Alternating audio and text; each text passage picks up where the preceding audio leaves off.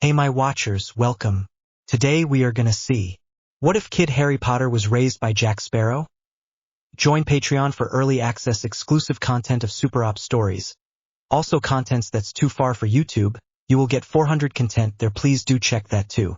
Please subscribe this channel, because definitely I will try my best to provide a valuable content for you all. Also check the description to support the original author for this beautiful creation. An owl screeched its attack as it swooped down on a mouse hidden in the bushes.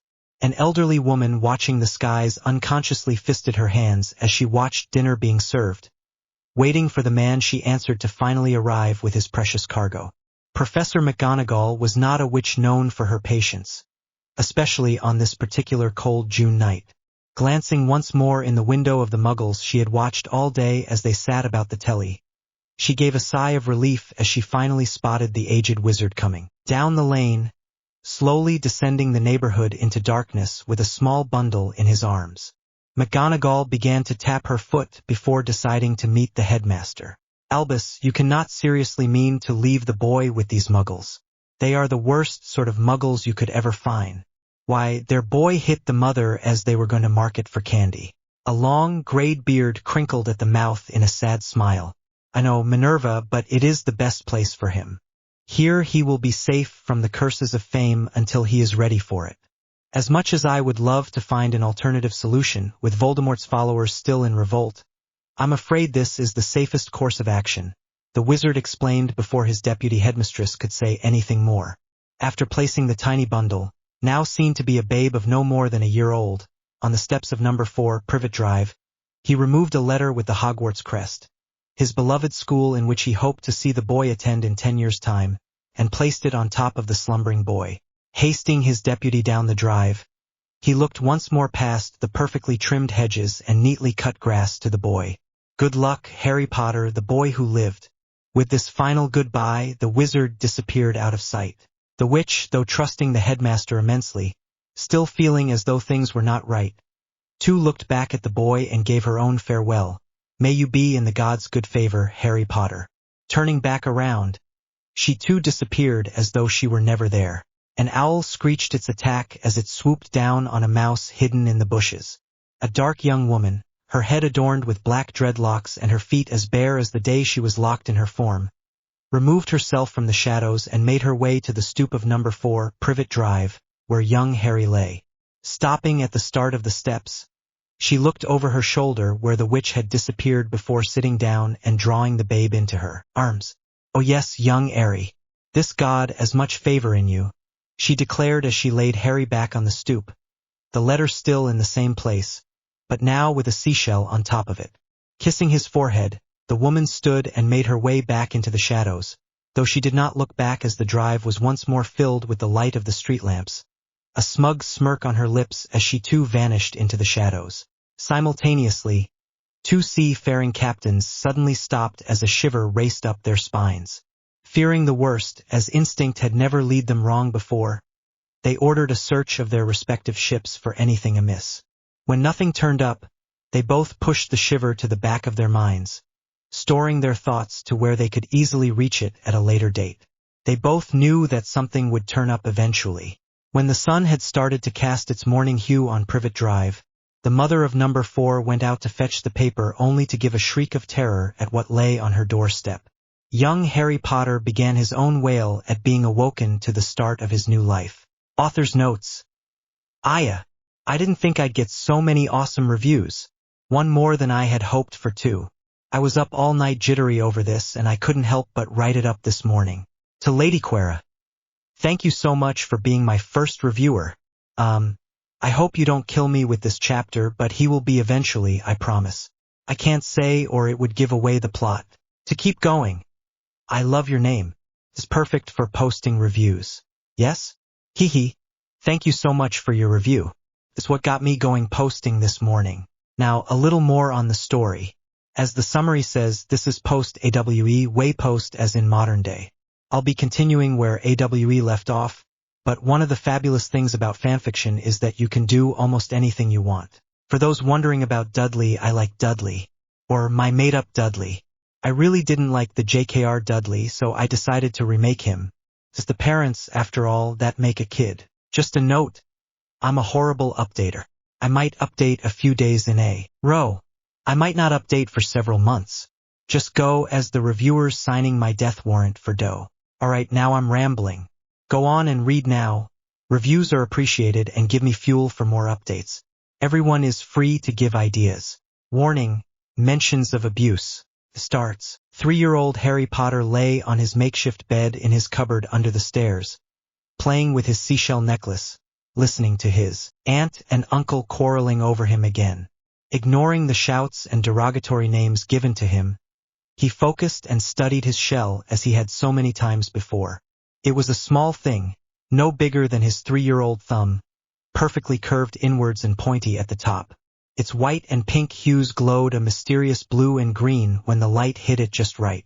There were 3 little holes at the bottom tip arranged in a triangle. The southernmost circle, Harry found, was perfect for hanging the little shell on a small strip of cloth that he tied together to put around his neck. The shell was quite durable, Harry knew personally, for his whale of a cousin had taken it from him once and tossed it out a second-story window. Dismayed, Harry had gone to fetch it, but was surprised to not see one crack in its beautiful design. Since then, Harry started hiding his treasure on his person under his overlarge shirt. Shaken from his musings, Uncle Vernon's booming shouts rattled the cupboard, causing a small hailing of dust and wood shavings. Listening closer, his young mind decided he had better learn what this argument was about so he could avoid a lashing later. He didn't think his poor bum could take any more. Tell me again why we must keep the boy, Petunia. His extra mouth takes up more food than my paycheck can support. Harry had to roll his eyes, thinking about his cousin Dudley who loved crying and bullying his parents for late-night snacks. Because we have to. The letter specified that he must be taken care of under our roof. Something to do with family protection or whatnot. I know he cannot fry a decent egg, but we have no chance of leaving him elsewhere. Still purple in the face, Vernon Dursley sat on his couch to think. He was a businessman, and like all good businessmen, he knew how to find a loophole. As he thought, his toddler son came down the stairs in a hurry. Harry frowned as the hail started anew. Dudley was excited. Summer was here, and summer meant ice cream. And ice cream meant the beach, and the beach meant a trip. He would get lots and lots of ice cream every day at the beach when he bullied his dad into a "Daddy, when we go to trip, I want ice cream," the toddler demanded as he crossed his arms and puffed out his lower lip. Something clicked in the purple businessman's mind. A vacation? He asked slowly, a hint of something sinister in his voice if one listened closer. Petunia dear, do you still have that shack your great-aunt left you? Surprised, the horse-faced woman took a thinking pose, a hand going to her chin as she thought. Her great-aunt loved to travel the world, especially warm, hot, muggy areas. In every place she stopped, if she liked it, she would buy a small strip of land and would commission to build a house there for whenever she returned. Before her death, she donated all but one property to the people of the area. Petunia couldn't remember where it was, but she knew that her aunt had left it to that heathen of a sister of hers. Of course, with her sister's death, and her aunt not knowing about the little heathen now living, the place went to her. Oh yes, that place. All I know about it is it's somewhere across the Atlantic. A vacation there would be nice, I suppose, but I've seen pictures of the house. It's absolutely dreadful. Hasn't been lived in for ages. The wood is rotting, and shingles are falling off, and I can't tell you how many hurricanes it has survived through. The blasted thing is ready to fall apart if it hasn't already. Why do you ask? She inquired, confusion written on her face. The husband gave a small smirk, the corners of his mustache quirking upwards. The place is written in your name now, isn't it? Not understanding where this was going, Petunia answered, yes. The smirk got bigger. Therefore, the place belongs to the Dursley family, a home away from home, yes? Petunia's eyes grew wide as the implications her husband gave presented itself in her mind. Why yes, it is our roof, so the orders would not be dismissed, she said hurriedly, excitement starting to bubble in her voice. Dudley just stood there, angry that the attention had been diverted from him. I want ice cream.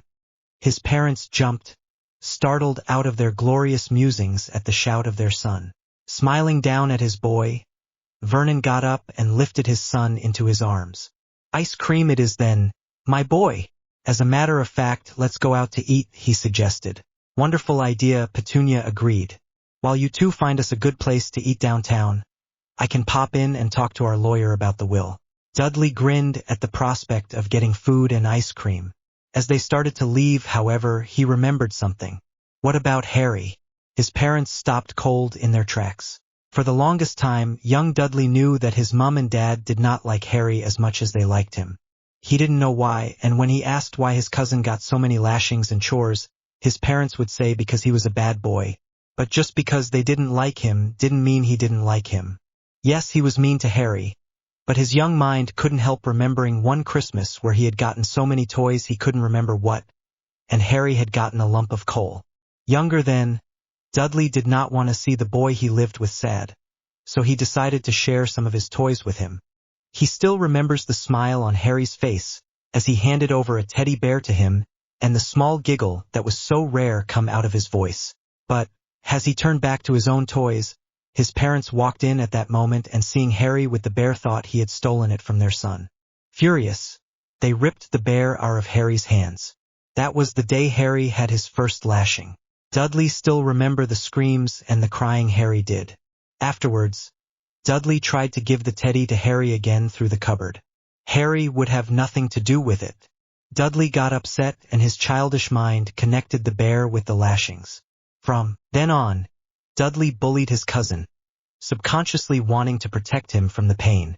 It would be several years before he could piece together this train of thought. "Well, I suppose he could come," Petunia started slowly. Seeing her husband start to purple in the face again, she added, "He can come with me to the lawyer. The four of us can meet up at the restaurant after we're done there." As the purple started to fade, Vernon consented. "Very well. The boy goes with you and Dudley comes with me." Nodding, Petunia went to the cupboard where Harry was sitting quietly, his shell stashed securely under his billowing shirt. "Well, come on then. We can't have you going to a law firm looking like that," she screeched as she pulled Harry by the wrist into the bathroom. Once scrubbed, changed, and in the car, Harry clenched his seashell in his hands, thankful to have kept it safe. As he sat in the car seat, he began to wonder just what his aunt and uncle meant when they referred to a letter giving orders for his upbringing. As far as he knew, there was no one else that could have even written the letter, and if there were, why hadn't he ever heard of them or met them? Why would they leave him with the Dursleys? He began to remember the chill that had washed over him as he listened to his relatives talk of this vacation they were about to embark on. It worried his young mind, which couldn't seem to piece together just what was significant in that conversation. The shell in his hand glowed a faint green with the passing afternoon lights through the car window. Deep within the shell, in the part that no human eye could see, markings started to form, glowing a sharp red, unnoticed by Harry, before going out and leaving behind faint forms of uncompleted script. Deep within a dark, dank marsh, the dreadlocked woman peered into her array of seashells. Once again, a smirk adorned her face. To the Dreamer 4 and Sugar Bob. "Hush, you'll give the plot away. Of course, after this chapter, it's not needed. Just a note about Elizabeth and Bootstrap. I love Elizabeth to death, so please don't kill me over this chapter. As for Bootstrap, I could never really connect with him. A brief time, 350 years. For 350 years, William Turner has been captain of the most notorious ship that made the most sea-weathered man tremble in their sleep, the Flying Dutchman. For 350 years, Captain Turner has been seeing to the souls of those who had died at sea. A little less than 330 years since Will had seen his beautiful pirate king, Queen as she so violently tried to encourage, though it never caught on. He could still remember, as he stared out into the foggy skies of the locker, the day he was forced to ferry his beloved Elizabeth. It was sometime in the late 1600s, he remembers, when an East Indian Trade Company fleet had ambushed her vessel, the Dutchman's Heart. He smiles and winces at the name, remembering the sly smirk on her face when he asked her what she called it. Their son, Will, named so as to keep with family tradition, or to make family tradition as Jack had said, had stood there and laughed at his father's face. The boy had been 10 then. Will was 23 when his mother died and was the one to take her place as Pirate King. Will remembered the era of his son's reign. He smirked as he thought of the poetic irony his son had wrought upon the same fleet that had taken their precious Elizabeth. Will Jr. had lured the fleet into Isla de Muerta and had abandoned ship just as the fleet tried to crowd them into the small alcove. The soldiers had gone ashore in search for the pirate crew only to find a small cave filled to the brim with treasure. In their greed, the crew took all they could get their hands on, including the coins in a chest in the center of the cave. By then, with the help of Jack Sparrow and his father, Will had figured out how to transfer curses onto others, including themselves. Thinking themselves blessed with this new immortality, the fleet had gone and stormed the pirate haven where Will and the other pirate lords laid in wait. Thinking they could take more damage, the soldiers allowed themselves to be wounded. About an hour through the battle, Will Jr. performed the spell needed to transfer the curse of Cortez onto himself and those of his crew. One by one, the soldiers of the company fell. Laughing, Will and his crew picked up the cursed gold and traveled back to Isla de Muerta. A few drops of blood later, they set sail for a town off of Port Royal to celebrate. Will Sr.'s smile fell as he remembered the earthquake that destroyed Port Royal and its surrounding area shortly after, catching his son in the mounds of falling debris and stampeding confusion. Will Jr. left behind no heir, no son or daughter, let alone a woman he called his own. His second-in-command took over, a loyal and powerful lad, though Will Sr. could not remember his name, that led and built on the foundation that Elizabeth once constructed. It was only a while ago, after all, that Chinese piracy had been whittled away enough to be called extinct.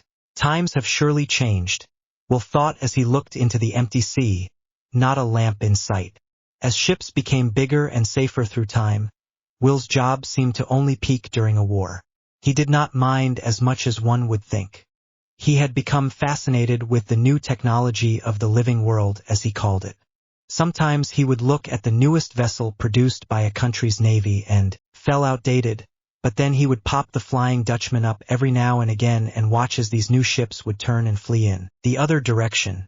One of his newer recruits, a sailor in a navy fleet who had fallen overboard, had told him that the captains did not like anomalies which the Dutchman showed up as on their radar.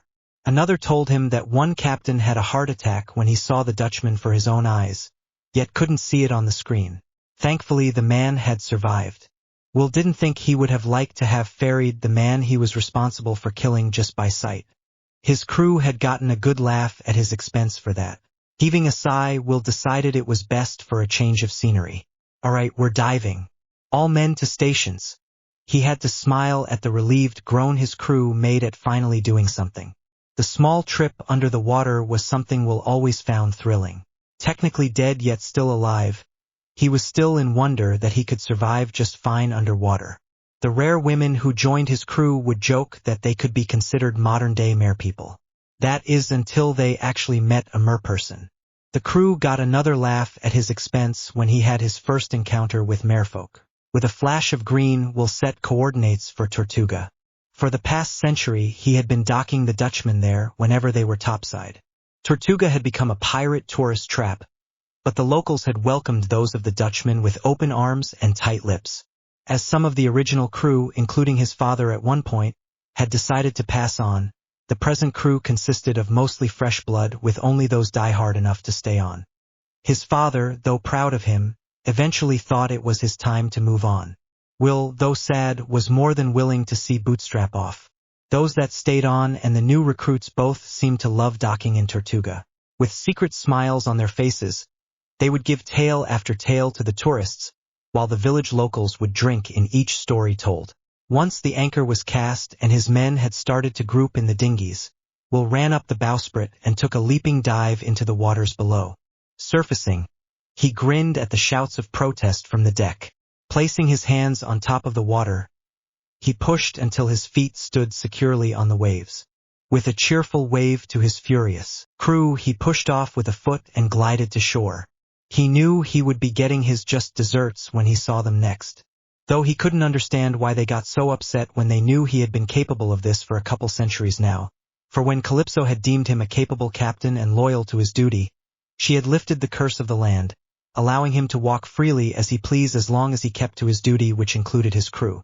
With one of her knowing smiles, she had informed him that she had give him a few gifts, as she had put it.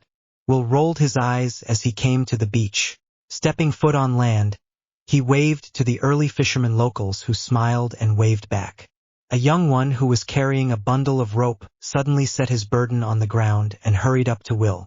"Welcome back, Captain Turner. Not many to ferry, I hope." "No son." "Not yet, as of now anyway," Will answered the lad. A man called out for his son to hurry with the rope. Wincing, he boy hurriedly explained, "The Black Pearl be docked on the other side of the island, Captain. I believe Captain Sparrow is at the tavern. Thought you ought to know," he finished as he scurried back to his bundle. His face in a full grin now, Will flicked his gold hoop earring and headed for the tavern, a local spot still dedicated to the traditional making of rum. Of course Jack would be there. Author's notes. I have so many things to do with so little time to do it in, but I just can't seem to make myself do them. So I puttered around bringing this up. I'm glad that most of you readers seem to like this little idea of mine. I hope I don't disappoint or weird some of you out to funness. You know what? I'm excited myself to see where this thing will go. I have no idea what I'm doing, just making it up as I go along. Yes, another quick note in conjunction with my post to funness. I'm thinking that I'll be going through all 7 years of Harry's time at Hogwarts. I don't know yet, though, because I don't acknowledge the 6th book. Tell me what you all think. And please, people, I get adrenaline that helps me post when I see reviews cluttering up my inbox. Only reason I know people are even reading this, aside from the 3 reviews for the last chapter, is that I took a look at my stats. Thank you to all who put this story in their alerts. Starts again, as it was just past daybreak. Few tourists were out and about. Will made his way to the tavern to find Jack to see what scheme the man was up to now. He started having that familiar feeling of standing out. Of course, if one wore a billowing white shirt, tattered black pants, salt-weathered old boots, a shinny gold hoop earring, a black bandana on their head, a sword on their hip, and a pistol on their thigh, they would stand out too. Of course, Will assured himself. When standing next to Jack, you fit right in with the crowd. The feeling of standing out dipped, however, as the locals waved and nodded, sending out their welcomes. Amusement crept up as some of the early bird tourists snapped photos of him, thinking him to be part of a costume crew or something. Will laughed to himself as he thought of the soon-to-be-developed pictures. It was early on that he discovered that he couldn't be photographed. The poor tourists would think him a ghost. Stepping into the tavern and waving to those who greeted him, he spotted the Pearl's captain and his longtime friend hunched over a pint of rum, a half-done bottle next to him and several empty ones at his feet. Normally, Will got a kick out of a truly drunk Jack, but after seeing the man's set face today, he prepared himself for the worst. Signaling the barkeep, he stepped over and sat down at the chair opposite Jack. Waiting for some sort of acknowledgement from his friend, Will studied the young-looking man across from him. The fountain of youth had done wonders for Jack, for he didn't look a day past 30. It had taken him a while, Will remembered, for the pirate to obtain the fountain with a scheme that did eventually involve himself and Elizabeth, who got a tad upset, the understatement of the decade, at being dragged into another adventure while being pregnant. Jack had paid dearly for it by losing his beard and mustache one night in his sleep. He'd never known that Jack's voice could make that high of pitch. Eventually, Barbassa had tracked Jack down, furious with the thieving pirate for swiping, or cutting as the case may be, the map. It had been a race to the finish with the fountain as the prize. One wrong step, however, had old Barbassa dangling from a pit. Jack had tried to heave his mutinous first mate back up, but the old sea dog had smirked and let go of Jack's hand just as Elizabeth had reached them to help, Will himself not far behind. Will had a rather long talk with Captain Barbassa as he ferried him through the locker that night. To celebrate and in honor of the late captain, Jack took a swig from the fountain, passing it around his crew, most of which, including Mr. Gibbs, too took a drink. When it reached Will, he had merely chuckled and passed it on to his wife, who passed it back to Jack. Her explanation was she didn't know what it would do to the baby. It was several years after Will Jr.'s birth that she confessed that living for as long as she pleased scared her. Will had been very understanding and supportive, for he too was afraid of time, though for a different reason. Shaken from his musing, The barkeep had come and set down a clean pint glass and a fresh bottle of his favorite rum. Nodding his thanks, he set himself for a nice, cold drink. But as he reached for the bottle, a quick hand adorned with various gold rings, trinkets, and the sleeve of a cream shirt under a tattered dark coat snatched the bottle from the table. Said hand quickly brought the bottle to the lips of the thief between layers of black dreadlocks also adorned with various trinkets. Tipping his head back, the rum sloshed to the neck of the bottle as Jack took a long draught of the amber liquid. Bemused, Will noticed idly that Jack's hat was already on the floor behind him. This must be something big to give you a reason for snatching other people's rum, Jack. Sitting back upright, said Pirate gave his younger friend a grin, his gold teeth flashing in the low light. I bu one does no need a reason when a reason has already presented itself ta the person needing the reason, savvy? Quirking an eyebrow, Will asked, and what reason has already presented itself? A sour look overcame Jack's face as he floundered about his person. Now, here I be putting the blasted thing? Ah, here it is. Will's face turned blank. A map. A map. And where did you get said map? The sour look returned to the captain's face. Well, funny story that, there I was, minning my own business upon the Pearl, when this wave suddenly come out of thin air, filled to the brim with crabs, and decides ta give me a shower. Of course, none of me crew got wet, and none can say they even saw the wave. Only thing I've got to back me story up was the lot of crabs now littering up my deck. Oh, and this map stuffed in a rum bottle. Will had winced and stuffed his face in his hands when he had mentioned crabs, already dreading what was to happen. Jack finally gave a smirk as he added, yes, the lovely Calypso. I suppose her humorous side is better than her furious one. Groaning out an agreement, Will snatched the cloth map, unfolding it to see what was on it. Wait, this is, not far from Tortuga, on the same island even. Now the question be, what would the lovely Tia Dalma want us to find when there be nothing to be found as everything has already been discovered, he stated as he got up and retrieved his hat. Will stared incredulously at the captain. You can't seriously be thinking of following it? Giving Will his own incredulous stare, he answered, Aye, mate. And you be questioning the orders of a goddess now? Will frowned. Well, no. But it seems utterly ridiculous is all. He started as Jack gave a hearty laugh. You kill me, mate. Truly, after nearly 4 centuries you still question these things? He finished with a wink as he headed out the door. Blinking, it took a few seconds before Will noticed that Jack had left him with the tab. Rolling his eyes, he dug into his pockets for a few coins. Standing up, he briefly eyed the unfinished rum before taking a long swig. Carefully setting the bottle on the table, he ran out the door after Jack. It wasn't hard to find his pirate friend in the crowd. All he had to look for was an odd hat, a long, dark coat, and the circle of tourists that would surround him. That or the few dreaded groups of teenage girls that would sometimes follow him. Of course, his swagger was hard to miss. Will turned as he heard a shout from behind. Smiling innocently, he continued to follow Jack as he waited for his first mate to catch up. Damn it, Will. How many times must I ask that you don't pull that little stunt of yours? His first mate exclaimed. Still smiling, the captain turned to see the face of James Norrington. James, however, did not buy it. Oh, come now. We all know your horns are in plain sight, giving the new recruits a heart attack, I swear. Oh, come now, Will exclaimed back with a laugh, continuing to follow Jack. It's not like it will kill them or anything. So says you, James mumbled back, pinching the bridge of his nose. How was it I came into service of this man? Oh yes, he offered, and I couldn't just say no. He remembered how the former blacksmith had come to be his captain. A few nights after his death, while floating about the locker in his soul boat, the Flying Dutchman had come to ferry the souls. He still got a laugh when he remembered the look on Will's face when he saw him down on the water. Though, the amusement vanished into wonder when Will offered him a place on the Dutchman.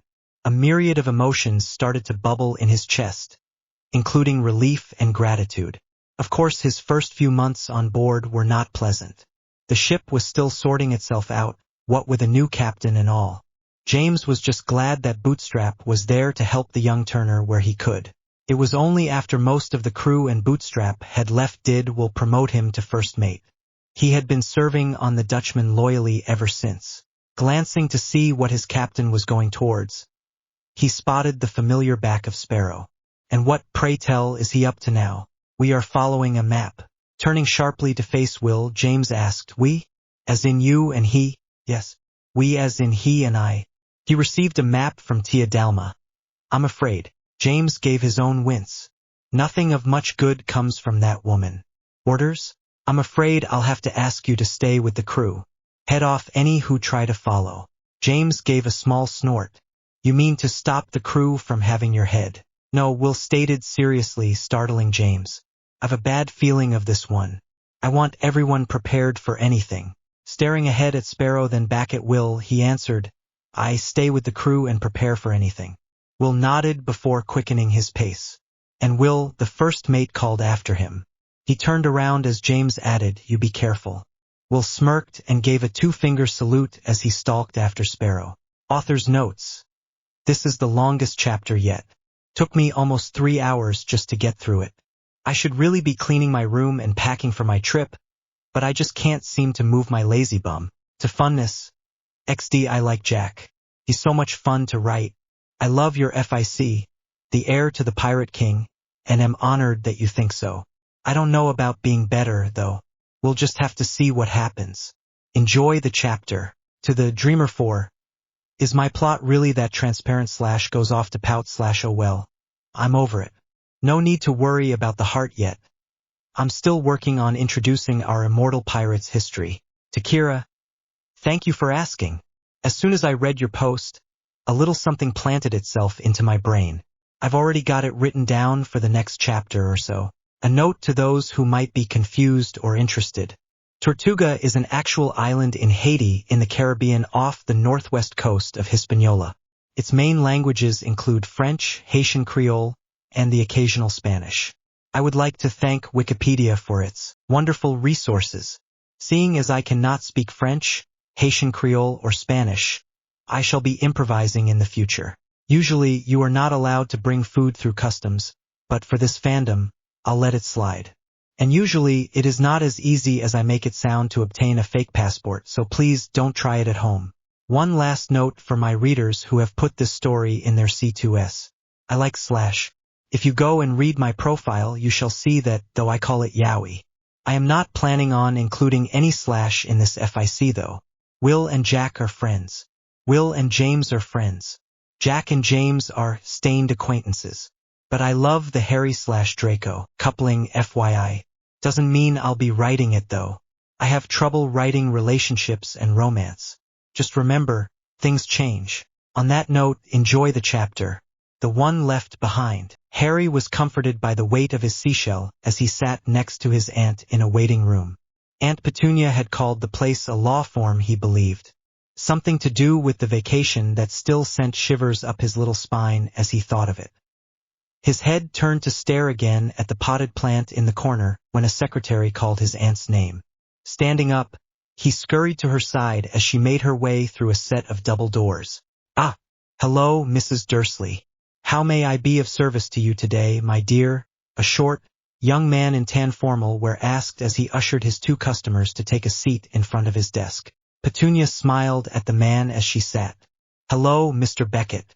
I'm here today to ask about a property left to my sister. Mr. Beckett nodded as he remembered the article. Ah yes, the property your aunt left Mrs. Potter. One moment please. He remembered Mrs. Potter quite well. A notch above her younger sister, he was certain. He had many profitable dealings with Mrs. Potter, one of his more favorite clients. Shame she had to go in that car accident. Typing a few things into his computer, a few keystrokes later, he had what he was looking for. It says here in Mrs. Lily Potter's will that everything is to be left to young Harry Potter. As for the property you speak of, according to your aunt, if in any way, shape, or form Lily was to somehow be unable to claim the property, you, Mrs. Dursley, was to have it put in your name. Mr. Beckett corked an eyebrow when the woman before him went from pale to a cheery peach in the face. Petunia, pleased somewhat, again asked, and may I have the address of the property? My husband and I were thinking it would be a nice vacation spot this summer. Certainly. Let's see here. That would be 15 Dead Men's Lane, Tortuga, Haiti. Petunia stared. Laughing, the lawyer continued. Yes, a ghastly name for an address. But you see, the town of Tortuga was once a lively pirate haven. That is until in 1680, a new act of parliament forbade sailing under foreign flags. At that time, most pirate ships in the area were under French contract. Piracy started declining shortly after. Nodding uncertainly, Petunia busied herself finding a pad and pen in her purse. Fascinated, however, but the small story, young Harry finally spoke. Why did the pirates go away after the rule was made? Petunia jumped, forgetting that her nephew was even with her. Smiling down at the young boy before him, Mr. Beckett answered, Well, son, it was against the law for pirates to sail under another country's flag. You see, a country like France could hire pirates to steal from another country like England. Parliament, not liking that, decided to make a way for them to capture and stop pirates from stealing from them. Not wanting to deal with legal stuff, most pirates settled down and piracy started to, dwindle. Gasping, Harry asked, You mean the French would use pirates to steal from us? Mr. Beckett nodded. Yes. At one point in time they did. Why would they do that? He leaned closer over his desk, positioning himself as close to Harry as possible before saying in a stage whisper, Gold, my boy. It was all about the gold. Smirking, Mr. Beckett positioned himself properly back in his seat, leaving Harry staring wide-eyed. After a moment, Petunia interrupted, Yes, foolish pirate lore aside, I believe I have what we need. Thank you for your time, Mr. Beckett. Not at all, my dear.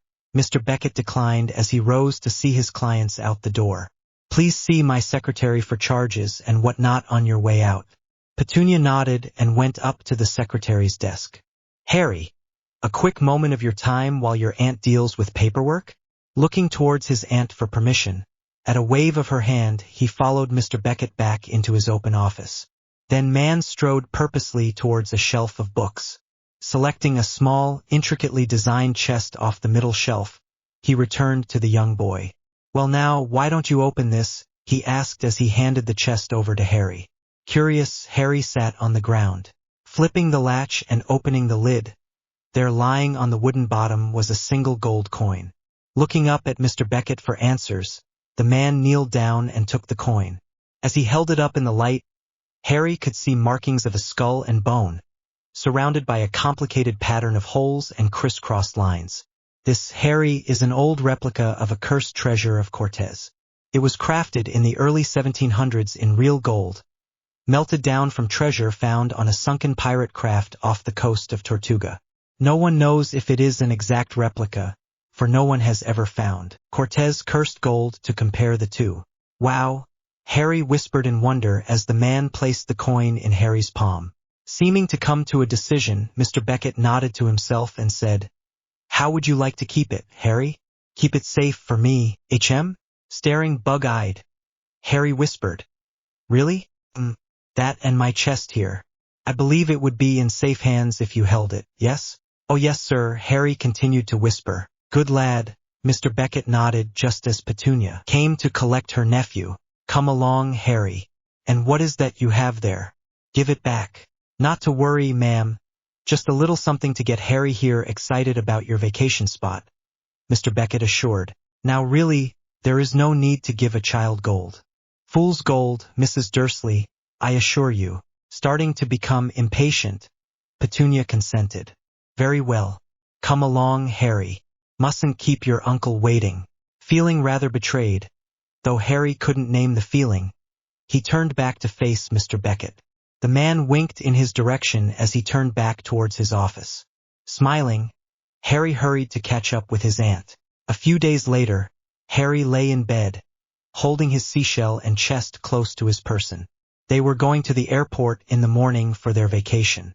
While his relatives each had 2 suitcases apiece, all of his things had been packed into a tiny backpack that he would take on board the plane. It was bad enough, his uncle had said, they had to pay for his plane ticket, he wasn't going to pay for his luggage. Opening his chest, Harry looked at his ticket and passport. The passport had his picture on it, but his name had been changed. Having forced himself to read early on, Harry knew that his name was not spelled Michael Jaspin. That feeling of dread gripped his heart again as he looked at the name. He also knew that he wasn't a son of a friend of the family going with the Dursleys, and had asked that they take him to get his passport done. The clerk was so stupid. A short few hours later, Harry sat looking out the window in awe at the pillars of white. Flying, he concluded, was awesome. His cousin Dudley, on the other hand, didn't seem so thrilled. He'd opted to sit next to Harry instead of next to the window as his ticket originally stated. He played with the gold coin Harry had come home with when they had gone out to lunch. Harry didn't mind so long as he gave it back, an act he had every intention of doing. He couldn't understand it at his age, but later he would remember the light shining in his cousin's eyes as he explained what the coin was. For now, playing with the coin seemed to calm his nerves and kept his breakfast from fleeing his stomach. Arriving in the major airport of Tortuga, the Dursleys and Harry were welcomed at the international gate. Welcome to Tortuga, Mr. and Mrs. Dursley. Welcome to Tortuga, Mr. Jaspin. I hope your stay is most rewarding. That it will be, my good sir. That it will be. Vernon thanked the man with a smirk. With his shell around his neck and his treasure safely stored in its chest and pack, Harry followed his relatives to the luggage claim. Once everyone had their things stored and were crammed into the rental car, they set off to find the property. After getting lost, Petunia finally screeched her husband into submission and had him pull over at a gas pump for directions. After the clerk couldn't understand a word he was saying, Vernon opted to buy a map. With Petunia navigating and Vernon following orders, they came upon a deep crevice, the ocean waves an angry white below. An old rope bridge connected the main island with the smaller one on the other side. A signpost at the cliff was marked 1 to 14 Dead Men's Drive with an arrow pointing to the left, 16 to 25 Dead Men's Road with an arrow pointing to the right, and 15 Dead Men's Lane with an arrow pointing straight up. Gulping, Vernon ordered everyone out. Well, I suppose owning your own island is something, yes, he tried to joke, but at the glare his wife sent him, he turned back to the task at hand, to cross the bridge. Crossing his heart and saying a silent prayer, Vernon put a foot on the first plank. It gave a creak in protest to his heavy weight, but it held. Gaining confidence, he continued to put one foot after the other. His family and nephew slowly followed after him. Dudley, near tears, would have run the rest of the way if his father's bulk hadn't taken up the width of the small bridge. He almost jumped into the water when he felt a hand grip his own pudgy one. He looked over to see his cousin, almost as white as the waves below his feet. Facing forward again, he tightened his own grip on the small hand. Once safely on land again, the group was able to look around. White sand surrounded the small, slanted island, no bigger than a school campus. Tall trees stood in a miniature forest with an overgrown path just visible from where they stood. The waves rolled gently on the beach where the island leveled off below the rocky cliff they stood on. Wanting to be done with this place, Vernon ventured forward. Well, shall we then? Gaining various looks of uncertainty, he turned and headed for the path. Petunia grabbed the two boys' hands and followed. I'm beginning to think this a bad idea, Vernon. This place is more isolated than I thought. No one would survive a day out here alone. Vernon shook off his wife's worry. Nonsense. You saw how friendly the people are here. I'm sure someone will be by, he rationalized as he continued forward. With a huff, Petunia continued to follow. As they came to near the other side of the island, a small hut could be seen at the barrier where the trees stopped and the sand began. There's the house from the pictures, she pointed out. The group ventured over to look. Vernon stepped up the rotted steps, surprised they held, and reached for the handle of the front door. The knob gave way as he twisted. A thud was heard on the other side. Nervous, he cautiously poked the door with a beefy finger. The door swung inwards, giving an ominous groan as though protesting the movement. Gulping, he stepped into the hut. Well, Harry, what do you think? Harry instantly paid attention to his uncle. He rarely called him by his name. It was usually some form of boy, whelp, or something Aunt Petunia would cover Dudley's ears for. Glancing around, Harry saw that there wasn't much to the place. They were obviously standing in the main room, a small kitchen area straight ahead, and a small bedroom off to the side. If one looked through the kitchen, one would see something of a bathroom connected to the kitchen. There was no furniture other than a moth-eaten bed that could be seen in the open bedroom door. The windows were fogged with dirt. The wooden floors and walls were gray with age. Spider webs cluttered every corner. And if the kitchen sink were any indication, the plumbing was rusted. At least it had plumbing. Not wanting to anger his uncle, he answered, "It's very nice, Uncle Vernon." Not wanting to waste any more time, the man nodded. "Excellent. How about you stay here then while the rest of us go and collect our bags?" He stated as he headed out the door and for the path. Surprised at not being told to collect the bags himself, he said, "Yes, Uncle Vernon." Petunia gave him a long hard look before taking Dudley by the hand. Dudley continued to look back at his cousin as he was pulled out the door. In a panic, Harry hurriedly took off his pack and dug out his coin. Rushing to Dudley, he silently placed the coin in his cousin's hand, the pudgy fingers gripping his small ones. Silently, Harry convinced Dudley to let go, the coin now in Dudley's possession. Petunia, not knowing of what was happening behind her, continued to pull her son towards the bridge. Harry hung to the door frame as he watched. As they drove off, Dursley continued to look back at the island his cousin was now on. For some reason, he was now glad he had convinced Harry to hide the small amounts of food in his pack. Looking at the coin in his hand, he committed where they were to his young memory, unconsciously praying that he would not forget as his mind developed over the years. He dug into his own carry-on and found a leather shoe strap without the plastic ends to it.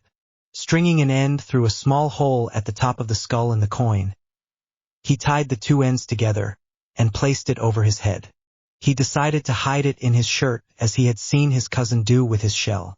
Gripping it through his shirt, he connected all thoughts of his cousin to it so he would never forget his cousin, so that he would never forget Harry Potter. Author's notes. Muahahaha. Yet another chapter up and going. To funness. Glad you liked my little play on titles there. I originally had another number in mind, but after thinking, the number 15 just seemed to fit, you know? Thanks for the offer, but I've been brainstorming and I think I found a way around the language thing. If I do need any help though, I now know who to ask. Winky face, to the Dreamer 4, he, no worries. Speculate all you like. It helps me see if there are any holes in my story. Like with Barbassa as you mentioned. I smell a rewrite coming on or a one-shot. Yes, will only fairies those that die at sea, I think. I imagine the pit being several feet above sea level to where you can hear but not see the waves below. To Fire Dolphin, you just gave me a great idea. Starting a C2 with nothing but HP/Potsy fix. Trust me, there are not that many out there and those I have found haven't been updated since 2006. But sure, I'll try and keep you posted. To Kira. This chapter is dedicated to you, hun. Enjoy the chapter, everyone. Is this the right way? Oh, how the Navy loathed him. No merchant ship or stockade was safe from the infamous Captain Jack Sparrow. Oh yes, the British Navy had, of course, tried to capture him, and the American fleets had tried to bribe, capture, and all other forms of trickery to do the same. But each new captain or commodore who tried to pursue the Black Pearl were left shaking their heads as they watched the black-sailed ship move further out into the distance. A ghost ship, seasoned sailors would say, with a ghost captain that never aged. Captain Jack had given many a sailor heart attacks and smirks at the sight of him. Most wrote him off as a myth or copycat. Others shivered in their boots at the thought of a ghost captain of an old ship faster than any modern vessel. Jack had kissed Calypso's feet after she had blessed his pearl. The pirates of the age, of course, and only those who believed in the tales would seek out the captain of the pearl for various reasons. Information was the most common. Maps, books, compasses, keys, you name it, Jack had it. A mighty fine collection, he would say, considering he'd been in the pirate gig for about 400 years. Other modern pirates would laugh at the tales of Captain Jack Sparrow of the Black Pearl and his mate Captain William Turner of the ghastly Flying Dutchman. For Jack had a way of wrapping wool around his finger when he was on about some new treasure or whatnot. These pirates who laughed would seek out rumors of the two captains, laying in wait for them to show, and then ambush them when they thought they'd least expect it. Of course, Will was an ex-highly seasoned blacksmith who made swords for a living, and fought pirates on a daily basis, and Jack was a pirate who fought pirates on a daily basis. When one added on nearly 400 years of experience, well, those of the unbelievers never lasted long. Will was proud to say he was an excellent shot after a few centuries' practice. James would say he still couldn't hit the broadside of a barn before diving below deck to avoid a bullet. Of course, Will was not as good it seemed as James when avoiding bullets. He didn't mind being wrapped around Jack's finger. An eternity was a long time if one didn't keep themselves active, though he often wondered why he never started growing barnacles with all of the side trips and adventures he would make with Jack. Calypso had more fun watching the two, he supposed. And so, yet again, Will found himself facing down the barrel of yet another of Jack's adventure rifles. Why couldn't I just duck and cover? He pondered to himself as he followed his friend into a small stall, various vehicles surrounding the place, and there I be, surrounded by various creatures of the dark. How was I to scrape out of this one, says I when, Mr. Gibbs. There you are, Jack interrupted his first mate, telling yet another tale to the clerk. Have you come into possession of our mode of transport yet? Transport? Jack's gait increased as he took on a hysterical tone. Aye, transport. Did I know express exactably and unequivocally to claim our mode of transport? Or is this air not a vehicle rental facility? Looking sheepish, Gibbs answered, ye did. Ten guay avenete ya. Tuning out the quarreling captain and mate, Will slid behind Jack and up to the counter. Morning, Miss Margaret. Have you our usual available? Smiling and tearing her amused eyes away from the spectacle, she turned to face Will. That we do, Captain Turner. When me ears heard the pearl was docked, I knew to expect the both of yas sooner or later. Will you be driving again, I hope? Glancing back at his friend who was still tearing into Gibbs, he suppressed a smirk and answered, Aye. Nodding in agreement, Margaret turned and opened a lockbox. Taking a key out, she turned and handed it to Will. Your usual is out back. Enjoy your trip, Captain. Giving a gracious nod of the head, Will turned on his heel and stalked up behind Jack. Grabbing an ear on the dreadlocked head and ignoring the sudden shriek of indignation, he continued out of the stall and around to the back. Come on then, Jackie. Do we have a something to find or do we not? He ribbed as he let go. Jack grumbled as he rubbed his abused ear. Oh yes, the lovely, shrill geisha calls me Jackie once, and he ne'er lets me live it down. Oi. And why do ya ave the keys? He exclaimed with his hands on his hips. Because, my friend, you've had too much rum. Jack looked as though Will had said a particularly nasty swear word, and we've been rented this car with no form of insurance, only our good word as our contract. Last thing Miss Margaret needs is yet another total Jeep to add to her list, he explained as he jumped into the driver's seat and buckled. Giving a half smile and shrug in acknowledgement, Jack clambered into the front passenger seat. With their possessions in the back and Gibbs seeing them off, Will carefully turned onto the main highway towards where the map marked, ignoring Jack's directions. After a few decades, one gains the ability to read and memorize the basics of a map at a glance. With Jack directing, one tended to find themselves in Alaska as they did one summer when Jack insisted on leading them on a hunt for the sword of the Knight of Arabia. Again, modern technology fascinated Will, and it did not stop at boats. He found roadways and cars much more efficient than walking these days. They had been using the same rental station for the past several decades, paying in gold after each trip. After trying out several of the modern models, however, Will's favorite would always be the open Jeep. Jack would never say it, but he agreed with his fellow captain, not liking the feel of being boxed in one got from other cars compared to the vast expanse of the open sea. Eventually deciding to just relax and enjoy the ride, Jack propped his feet upon the dash and tipped his hat down, trusting Will to get them where they needed to go. Every so often he would open the map and hold it up for Will to see. Once the quiet got to him enough, he ventured to start a conversation when they were close to their destination. Any guesses as to what our dear goddess may want us to find? Shrugging, Will answered, as long as we keep a sharp eye out for something related to the number 15, I'm sure we'll find it. That may be, but one muse keep in mind what 15 could mean. Are we looking, or 15 different items, 15 different places, or 15 different peoples? Not more dead people, I hope not. Will rolled his eyes. Bad one, mate. Jack grinned, flashing his fake teeth in the mid-morning sun as he tipped his hat back into place and sat up. Im kapen Jack Sparrow, mate. I ne'er make a bad joke. Will laughed as he stopped in front of a cliff. Two sets of eyes became fixed on the address on the post in front of them, Will's laughter dying swiftly. 15 Dead Men's Lane. Now that not funny, Jack commented somberly, a bit of his good humor leaving him as he looked at the rickety rope bridge leading to the island out in front of them. Snatching the map from the dash where he'd left it, he looked at it to see if they had gotten their coordinates right. Seeing the trail lead off of where the cliff would be and into the sea, but seeing no island on the map, only a black number 15 where the island would be, he voiced again that really no funny. Giving the bridge a questionable glance, Will snatched the map from loose fingers. Giving it another glance over, he steeled himself. Well, I suppose there's no other choice, he said as he unbuckled and got out, making sure to pocket the car key. Jack watched as he made his way up to the bridge and started to inspect the rope. Jack suddenly stood in his seat and vaulted over the windshield and hood before making his way on over. Giving Will a few more seconds of inspection, he said, well, go on then, immortals first. Rolling his eyes once again, Will set a cautious foot on the first plank. Relieved as it held, he put out his next foot. After about 10 planks, he looked behind to find Jack still on land. You coming? Oh, I just wait, air mate. I see there being no need for 2 people to go when one would be just fine as one could be killed if on false step was to be made.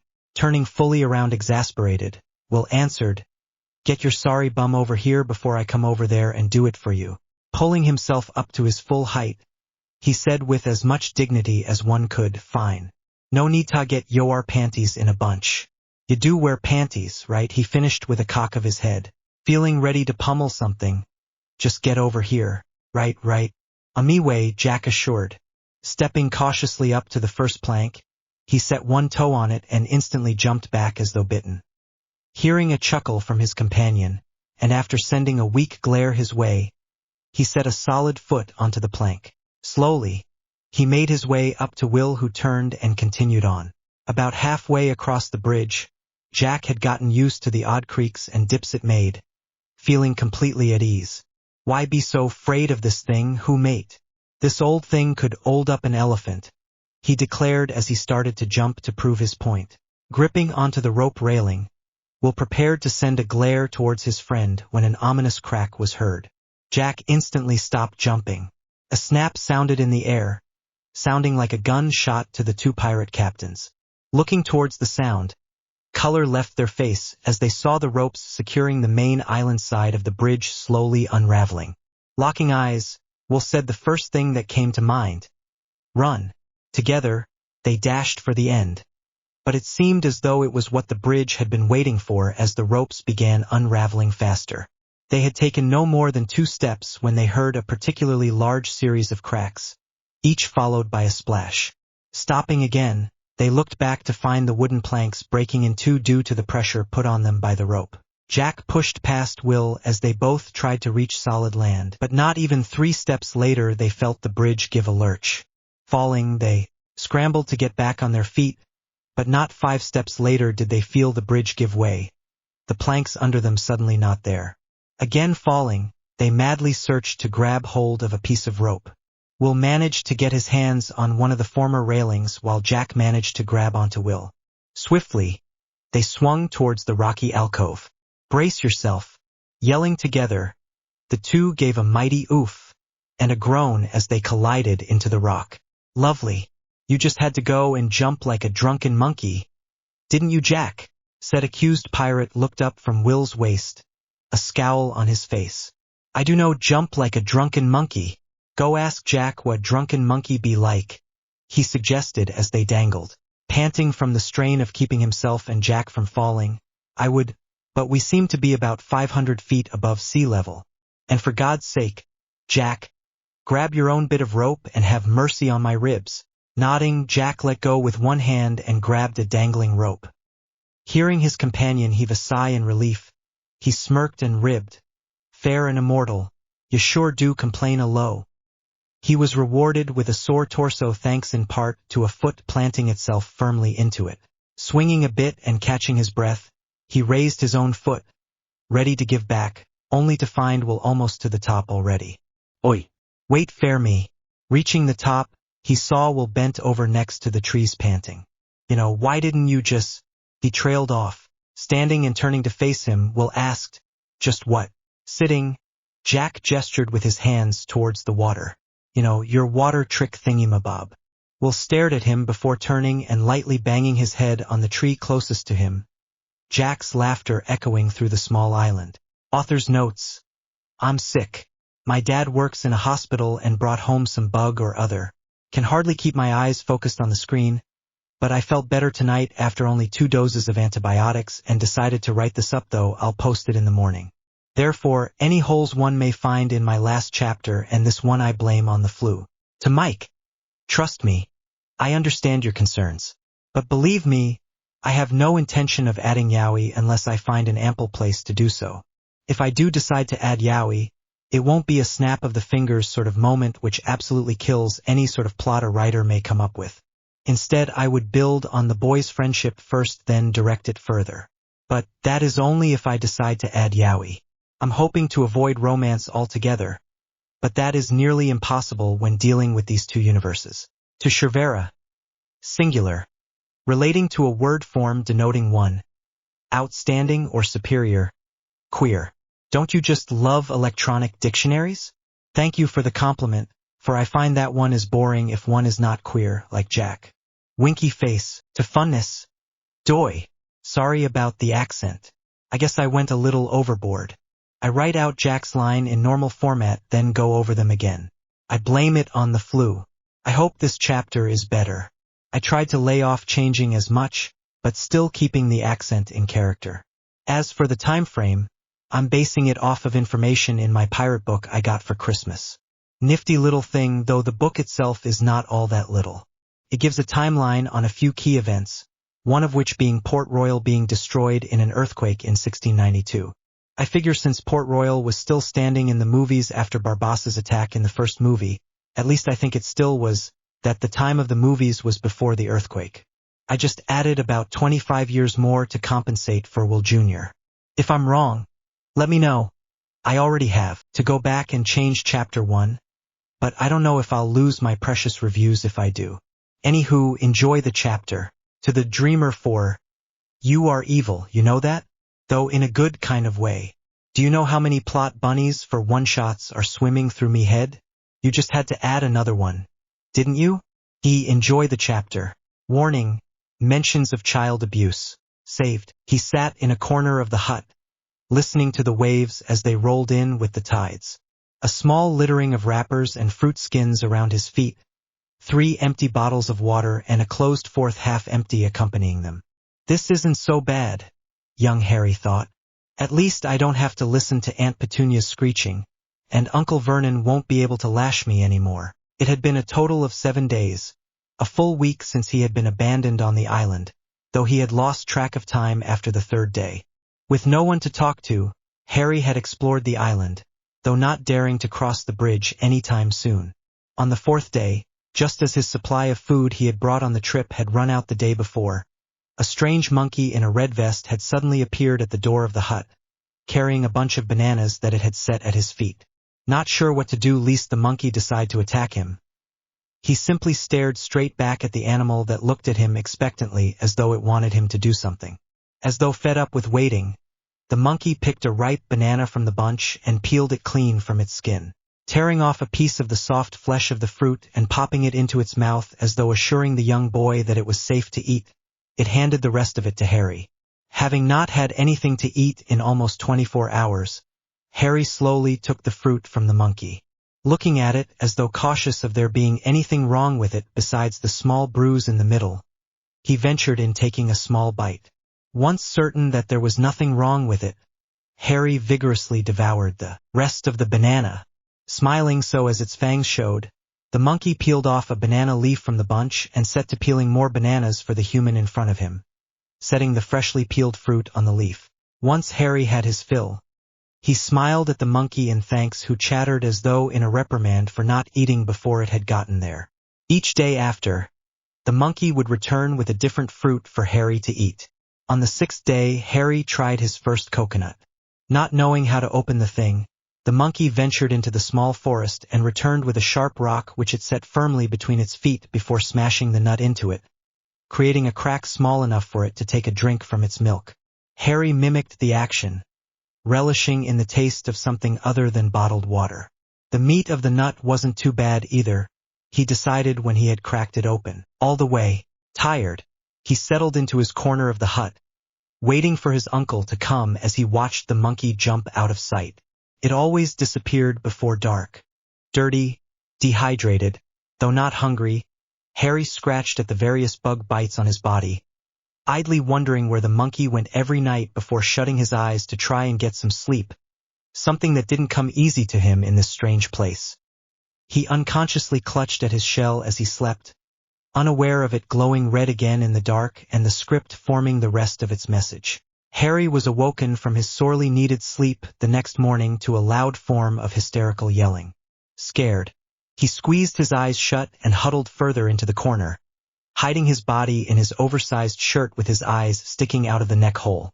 A moment later, loud, rambunctious laughing could be heard through the island, though it sounded as though it came from one man, not two as the yells had been.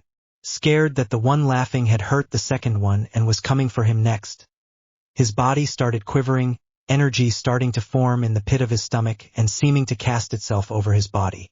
Recovering from their little adventure over the bridge, Jack got his laughter under control and went to stop his friend from giving himself a concussion. Really now, mate? No need to dent your head more than it already is over something so silly.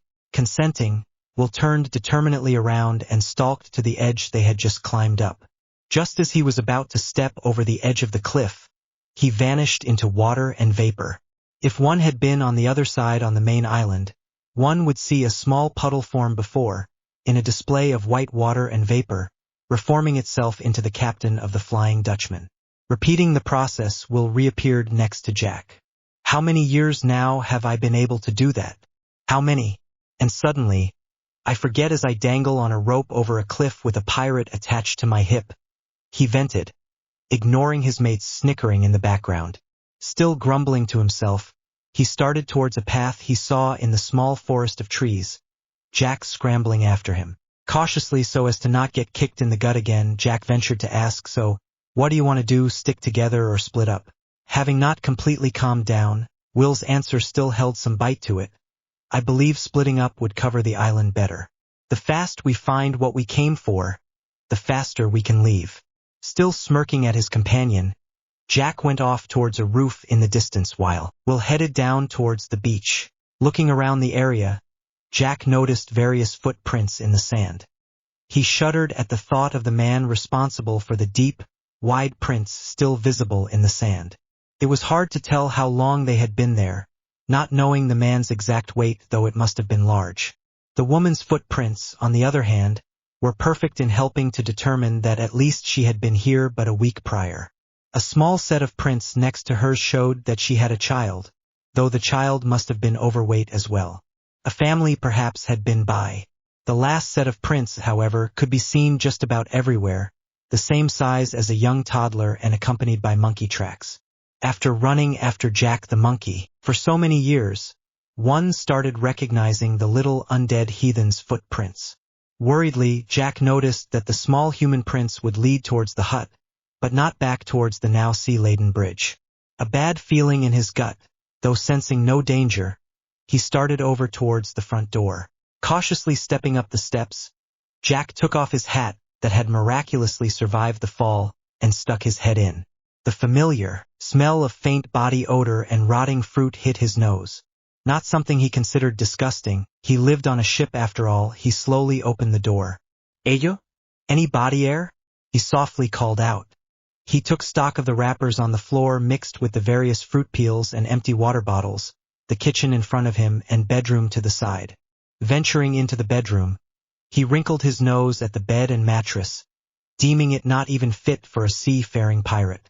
Seeing a door leading into what he thought the bathroom, he entered only to find a toilet, sink, and shower stall in close quarters with another door to his left. Opening it, he found himself in the kitchen area. Cabinets rotting at the bottoms with their doors lying on their hinges. A small sink, stove, An oven were seen and a door leading out onto the beach next to a window was all he could find. He could see Will scouring the beach through the window. Knowing he had missed something, he returned to the main room.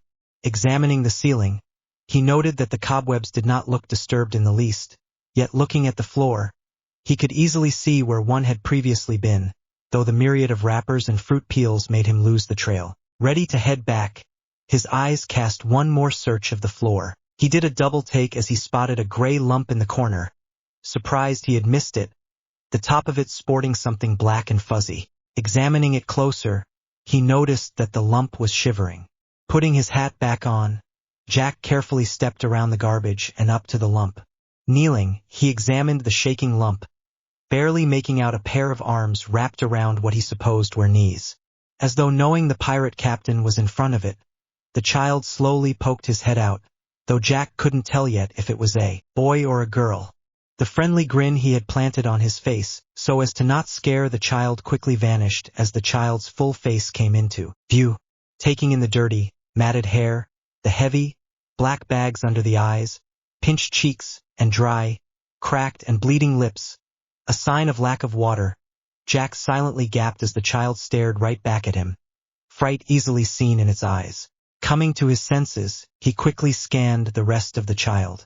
Open sores could be seen in the gap of the gray shirt the child wore. Probably from scratching at bites, his mind concluded. Putting on another smile, he slowly took off his jacket, revealing his cream shirt and various amulets and bangles around his neck. "Hello there, young'un. My name is Captain Jack Sparrow. I've got a friend outside named Captain Will Turner. We're going to take you to see a doctor. Now, okay, love? Do you understand me?" He spoke quietly and slowly. At a shaky nod, Jack's grin grew wider, his eyes crinkling at the corners. "That a mate. I'm gonna put me jacket around you, lift you up and then carry you to our car. All right?" Receiving a stronger nod, Jack settled his heavy coat around the child's shoulders and lifted it into the crook of his elbow. He was surprised when the child put his hands around his neck for better support. Harry had no idea what was going on. He had silently watched as the weird-looking man had stepped into the hut and went from room to room. Not wanting to be found, he had ignored the man's initial call. When Harry saw the man head for the door, something within him relaxed. But when he did, the man seemed to suddenly take notice of him. Feeling a presence close to his person, Harry lifted his head, deciding to face what he knew was in front of him. The man, after a while, smiled down at him, an act that caught Harry by surprise, for no one had smiled at him before save his next-door neighbor, Mrs. Figg. Understanding that this Captain Sparrow and his friend Captain Turner were going to take him to a doctor, Harry's trust in the man with the friendly smile grew.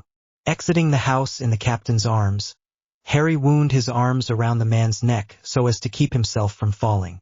Feeling the captain tense, Harry almost recoiled, fearing he had done something wrong, when the man chuckled and rubbed his back with his free hand.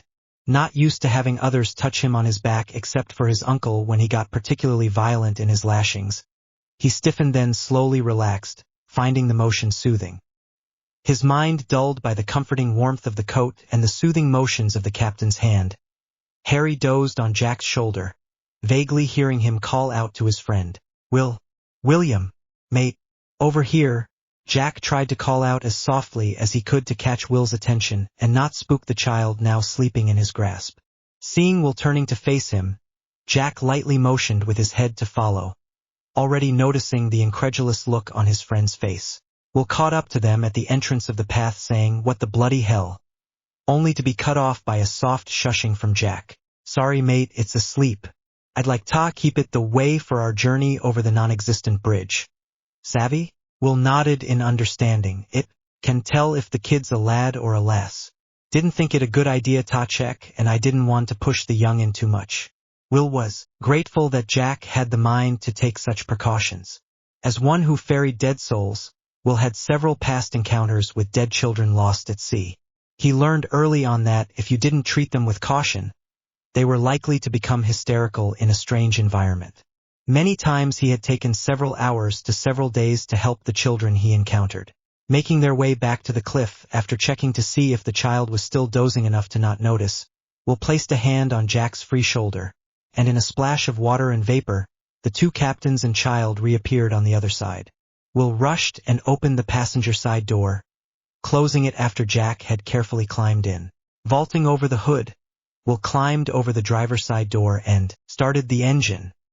He cautiously made his way back to town, though a good 15 miles over the limit, heading for the nearest hospital. Author's notes. Her jaw drops as she sees a total of 13 reviews littering up her inbox.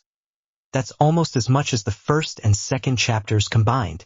A happy tear makes its way down her face, but she catches it before flicking it off with a finger. You guys have no idea how happy you've all made me. Thank you so much. To funness. I think you're right about the time frame. I was on Wikipedia just going over the cast list for ideas for crew members when I saw a link for a timeline. Apparently, viewers can't really give an accurate date as to when the movies happened, but most evidence points to the 17 and 1800s. Shrug. I'm just gonna stick with what I've got. Fandom gives me the right? To the dreamer for, misting doesn't sound too bad. Makes a note in her documents. Love your ideas, by the way. Can't wait to see more. Enjoy the chapter. To all readers, about my daily updating, please don't expect it to last. I've said it before and I'll say it again, my updating habits vary. I may update a few days at a time to a few weeks or months at a time. I thank you all, though, for your constant support and love for my story. I hope you all enjoy this latest chapter. Warning, mentions of child abuse. Warmth. Taking a bite of her crab, second mate Anna Maria of the Black Pearl continued her story to first mate James Norrington of the Flying Dutchman, who too ate from his own crab. Though dead and not in need of nourishment, he still loved the sweet taste. 'Twas the strangest thing. I turned meself around at the sound of the waves to see the capine soaked to his johns and with large crabby bangles. I was sure wasn't there before. And with the capine one never knows. If these here crabs hadn't been on deck, I would have thought Jack be hallucinating again. She concluded as she leaned on a wooden railing, a crab leg hanging loosely from her hands. Shaking his head, James cracked at the exoskeleton of his crab, revealing a large chunk of meat. He bit and chewed in thought as he leaned with his back on the same railing. Did he say what was in the bottle? He eventually asked. He said it was a map and that we were to head for Tortuga. Did he say who the map was from? Bewildered, Anna Maria asked. Who it was from? How could a bottle in a wave be? She trailed off as the implications sunk in. Oh good lordy. Tia up to her tricks again? With a nod of confirmation from her companion, she went off. I know she'd been quiet as of late, but does the woman have to stick her nose in Everett in of those two, goddess or no? She asked, referring to her captain and Will. It would appear so, James answered. You know how those two can get when they are in the thick of things. Why, if I were in Calypso's shoes, I'd do the same. His companion snorted in agreement, thinking of the various escapades of the two captains. This last one, however, I think will change a few things. Did Sparrow seem, different to you on your way here? Chewing on a bit of crab skin, Anna Maria thought. Well, he was rather quiet on the way over. He seemed to want to get here as fast as he could. He even avoided the rum cellar, though he did go directly to the Tavern Almas as soon as we cast anchor. James nodded in understanding. The two delved into companionable silence, each chewing on their crabs, both lost in thought as to what their respective captain had gotten himself into this time. The silence was broken when a jeep came speeding down the road next to them, making a sharp yet careful turn at the end of the road, causing a large group of tourists to screech in surprise. Both pirates had their heads turned in the direction of the fleeing vehicle. James, was that? Oh, and was that? Yes. And did I see a child in Jack's lap wearing his coat? So I wasn't the one hallucinating this time? Apparently we both were, he concluded. Grabbing one of her arms, he said, Come on, as he dropped his crab and dashed into an alley, intent on using a shortcut to try and catch up to the jeep, Anna Maria following close behind once he had let go. James' ponytail flew behind him as he jumped fences and dodged tourists. Anna Maria followed in his wake, a hand on her head to keep her hat from flying off. The locals had enough sense of mind to get out of their way. They ran, catching sight of the jeep on occasion, enough to get a good idea of where they were headed. Abandoning the main road altogether, they headed straight for the hospital. Dr. Kazzy, line 1. Dr. Kazzy, line 1, sounded over the loudspeaker outside the small room Will was in, sitting vigil over the young boy Jack had found. It had been several hours since they had arrived at the hospital. The boy, as the doctors declared him, had awoken from his slumber on Jack's shoulder as he was transferred to a gurney just as the doctors and nurses seemed to swarm around him. He had started flailing in a panic. Not even Jack's assurance over the chatter of the doctors could calm him. Starting to panic a little himself, Will had reached for the child's hand. Surprisingly, he calmed down. When the doctor started insisting he needed to stay in the waiting room, he had let go only to have the child go into another fit. The doctors were amazed when the boy was still flailing under the strongest dose of tranquilizer deemed safe to use on his small, malnourished body. Knowing they were not going to be able to help the panicked child, they had called in the young man that seemed to be able to calm him. Will had watched as they inserted an N4 into the boy's elbow.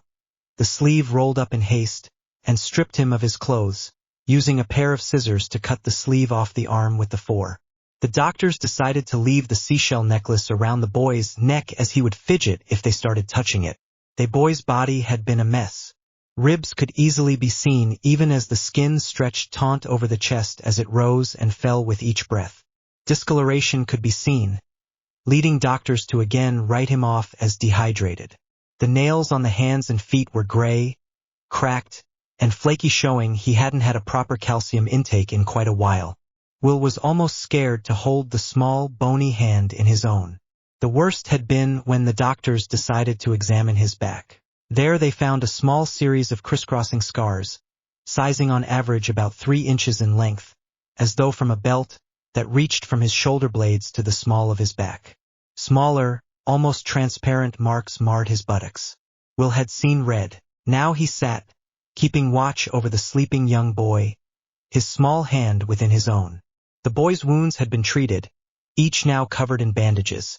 His hair and face had been washed by a nurse after the doctors were done, and his nails had been trimmed and cleaned. The seashell lay on his chest, adorning his neck. Looking at him now, if not for the still dark bags under his eyes and the slight pinch at the cheeks, Will could almost mistake him for a regular boy. But he knew that the toddler was not ordinary by any means. Jack and himself had been sent there on purpose. They had been sent to that island to find this boy. They had been sent there by Tia Dalma, by Calypso herself, and the goddess had some sort of interest in this boy. What that interest was, Will prayed to the other gods that the boy would come out sane in the end if he ever did after this ordeal. Will was pulled from his thoughts as the child's doctor came into the room. "Hello, Captain Turner. I'm Dr. Kazzy and I'll be the boy's primary until we can sort out where he belongs." The man introduced himself, holding out a hand to shake the pirate's own free one. Nodding in acknowledgement, Will asked, "What can you tell me so far, doctor?" Looking at his charts, the doctor answered, "Well, the boy is 2 feet 10 inches, about 50 pounds, and we think he is about 2 years old," considering Captain Sparrow said he could understand what he was saying. He had various mosquito and other bug bites. We're checking his blood now down in the lab. All bites were infected, probably from scratching, running a fever of 105 though it is going down. Now, he was, of course, dehydrated, yet he wasn't starved. We have no idea who he is, where he's from, or where those scars came to be. I put a call into Children's Social Services who said they'd send an agent in the morning. For now, the boy seems to be recovering all right, but we'll know more in the morning." Will nodded his understanding. Glancing at the clock, he was shocked at the time. They had arrived before noon and it was already going on 6 o'clock. "Is it all right if I switch with Jack? I think he'd agree with me that we wouldn't want to leave the lad alone." Despite wanting to stay with the boy, he still had a job to do. Nodding his head, Dr. Kazzy said, "All right, usually we don't allow those not related to patients in, but I'm sure the hospital head will make an exception." Grateful, Will started to gently take his hand off of the child's. He was warm. He was warm and safe, though where he was seemed a bit bumpy. It didn't matter to young Harry though as he basked in the warmth surrounding his body in the arms of the strange man with the friendly smile. When that warmth left, he started to panic. Opening his eyes, a myriad of strange people swam in his view, mixing like the clothes in Aunt Petunia's dryer. saying something his young ears couldn't understand, and the warmth was gone. The warmth was gone. The man with the friendly smile was gone. He was alone again. Harry didn't want to be alone again. Panicking, he blindly searched for the missing warmth and the smile of the strange man. Suddenly, someone took his hand. Warmth had returned, though of a different kind. Where the strange man with the friendly smile's warmth seemed like the sparklers that Dudley played with on New Year's, though with the heat turned up, fast, crackling, energetic and unpredictable. This new warmth reminded him of a merry fire like the ones Uncle Vernon would start in the fireplace during Christmas, thick, roaring, strong and smoky.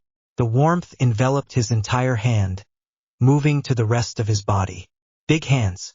When the new warmth too suddenly left, Harry started panicking again until a while later it returned and he calmed. The big hands stayed with him, never letting go for more than a few seconds before they stopped going away completely. After a while, Harry started becoming more aware of his surroundings enough to open his eyes and look around a bit. He was in a hospital room he recognized from various shows his aunt liked to watch. The door to the nurse's station was to the right, a bathroom ahead, and to the left, a window on his left, and a man holding his hand talking to another man at the foot of his bed.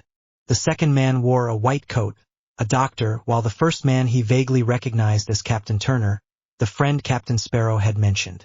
He watched the man as the two talked, the speech not really reaching his still foggy brain. He had kind, deep eyes. When the man with the kind eyes started to remove his hands, panic overswept him again as he tightened his own around the bigger ones. Will was surprised when he met resistance when trying to remove his hand. He looked shocked at the boy who had squeezed his hand, more than surprised that he was awake already. The last nurse had assured him that he would be out for the rest of the night. The boy was sleepily looking with dull emerald eyes at him as though begging he not leave. "Hey there, big guy," he quietly whispered, kneeling, startling Dr. Casey, who seeing the child awake started checking the monitors and his charts. "The kid should not be awake. My name is Will Turner. I was with the man who found you. Do you remember?" he asked softly. Though his head still foggy, what the man with the kind eyes said reached Harry, who gave a slow nod. The doctor wrote something in his charts. Good. I'm afraid I have to leave you for now, but Captain Sparrow will be in to see you," he added as he saw the panic start to return. "Is that all right?" Not wanting the man with the kind eyes to leave, but with the promise of the man with the friendly smile coming, Harry ventured to ask, his throat cracking, "Will you come back?" The doctor made another note on his charts. Will smiled, glad to see in person that the child they had rescued was recovering as well as he was. He answered, "No worries, lad. I'll return at sunrise. May I ask your name?" he again asked softly. Forcing his swimming eyes on the man with the kind eyes on Captain Turner, his voice came out stronger. "Harry, sir. Harry Potter." The doctor made another note in his charts. Will's smile widened into a grin. "Well, Harry Potter, I shall see you in the morning. I'll send Captain Sparrow in, all right?" Harry nodded again and released his hold on his hand. Slowly removing himself from the bedside, he stopped in the doorway. "Captain Sparrow will be right in, promise." He was rewarded with a weak smile from the sleepy boy. Stepping into the waiting room to fetch Jack, Will was met with what he thought would be the funniest thing that decade next to when Jack had been forced into drag by the Italian merchant a few years back. The past queer jokes about the poor captain started up again shortly afterwards. A small handful of each crew was sitting in the small waiting room. James, Howells, the sailor that had recently joined, Colonico and Penrod, two of the few who stayed aboard from the crew who survived after Joan's death, were sitting with Jack, Anna Maria, Cotton, Mr. Gibbs and Marty, all receiving various forms of looks from the other patients waiting to be seen. Through the wide windows, he could see even more of the crews loitering around, Pintel and Rigetti entertaining the lot with yet another of their arguments with Cotton's parrot, though he noticed that most of his crew was missing. Jack, seeing Will enter, had immediately jumped from his seat. Ignoring the startled old woman he was sitting next to, he rushed over to Will, the rest of the crew at his heels. "Well, how's the boy?" he asked impatiently. Will could see the rest of the crew pressing themselves against the windows, Pintel and Rigetti at the forefront. Straining to keep a straight face at the hilarious spectacle he was sure they were making, he answered, "Harry Potter is doing fine. The people around him relaxed in relief. He's rather groggy, but awake, and I promised you'd go be with him. He finished, directing himself at Jack. Harry Potter, now Jack ventured. Receiving a nod from his mate, Jack turned to the doctor that had come out with Will. Now then, my good doctor, if you would be so kind as to show this humble pirate to said boy in your capable care, so that he may no wonder the alls all night and keep said boy waiting? The doctor laughed as he led Jack into the halls. Turning to face the rest of the crew, Will saw that most of them had gone outside to give the others the good news. A shout could be heard from outside as they celebrated. Only James, Anna Maria, and Mr. Gibbs stayed behind. Mr. Gibbs stepped up. Well, Turner, how be the lad really? James and Anna Maria leaned in to listen. Truly, he shall be fine. He is still suffering from a high fever, but the doctor says it is slowly going down. However, they won't know anything for certain until the morning. More than likely when Children's Social Services arrives for him. His audience nodded in understanding. James glanced swiftly at a clock overhead. Will, he said, gesturing to the clock with his head. The captain gave a curt nod as he too looked at the clock again before heading for the door, James behind him. I've ordered most of the men to stay behind and prep the Dutchman to dive. Good, we're running behind as it is, Will said as he glanced at the setting sun. Stepping outside, he announced, my crew, we're heading back to the ship. We shall return in the morning, but for now we've a job to do. The men and few women of his crew hollered their acknowledgement and headed back to where they were docked. Anna Maria, stating she would be staying behind, started ordering the rest of them back to the Pearl in the opposite direction. Mr. Gibbs giving orders for when they reached the ship to settle in for the night. Not far, in a dank marsh, a now familiar dreadlocked woman sat in her yellow dress, gazing into her array of seashells. Soon, Wyong Wizard Airy. Soon, she murmured. A monkey settling on her shoulder, chattering as though it knew what was to come. Post author's notes. This is the third time I've posted this thing. I keep finding things that need correcting. I'm thinking of going through and just correcting what needs to be fixed before continuing. To funness, I claim the flu. I'm glad you liked the chapter so much, and thanks for pointing out the holes. I thought they were obvious, but it was with your help that I finally got an idea on how to go about this chapter. This one's dedicated to you, hun, to Peppermint. I still can't get over the imagery. Oh, that would just be perfect. I hope you say yes. To Lou Diablo Blanc too. I shouldn't be saying, for it could give away some things, but I'll say anyway. I'm thinking on speeding ahead once this thing settles, though with some breaks in between so that it doesn't seem like such a fast forward. Hope you stay tuned to read it. To Lost Gryffindor Found Slytherin. I'm sorry I brought up some bad memories. Just for you, I'll tell you that Harry does not get taken back to the Dursleys. I hope that doesn't spoil the story too much, and that you'll continue to read. To the Dreamer 4. Regarding your original review, that was a classic typo, my dear. I need to brush up on my Harry Potter, it seems. I also claim that my fogged mind is in June and I knew his birthday was at some sort of ending on a month. Shrug, I fixed it though. Goes off to read Harry Potter timelines. Warning, mentions of child abuse. Encore. Oh, how he hated hospitals. Nothing good ever came out of a hospital, especially since only bad things ever went into it. Like the old woman who sat beside him. Thrice now she had hit him with her cane for no reason. He couldn't understand why he and the crew were receiving such hostility. They were only wearing various forms of old clothing that hadn't been washed in a few months. Oh yes, Jack hated hospitals. He looked up to the ceiling, praying that will come soon. As though his prayers had been heard, said pirate captain walked in through the door, quickly sending his eyes back skyward to give a quick thanks. He jumped from his seat and headed for Will, ignoring the indignant old woman who frowned at him at his sudden movement and attempted to catch his legs with her cane one last time. Well, how's the boy? He asked, feeling a little impatient. Idly, he noticed that Will's lips seemed to strain not to smile as he surveyed the room. Good. If he can venture to laugh, the lad must be all right, he thought. Harry Potter is doing fine, Will answered. Jack could feel the tension in the room disappear. He's rather groggy, but awake, and I promised you'd go be with him, Will finished as he looked at Jack. Surprised at getting a name already, he ventured, Harry Potter, now I?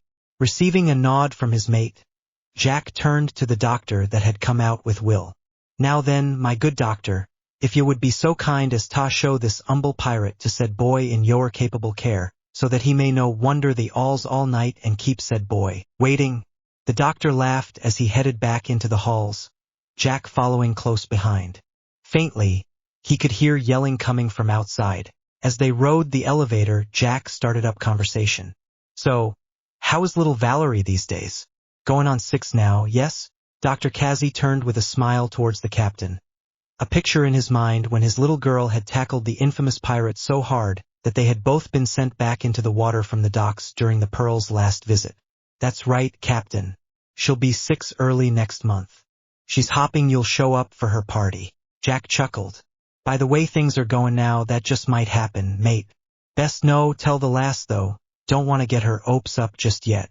The father beside him nodded his head in agreement. With a ding, the elevator stopped and Dr. Cassie led Jack to a room at the end of a hall. Jack nodded his head in thanks as he stepped into the room and scanned the boy in the bed. He looked a fright better than when he had last seen him. It seemed, though, that the boy had fallen back asleep during his wait. Settling into the chair he presumed had been vacated by Will, he prepared himself for a long night.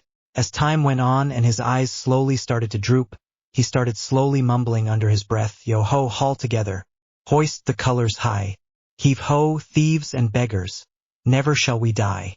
The king and his men stole the queen from her bed and bound her in her bones. The seas be ours and by the powers, where we will roam. Yo-ho, haul together, hoist the colors high, heave-ho, thieves and beggars, never say we die." The song reached Harry in his sleep, coaxing him into even deeper slumber, leaving an imprint on his young mind. Harry awoke the next morning with the evil sun in his eyes and the sound of snoring in his ears. Blinking and raising a hand, the other arm gave a prickling feeling when moved. He rubbed his eyes to clear them of sleep gunk. He looked around and his eyes settled on the man with the friendly smile, Captain Sparrow. A nurse with her nose stuck in some charts who had noticed Harry awake entered the room. "Well, Mr. Potter, let's just see what you're—" The nurse trailed off into a scream, having caught sight of the slumbering pirate, though Harry didn't understand how someone couldn't hear him first without seeing him. Startled out of his slumber, Jack jumped to his feet in turn, screaming, "Not the rum!" The nurse clutched her charts to her chest. Blinking blearily at the nurse cowering near the door, he said, "You're not rum." The nurse straightened herself, hands at her side, an indignant look on her face. "I most certainly am not." She stilled as the strange man began to approach, tripping over his own feet on the way. Jack's half-active mind decided it was a good idea to sniff her. Raising his head back up from her bosom, he commented, "You don't smell like rum either." Infuriated, the nurse pulled back and gave a mighty swing with her palm. With a loud slap, Jack's head turned towards the bed, his body hunching a bit at the force of the blow. He was awake now, seeing the boy in the bed awake with his mouth open as he stared at the 2 crazy adults. Jack mumbled to him as his memory caught up with the rest of him, "I think I deserved the one." Harry gave the only response he could think of. He broke out laughing. As he stepped off the elevator, Dr. Cassie heard a loud sound of something akin to skin on skin, shortly followed by childish laughter. Following the laughter, he hurried to the room of his latest patient. He was met with the sight of young Harry holding his stomach with one hand as he laughed while the pirate captain rested his hands on his hips, his foot tapping the floor, and an annoyed look directed at the boy on his face, which sported a large red hand print. The nurse inside the room looked ready to murder. Not really wanting to know what happened, he snatched the boy's charts from the nurse and pushed her out the door. "I believe the patient in room 3 needs his breakfast. Would you be a dear and go fetch it for him? Thanks." The nurse turned to protest, only to have the door slammed in her face. Pouting, she went to go fetch the meal. "Oh well," she thought, "at least he was cute." Turning back towards the pirate and boy, Dr. Cassie said, "I don't want to know, but I get the feeling I'll be dealing with paperwork concerning harassment charges soon."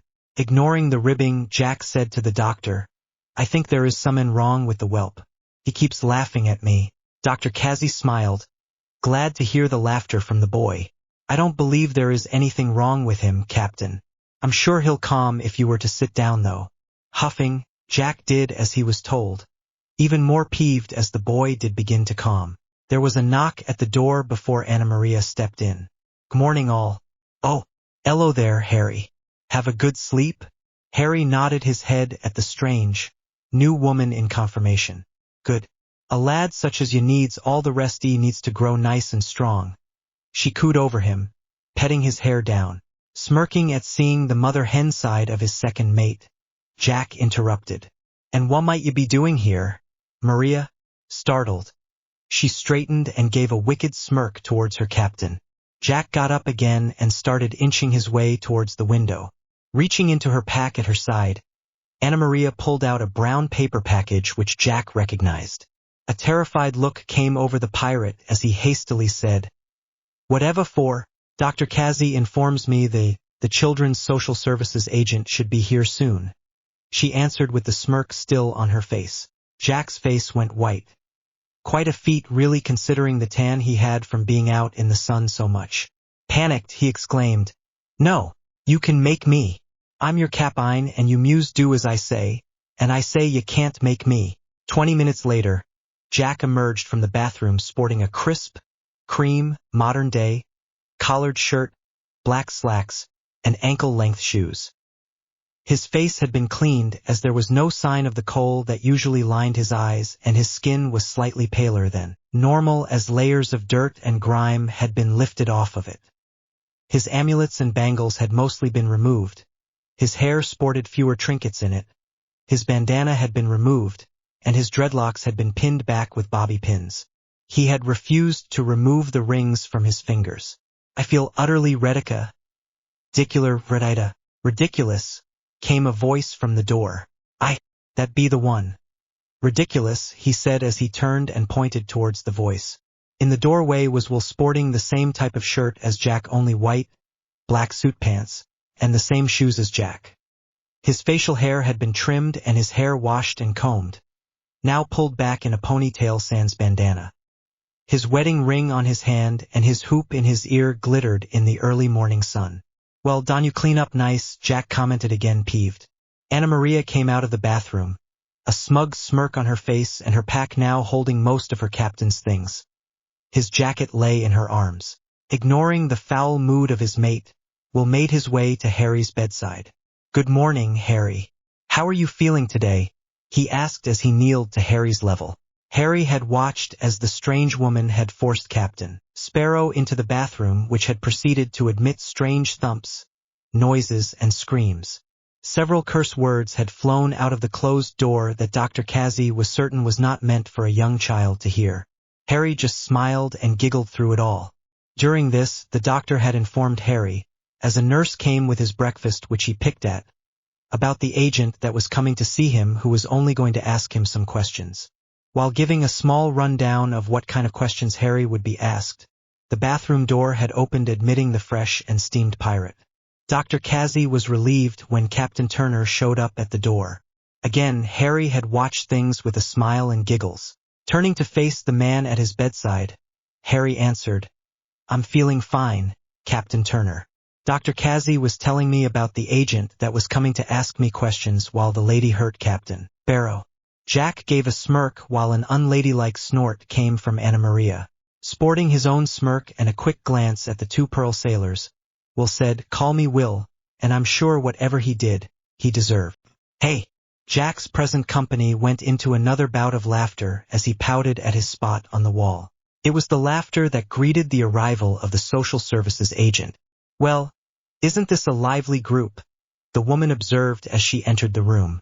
Anna Maria snuck out the open window and down the fire escape before she could be seen, Jack's clothes in hand. Spotting the doctor, the new woman offered a hand. "Sarah writing from Children's Social Services here concerning a Harry Potter. You are Dr. Cassie, I presume?" Shaking the woman's hand, he answered, "Yes. I'm Harry's primary during his stay here. Thank you for coming, Miss Writing. These gentlemen are Mr. Jack Sparrow, the man who found Harry, and William Turner, who was accompanying Mr. Sparrow at the time. Mr. Turner had expressed to me previously that they wanted to be here during your interview with young Harry here. I saw no problem with it seeing as they and Harry got along quite well. Taking out a notebook from her purse, she wrote a few notes before offering her hand to the two pirates, each dipping slightly over her hand as they held it with their palms up in loose grasps. A small blush could be seen on Miss Riding's face. Very well. We prefer things this way actually. Keeps the child from panicking, you see. Jack and Will nodded, appeasing her. Turning towards the bed, she searched the child in it over, writing a few notes in her book, before approaching his bedside. And you must be Harry Potter. I'm Sarah and I'll be your social worker until we can find your family, she said as she sat on the bed. Harry looked up at her before holding out his hand. Smiling, Sarah shook it. Now then, Harry, I'm going to ask you a few questions, all right? Harry looked towards the two pirates for assurance who smiled back at him. Nodding, Harry consented. All right then. What is your favorite color? Surprised, Harry answered. Blue. Sarah marked the color blue and the language English off in her notebook. Do you like your daycare much? I don't go to a daycare. Aunt Petunia sends me to Mrs. Fig's house next door. Sarah wrote down the names he mentioned. Can you tell me your birthday? Nodding, Harry said, July 31st. My 4th birthday is next month. Sarah wrote down his birthday and age and noted that he had knowledge of the calendar. Dr. Cassie crossed out the 2 in his charts and wrote in a 3 and his birthday. They had mistaken his age due to his size and weight. What's your favorite food? Harry frowned before answering. I don't know. I haven't had all that many kinds. Uncle Vernon said that a freak like me shouldn't have so many. Dudley gets to try all he likes, though. His favorite is cheeseburgers. Silence met his observation. Sarah wrote down the various names. Harry continued, well, I suppose I like the bananas the monkey gave me. I'd never had a banana before. They were sweet. Jack and Will shared a look. Dr. Cassie and Sarah looked confused. Sarah asked, a monkey? Harry nodded vigorously. A monkey in a vest. Jack turned away as he smirked while Will covered his mouth with a hand to hide his smile. He came with lots of bananas one day while I was waiting for my uncle to come pick me up from our vacation spot. He had said that they were going to go get their luggage and for me to stay there, but they never came back. Sarah made several notes in her book. Did you live with your aunt and uncle? Yup. Aunt Petunia said that my mum and dad died in a car accident. They said that's where I got the scar, Harry said as he pointed at his forehead. For the first time, the people present noticed the lightning-shaped scar. His bangs had been so long, no one had seen it. Did you like living with your aunt and uncle? She asked. Harry frowned again before answering. It was all right. I had the cupboard under the stairs to myself, though it got cold at night. Frowns started marring the faces of the adults present. I had to take care of the garden. Aunt Petunia would lock me in my cupboard if I didn't take care of her flowers properly, sweep and dust, and prepare breakfast and lunch. Aunt Petunia took care of dinner, but I had to clean up afterwards. Just some normal chores is all, he said with a shrug. Miss Riding's lips had become thin.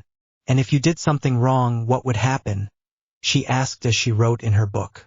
Harry hesitated and lowered his head, suddenly not wanting to talk. Knowing that the boy had to say something or the lady wouldn't be able to help, Jack settled himself down on Harry's other side and hoisted him onto his lap.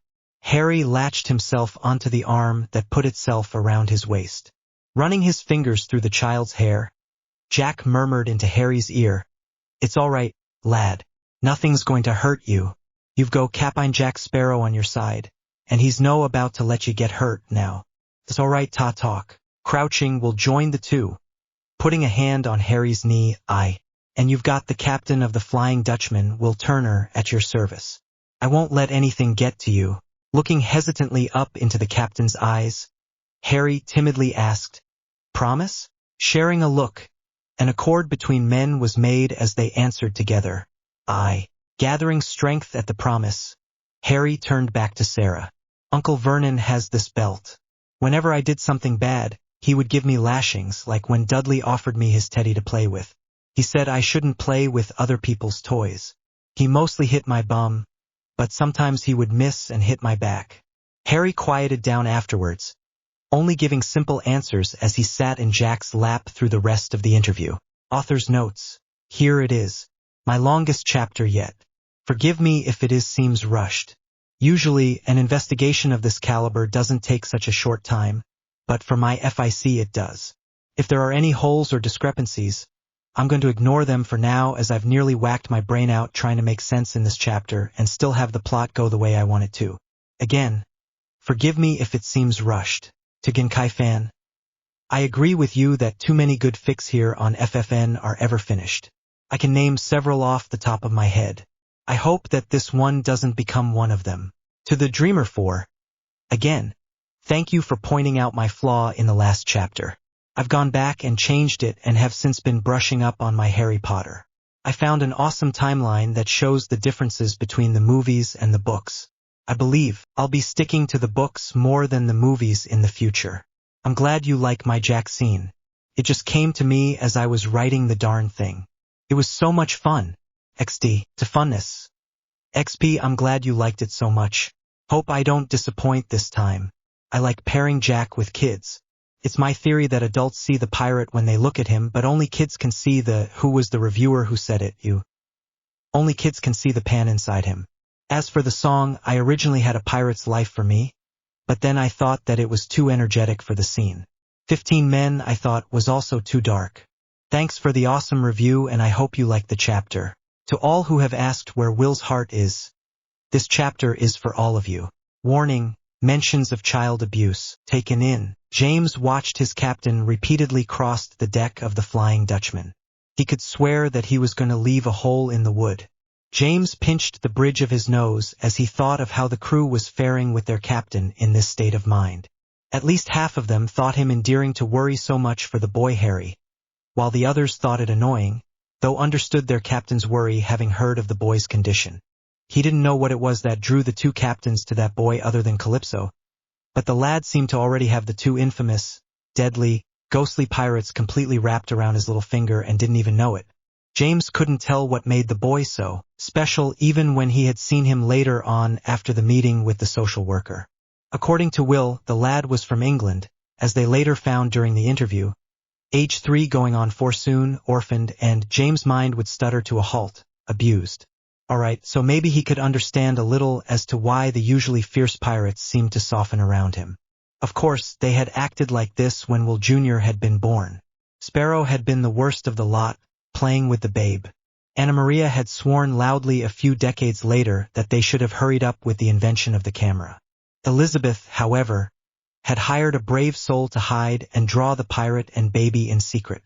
Will kept them in a drawer in his cabin against Sparrow's protests, insisting of burning them at the stake as he had a reputation to uphold. Elizabeth, bless her, had wanted to know just what reputation. Holding back a smirk, James continued to watch as Will paced the deck, the locker's misty air billowing around his feet. Now that he thought of it, he was acting just as when Elizabeth had gone into labor. Of course, he had gone and joined his captain, stressed himself though it showed in his work. Ropes tied in the wrong order, mass areas not washed on deck, and when he had gone to mend a sail, he had instead sewn someone's pants to it. The gent had gotten quite the surprise when they had gone to hoist it. Nodding his head as though coming to a conclusion, James strode purposefully towards his captain. His feet he allowed to stomp on the deck so as to give Will time enough to know he was coming. Of course, Will paid it no mind, lost in his own thoughts.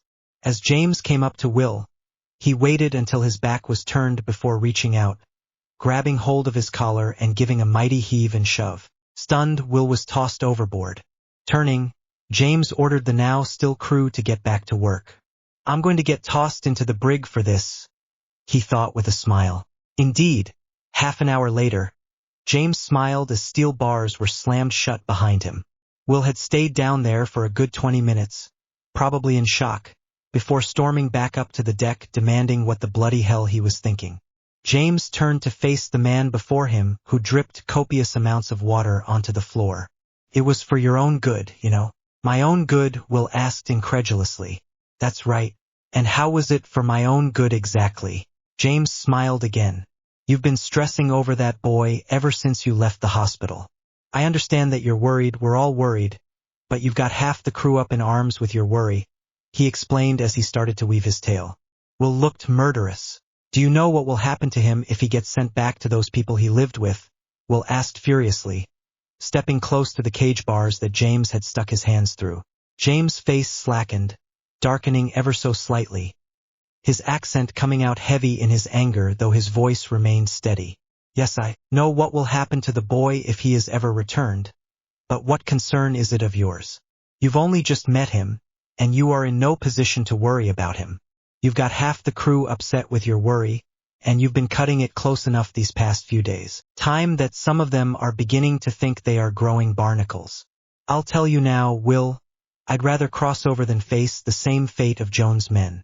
Frustrated, Will removed his bandana, now dressed in his normal clothes, and scratched at his head as he sat on a nearby barrel. James again studied the troubled pirate, angry at himself for playing devil's advocate though knowing he must. Lowly he asked, "What is the boy to you?" Huffing, Will answered, "Does it matter? It matters a great deal. You are captain. What matters to you matters to the crew." Again, "What is the boy to you?" Will's eyes became glassy as he thought. Seeing the boy's scars had brought memories he thought he had forgotten of his own. The lashing he had received from his father while he was still under Davy Jones' command did not come to mind. Those were inconsequential, but rather the ones he suffered at the hands of his blacksmith master. The drunk of a man had a rather heavy hand when intoxicated, and Will took comfort in the thought he was surely dead by now. He thought of how he had lost everything that day as a boy when the ship he was on had been attacked. The only piece of his father lost, those he considered family on board dead, himself escaping on a piece of driftwood only to be saved by Governor Swan, then to be put in the hands of the drunken blacksmith. Over the years he endured, slowly mastering his craft and practicing with wooden swords in the beginning to protect himself from his master. Many a times he had knocked the fool out who would wake up hours later, not remembering a thing. Will almost considered it a blessing that he had run into Jack when he did. Harry had lost his family only to be dumped with another that worked and abused him, just as his master had, only to have them abandon him in a strange place to his death. Will had felt at the time, he remembered, that he had been abandoned by those he thought family and by the generous governor. His only anchor had been Elizabeth. Harry had no one to anchor him. Harry had no one and nothing, just as he had at one point. Startled, he realized why he cared so much. James had watched as Will had gone into his days, his eyes bearing a milky quality to them as he thought. Patiently he waited, only to smirk in triumph as the fuzz left Will's eyes to be replaced with surprise. "Well, what is the boy to you?" he asked again after forcing his smirk back. Wouldn't do to have him know he was torturing him on purpose. Still dazed, Will turned his head to face his first mate. "I see me." James smiled as Will started holding his head in his hands. He hollered for someone to take the captain to his quarters for a rest and to let him out of the brig in an hour. James settled down to catch what sleep he could. He had a feeling that things were about to change around the ship, Calypso's doing or not, and he would need all the energy he could get. Besides, playing confidant to that man was exhausting. Will lay on his bed, his eyes closed and body relaxed as he allowed the rock of the ship to ease him. He went over what had happened down in the brig, surprise still filling him at his revelation. He went over what Miss Writing had said after the interview. She was going to submit what she knew to Children's Social Service, who would follow and find the family in question. From there, they would see what happened. Will smirked as he thought of just how he could still help Harry, even if he were sent back to the family. They would be in for one ghastly of a surprise. Faintly, Will idly thought as he fell into slumber. He could feel his heart beat within his body's chest. His mind corrected him that it still beat within his wooden one, locked down with iron, the key around his neck, and hidden under the cursed treasure of Cortez on Isle de Muerta, hidden from the world with magic cast by Tia. On the Pearl, Jack was going through a similar revelation though without someone's help. He knew his feelings well enough, and he knew why he was willing to help this boy, the goddess's intervention aside. It was the boy's eyes, those dull green eyes. For an instant, as he laughed that day, they had sparkled the purest green Jack had ever seen. They showed brighter than the finest of emeralds, and Jack had seen many a green rock in his life. There was treasure in his eyes, that one. It was a treasure that should never be tarnished and thrown away as some petty change. Jack knew with some polish, he could get those eyes to sparkle again despite where the boy may end up. Smirking at the thought, he continued to oversee the last-minute maintenance of the pearl, dressed in his normal clothes. He would change back into his modern formals again in the morning when the agent said she'd have feedback for them. At his side was Harry's pack and chest that he had retrieved from the shack when he had gone to show the agent where he had found the lad. They had been forced to take a rowboat and make up some story of receiving help from some nearby fishermen. Harry couldn't dispute, for he had slept through the whole thing. Drinking from a bottle of rum, Jack settled down as he watched his crew settle for the night. In a fifth-story hospital bed, Harry lay looking at the clear night sky. He didn't want to go back to the Dursleys no matter how much he may have missed Dudley despite his flaws. He didn't know where he wanted to go, but it wasn't back to Privet Drive. He couldn't quite understand what was being whispered outside his door, but it sounded as though they were going to look for the Dursleys. He pulled up the covers past his chin, mindful of the 4 in his arm at the thought. The wind blew through the trees, the sound reaching Harry's ears. Worry still in his head, he was lulled into sleep by the wind. His mind added a strange, low melody as though it had heard the song before. His mind seemed to be wiped of problems as he fell deeper into slumber. Outside the window, the skeleton of a monkey watched the boy sleep as the moon shined down on him, a banana in its hands. Jack hurried the next morning to the hospital, Harry's pack over a shoulder and his chest under an arm. He was dressed in his modern formals, which to his horror seemed to attract more of those teeny bopper girls that seemed to follow him. He sighed in relief when the doors to the hospital came into sight, causing his first and second mates, both dressed in modern formals though Anna Maria had refused to wear a dress, accompanying him to snicker. Ignoring them, he entered the lobby to find Will and Norrington waiting. Together, they entered an elevator to the 5th floor and headed to Harry's room. Normally, so many people were not allowed to visit a patient at a time, but the hospital head, hearing of the cruise of the Black Pearl and Flying Dutchman, had allowed it. Entering, they found Harry sitting up, his bandages having been changed, munching on a banana he had found on his bedside. Dr. Casey had thought a nurse had left it for him. Anna Maria instantly went to Harry's side, giving him a kiss on his cheek. They had just settled down when Dr. Casey appeared at the door with an update on Harry's status. His fever has gone, it is now back to normal, and his blood came back negative for anything he might have caught from the bug bites. As for the bites themselves, they are already scabbing over and should be fine by next week so long as he doesn't scratch, he said, directing himself towards Harry, who was reaching for a leg. Sheepishly, Harry retracted his hand. Furthermore, Harry's water levels are coming back to normal, and with a good diet, his health should gradually be that of what a boy his age should be. As soon as the bites heal over, I believe he's ready to leave, wherever that may be, Dr. Casey finished as he closed Harry's charts. That's good to know, came a voice from the door. Turning, they saw Miss Writing in the doorway. I'm glad to know that Harry's recovery is coming along nicely. She held up a folder with the title Children's Social Services on the front. The results were in. Anna Maria turned to Harry saying, "How a boo, we go fair a walk." "Yes? Stretch out our legs some." Harry turned pleadingly towards Dr. Casey, excited to get out of bed. Smiling, Dr. Casey transferred his 4 to a rolling holder from a closet. In his cotton hospital gown and pants, Harry held onto Anna Maria's hand as they walked down the hall, the female pirate rolling the holder with them. When the squeaking of the wheels left their ears, James leaned forward to listen. "Well, how bad is it?" The rest of the men turned an attentive ear towards Sarah. Grimacing, she answered, "It's bad." The local airport was able to track down 3 Dursleys, Vernon, Petunia, and Dudley, all fitting Harry's description. They had come on vacation and had stayed at a hotel for a total of 3 days before heading back to England. They could find no record of a Harry James Potter crossing the border, though they did find a Michael Jaspin in their records matching the one found in Harry's pack. Scotland Yard went to question the Dursleys, but they claimed they had never heard of a Harry Potter before. They checked the cupboard under the stairs, but all they found were cleaning supplies. There was no sign of there being another child.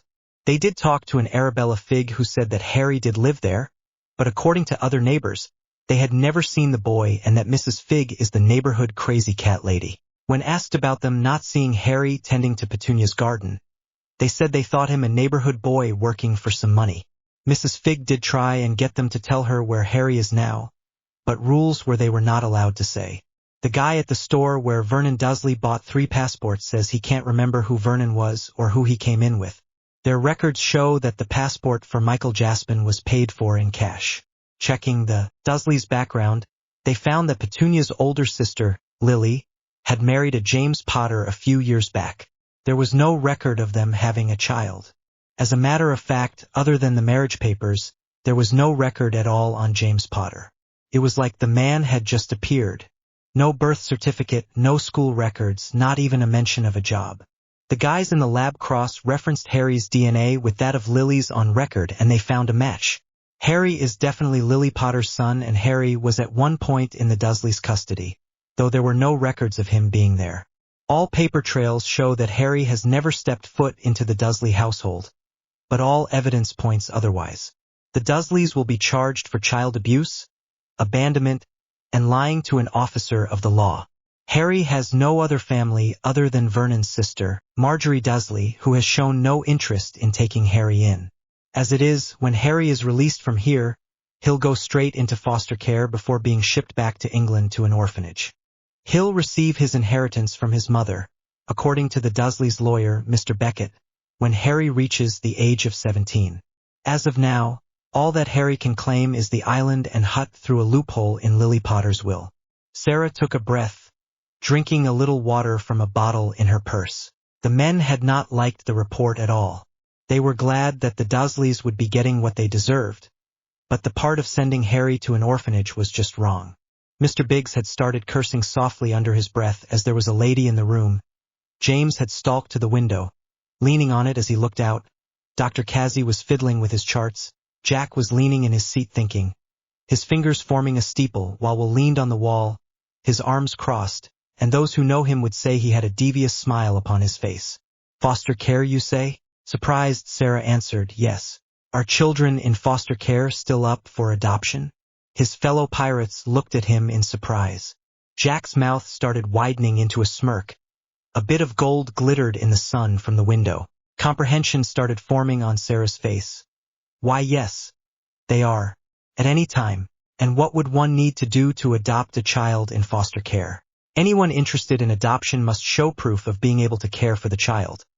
A steady income, a stable home, and a clean, safe environment for the child, among other things. Will's face fell. He had none of those. His job offered no pay in money, though what he had stashed away from some of his looting with Jack would be more than enough to take care of the lad. But all he had for a home was his ship, which wasn't exactly the cleanest or safest place for a child. Sensing Will's block, Jack ventured. The island is now in Aries' name. Yes? At a nod, he continued. Then could the be used to house the lad? Sarah looked thoughtful.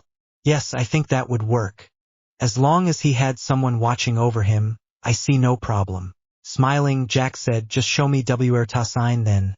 Love. Glad that Harry had such people, though practically strangers, willing to take the boy in. Sarah still had to keep Harry's best interest in the forefront. And just what might your occupation be, Mr. Sparrow? I'm a sailor. A sailor? You don't look Marines. Fisherman then? The surrounding crew had flinched. There was nothing more insulting than calling a pirate a fisherman. Well, I suppose you could say the love, though more along the line of a fisherman of fortune really.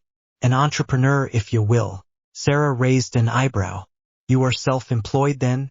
Yes, Jack exclaimed as he clapped his hands. I am self-employed. Excellent, all I need to see are your self-employment papers, a summary of your bank account, and I'll start on the papers tonight. Jack's smile went slack as did the others. After a moment, Sarah started laughing. The men stared at her. Honestly, Captain Sparrow, did you think a Tortuga-born citizen would not know of the stories of the Black Pearl and the Flying Dutchman? The men tensed, having been caught, though Jack grinned at the feeling of being duped by a young land walker. I shall start on the papers tonight, though you will need to transfer money into a back account. You can use Harry's name if you like. The total process takes 3 days, but by then, Harry will be in your care, Captain. Jack smirked at the devious woman. How long have you known? James was pinching the bridge of his nose. Honestly, when we went to the island, I saw you retrieve the rowboat from a ship with black sails. There is only one ship in the Caribbean with black sails that docks in Tortuga, she said with a smirk as she gathered her things and headed for the door. Joint custody, Jack called out to her. Turning to face him, he continued, I want joint custody o'er Harry with my mate William Turner. Will had been both surprised and ecstatic when Jack had said he'd adopt the boy. He was even more so when Jack declared joint custody, naming him as the other. His knees weak, he slid to the floor. Mr. Gibbs laughed at the sight. Curious, Mrs. Writing said, I'll need a reason to put in the papers. Well, as long as we are talking about honesty, I'll be honest with my dishonesty and will honestly tell you that I cannot honestly say I can watch the lad at all times unless I take him with me. Sarah nodded. All right, I can work with that. Do you consent, Captain Turner? Startled, Will rose on shaky legs, Gibbs still chuckling at him, and answered, Aye. Then we have an accord, gentlemen. See you in a few days. With that, Sarah turned on her heels, leaving the stunned pirates and doctor to go to her office. She had her work cut out for her this time. Down the hall from the room, the pirates could hear a familiar song coming from Harry and Anna Maria as they returned to the room. Jack and Will shared a smirk as they went to go greet them. Yo-ho, a pirate's life for me. We kindle and char, inflame and ignite. Drink up, me ear ties, yo-ho. We burn up the city, we're really a fright. Drink up, me ear ties, yo-ho. We're rascals, scoundrels, villains, and knaves. Drink up, me ear ties, yo-ho. We're devils and black sheep, really bad eggs. Drink up, me ear ties, yo-ho. Author's notes. Clicking on her stats page, she falls off her seat when she sees the reviews. Holy shit, 20 reviews? Her eyes start tearing, little waterfalls forming down her cheeks. I love you guys. I'm so glad everyone seems to like my story. I hope everyone enjoys this chapter. To the dreamer for, I'm not sure yet if I'll have Sarah stay on just yet. I've got an idea on just how Jack and Will are going to go about raising Harry, so we'll have to see. As to the crew knowing about Calypso, yes, they knew. Makes a note in her journal to do a rewrite. James was just playing Will, and one of Will's fears was turning his crew like Jones' men. As for the seashell, you'll just have to wait and see. Grin post reply. Dang it, I thought Tonks was older than that. It's been a while since I've read the books, but I remember thinking her older. I've changed the chapter to not include her just yet, but I plan to. Thanks for the heads up. To Gadessa 39. Thank you. I was having trouble coming up with a reason as to why Calypso was so interested in Harry. XP hope you like the chapter. To Eriswolf 38. I've been scouring FFN for a while now and I've made a small C2 with notable HP/POFC fix. Go check them out. To Sakura Lissel. I think it only applies to the captain, but I would have to watch the movies again to be sure. As for Harry living aboard the Dutchman, he isn't. I put a spontaneous loophole in Lily Potter's will that gave the island that he was abandoned on to Harry. The Dutchman is no place for a child after all. To Kuratsuchi Mayuri. Oh, you got to go to the midnight showing? Lucky you. It would have been so cool to see people dressed up. I would have brought my SLR camera with me. Oh well, no use crying over spilt milk. Enjoy the chapter. To Mr. Snuffles. Thank you for the stories. I'll go over them ASAP. A note to those curious about the blood wards around the Dursley home. I'm not quite sure the mechanics of the wards in canon, but I've made it so that Harry is protected under a blood relative's roof so long as he lives there. The island and hut belong to his mother, then his aunt, and now him, making it a roof related to his immediate family. The wards won't go off when he is on a ship, for a ship has no roof, only a deck. I found that wards and spells can be either literal and specific or vague. I chose literal and specific for this one. Missing. Arabella Figg smiled and waved as the Scotland Yard left her home. Pulling back her front window curtain, she watched as they all piled into cars and drove off. Sharing a glare at number 4, she started pacing. Those drat Dursleys had gone and done something with the boy who lived, and those stupid muggles wouldn't tell her where he was now. What was an old squib to do? Oh, what should she do? Passing her fireplace for the umpteenth time, it dawned on her. Scooting her cats out of her way, she reached for an urn on her mantel. Taking a pinch of green powder, she threw it into her blazing fire, which turned green when it came into contact. Albus Dumbledore, Headmaster's Office, Hogwarts, Scotland, emergency. Fire call, she said clearly into the fire. A minute later, the head of an old man with a long white beard and half-moon spectacles appeared in her fire. Ah, hello Arabella, my dear. How are you this? He's gone, Albus. She interrupted. Gone, he said slowly. Who's gone? Harry Potter, sir. The Muggles have gone and placed him somewhere. They left on vacation, but never returned with him. Preposterous. My wards would have told me. As long as Harry is under the same roof as his blood relations, then the wards will remain silent, and they haven't made a peep. Perhaps you need a vacation, my dear. I can send Kingsley to— No, Albus. You don't understand. The Muggle Scotland Yard was just here, asking questions about Harry. The whole neighborhood is up in arms over how the Dursleys are being charged with abuse of a child, abandonment, and lying to the law. The Dursley boy is off with his aunt while his parents are in the slammer awaiting trial in a week. That was all I could glean from the gossip and the yard.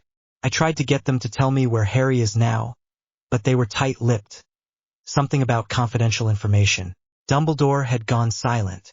If what Arabella said was true, then Harry Potter, the savior of the wizarding world, was missing. Harry Potter, the wizarding world's only hope for the future, was gone. He should have listened to Minerva, but there was no other place that was safe for the boy to go. Now his Muggle relatives had abandoned him, abused him even. Now, for the first time in a very long while, Albus Dumbledore had made a mistake, one he planned to fix. Thank you, Arabella. I'll get the order on this. Please, stay there and keep your eyes and ears open. With none of the family there, the place is open to Rouge Death Eaters. I need you to alert the order if you see anything suspicious. Understood, Headmaster.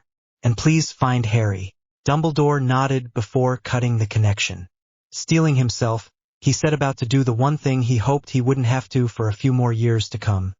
Calling a meeting of the Order of the Phoenix. Within the hour, many of the Order's key members were assembled in his office. His professors were there first, naturally, as they were still in the castle. Transfiguration Professor and Deputy Headmistress, Minerva McGonagall, Potions Master, Severus Snape, and Charms Professor, Phileas Flitwick, stood around his office. Severus spoke up as they awaited more members.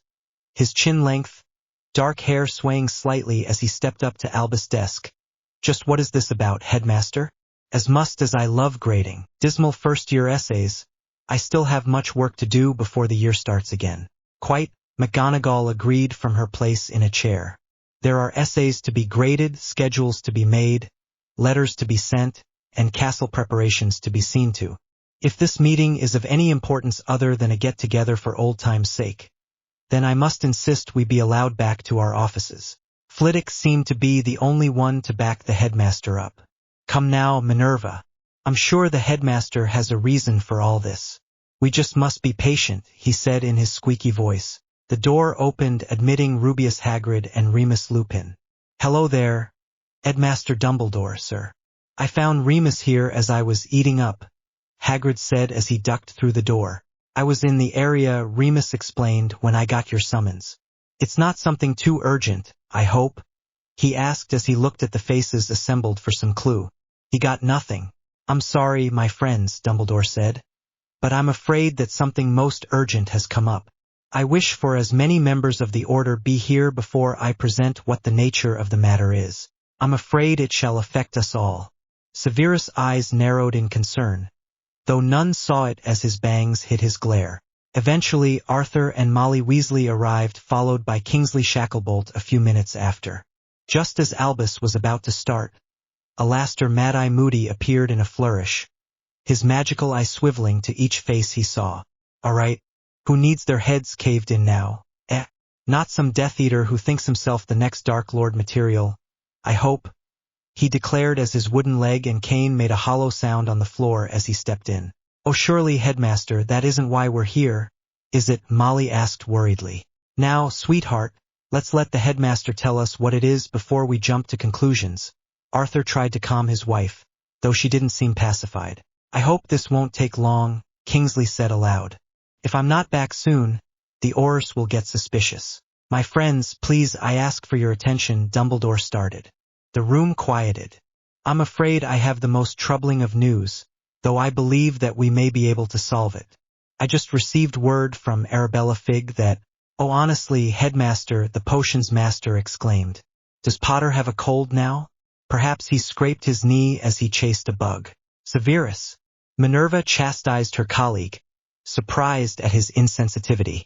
The rest of the group started frantically chattering, either to cut into Severus or to question the headmaster about Harry. Silence.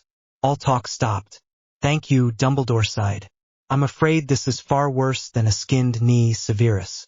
Harry Potter has gone missing, the room exploded, due in part to his aunt and uncle. All eyes turned to the headmaster as silence filled the room. Slowly, Moody approached the desk. What are you babbling about, man?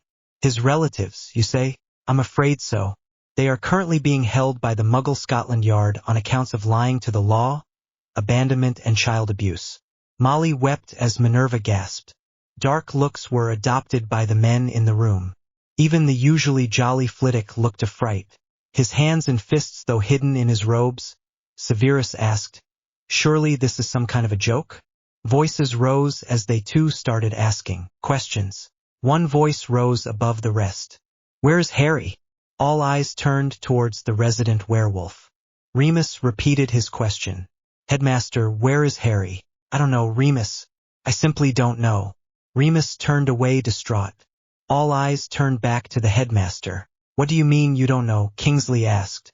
Molly continued to sob into her husband's shoulder. It is because I don't know where young Harry is that I called this meeting. We must find him and fast, Dumbledore explained. What aboo them wards you set up, headmaster sir? Surely they will have told you, Hagrid reasoned. Sadly, the blood wards I set around the Dursley property, though running and working fine, have not made a sound. I'm afraid they will be useless in our search. Everyone started voicing a plan of action. Kingsley would go to the jailhouse and question the Dursleys under Veritaserum if need be. From there, Remus and Arthur would go and retrieve the missing wizard. Severus, between grading papers, was to make sure there were enough potions to help the boy for whatever state he might be in. Minerva would go and inform Madame Pomfrey to prep the hospital wing for the boy. Molly would contact and inform the rest of the Order members of the situation. Moody was to go through his contacts to see if any unsavory wizard had gotten a hold of Harry in case the boy could not be found. As everyone chattered about their duties, only the headmaster noticed when Severus slipped out of the room. He was furious. Even when dead, James Potter still made things hard for him through his son. Abuse? Absurd. The old squib must have been hanging around the wrong grapevine with too much cat dander in the air. Albus had promised that the boy would be safe. He had promised. Now Severus felt the tug of his life debt. He would go and find the boy, and prove to the others in the room behind him that the boy was just fine. He was the bloody savior of the wizarding world, for crying out loud, who had a loving family that pampered him.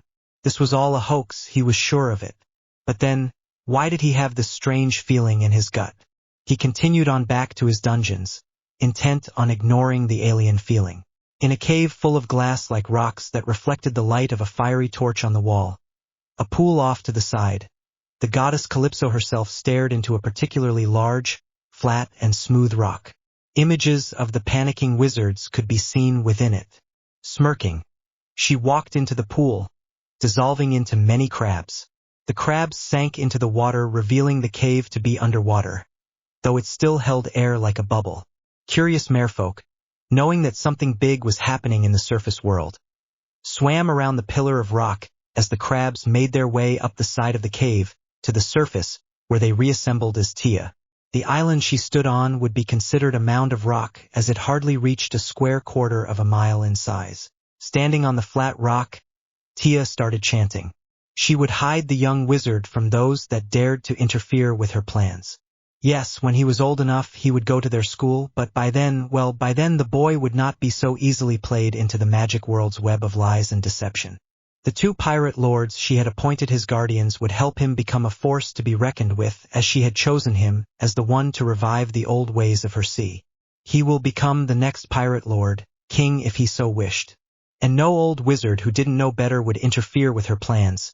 She thought fiercely as she finished her chant, her eyes gazing at the crescent moon. In his hospital bed, Harry tossed and turned, dragging the 4-tube with him. He was so happy and excited. He had a family now, one that actually liked him. They were strange, yes, but he didn't care. Miss Anna Maria, as he had learned her name, had grabbed him at the news of his pending adoption, smothering him in the crevice of her breasts, tears rolling down her eyes. The old man, Mr. Gibbs, had laughed at the show his female shipmate was making, as it was usually uncharacteristic of her.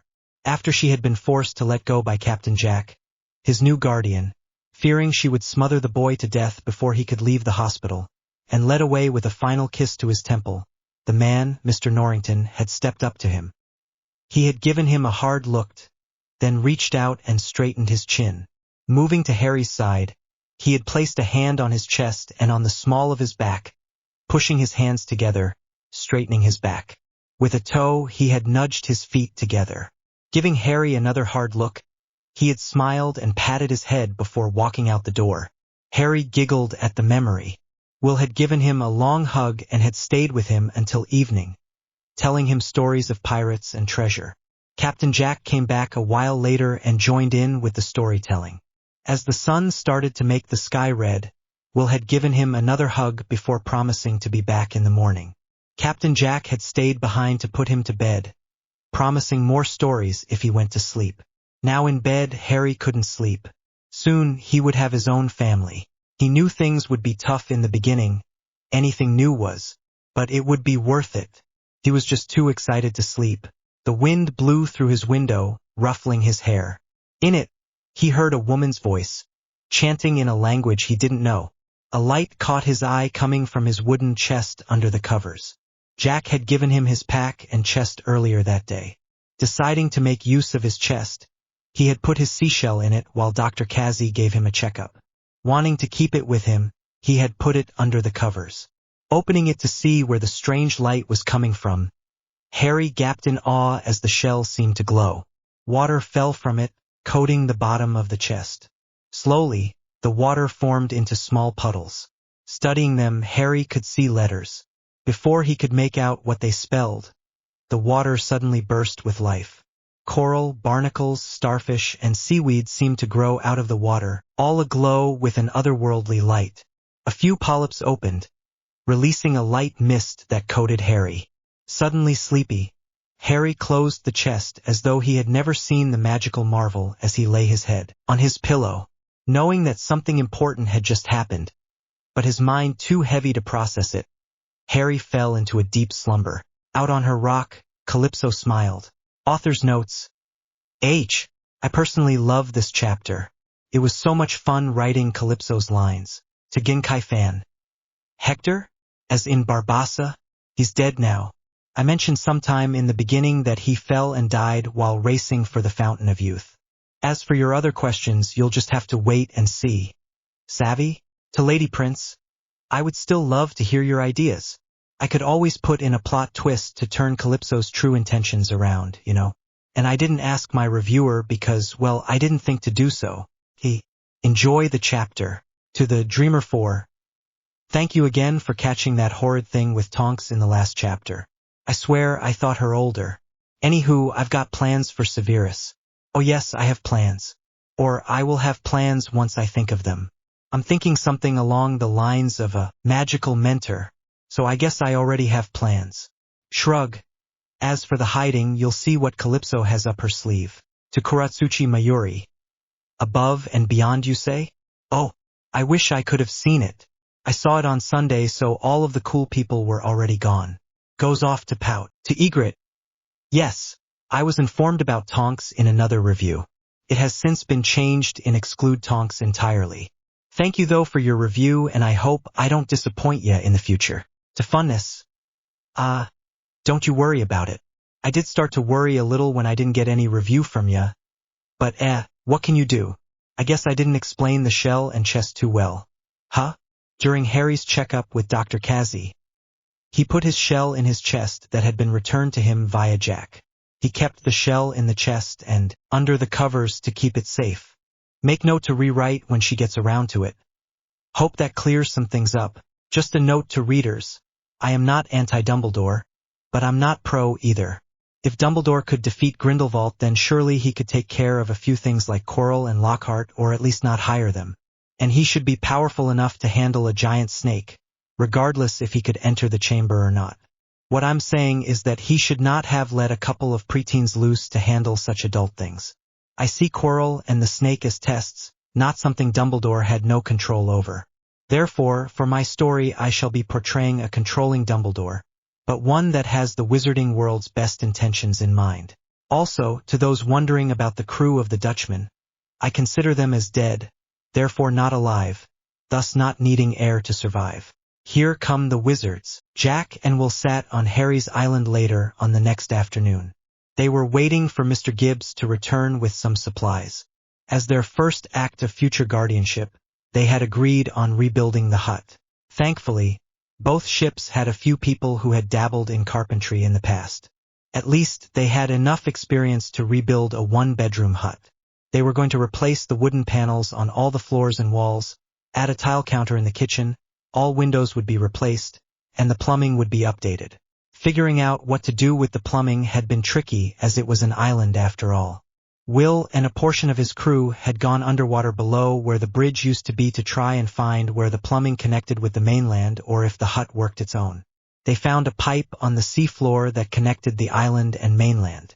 After a bit of searching and chipping away barnacle and coral, someone had found a plumbing industry name on a panel.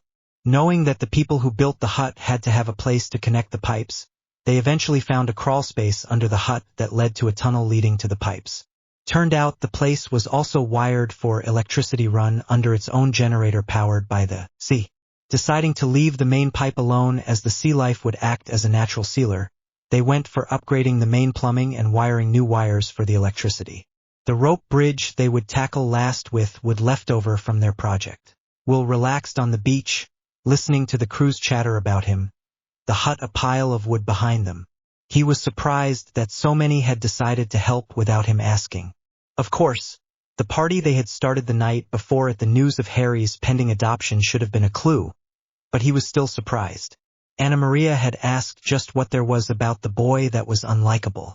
Will shuddered as he remembered the women gathering together to talk about Harry's furniture and wardrobe they would make and buy once the hut was up and running. Never get between women and shopping. He wondered if Harry would come out of the ordeal alive once the women got through with him. Casting his thoughts aside, he focused on the task of building when the supply dinghies landed. The first thing on the to-do list was the framing. Kingsley left the Scotland Yard jailhouse, his mood dashed. The Veritaserum had worked, but only to an extent. He hadn't been able to ask where the Potter boy was before he had to flee. His Notice Me Not spell worked on both muggles and electronics, but people became suspicious when the two adults in question started acting strangely. Their inmates in adjoining cells had caused a ruckus over their weird behavior. He had decided to bail and try again later that night. Unfortunately, his nighttime questioning hadn't been as fulfilling as the first. The first thing out of his mouth had been where the boy was, but all Petunia had said was the island. What island? She continued to say the island. Kingsley didn't know what was wrong with the potion, but it had failed. Severus wasn't too happy when Kingsley had reported it later that evening. He had made the potion himself. It should have been perfect. The man must have screwed it up somehow. What do you mean the potion didn't work? He asked darkly. The usual 4 tables had been reduced to 1 for the resident professors and their guests. Remus had opted to stay in an inn at Hogsmeade so as to stay close for news. Oh no, the potion worked all right. Asked the textbook questions when one does an interrogation with Veritaserum. When I got to the real question, however, the inmates started making a scene. They were rather freaked when the Dursleys started acting funny. Mind you, I would have done the same, Kingsley commented before he took a bite of his steak. At least we have something, Remus commented. We now know he is on an island. Well, that narrows the list all right, Severus retorted. Well, Kingsley continued, I did go and visit the Muggle airport after my first attempt. That turned up better results. Amazing what info you can be privy to with the right transfigure spell. Anywho, the port's records show they left for Haiti. At least now we know what area to look in. I also went and questioned the lawyer, Mr. Beckett. Nice bloke, really. Extremely worried about Potter. Apparently, there is an island off of Haiti that Petunia Dudley had been interested in just before this whole thing started. He said he couldn't give me an address as all of his files concerning the case had been confiscated. I didn't feel the need to question him further as he was so eager to help. Haiti it is then. I'll inform Arthur in the morning, Remus declared as he continued with his dinner. That's wonderful news, Madame Pomfrey said. That gives me a better chance of narrowing down what potions and spells I'll need. Indeed, Severus agreed, now calmer with the news of a general location. Mentally, he prepared what potions he would have to brew that night. I wish to accompany the team that goes to retrieve Potter, he suddenly said. Whatever for? Minerva asked surprised. There are a few potion ingredients I'll need from the islands that are better when freshly cut. 2 birds with 1 stone. Capital idea, Severus, Dumbledore agreed. When we have authorization for intercontinental travel, you, Remus, and Arthur shall apparate to Haiti. I believe it's a small enough place to figure out where young Harry may be. Lovely, Severus said with a sneer. It was your idea, Remus reminded with a frown. Severus ignored him. By the way, Albus Flitwick spoke up. What do you plan to do with the boy once he is retrieved? Sadly, Dumbledore answered. Once his relatives are out of jail, as I'm sure they will be with Vernon's business connections, Harry will go back to the Dursleys. Loud disbelief and protest met his announcement. You can't be serious, Albus, Minerva declared. Surely there is a wizarding family capable of taking the lad in, Kingsley reasoned. Please, Dumbledore, sir. Harry shouldn't be forced into that ooze, Hagrid pleaded. You cannot possibly expect those people to just take the boy in again, Remus exclaimed. Waiting for the chatter to quiet down enough for him to be heard, Dumbledore continued. I shall be placing stronger wards around the property to tell me if Harry is hurt in any way. When we retrieve the boy, he shall come to Hogwarts for healing before we return him to his relatives. However, his time in Hogwarts must be obliterated from his memory, I'm afraid. I fear early exposure to magic may expose him to some of the more unsavory effects of fame, as the Ministry, as dull-witted as they are sure to catch wind of this one way or another. I do not wish for him to gain a complex from it. Any Muggle authorities and bystanders in connection with the case shall need to be obliterated as well. The people around the table quietly agreed with the headmaster, too tired to really argue. Mr. Beckett? In his law firm in London, Beckett was just about to leave for home. Looking up from his briefcase, he answered his secretary, Yes, Laura, what is it? That man, Kingsley. Do you think he'll be back? No, my dear. He shall not be back, he said with a smirk. His eyes shifted to the bare space on his bookshelf. No, he most certainly won't be coming back. Happy to have filled his good deed quota for the day, he continued on his way home. 15 dead men indeed, he mumbled under his breath. In her hut in the marsh, Calypso smirked at what her seashells read. So, the wizards were coming to find the boy. Perfect. Things were starting to fall into place. She would go and visit her pirate captains when the sun rose. It was time to explain a few things to them before the wizards arrived. The next day, there was much activity on Harry's island. These planks need to go over there, Timber, as the crew called him on the Pearl, instructed. He had been one of the few who had experience in building. At the moment he was directing Pintel and Rigetti to a place for them to move a pile of planks that were in the way. Picking up a plank and setting the middle of it over his shoulders, Pintel turned to ask Timber a question. Unfortunately, he had overestimated the length of the board. Timber was fortunate to duck low enough in time, but Rigetti, who was surveying which plank was the best to pick up first, was caught in the head by the swinging board. With a mighty oof and a violent pitch forward, Rigetti dove headfirst into the pile of wood. Having finally learned his lesson, he had taken to wearing a patch over his wooden eye after an overly flamboyant Chinese cook had knocked it into a tub full of live electric eels. The shocks he had received as he fished his eye out were enough for him to claim enough with it and to make sure it wouldn't fall out again. Peeved that he had been knocked down, Rigetti ignored his pounding head and grabbed the closest plank he could grab. Sitting up, he swiped at Pintel's feet. Pintel had felt something collide with his plank, but gave it no mind, wanting to know where to start setting them down. Regretting the decision, he suddenly felt something plow into his legs from behind.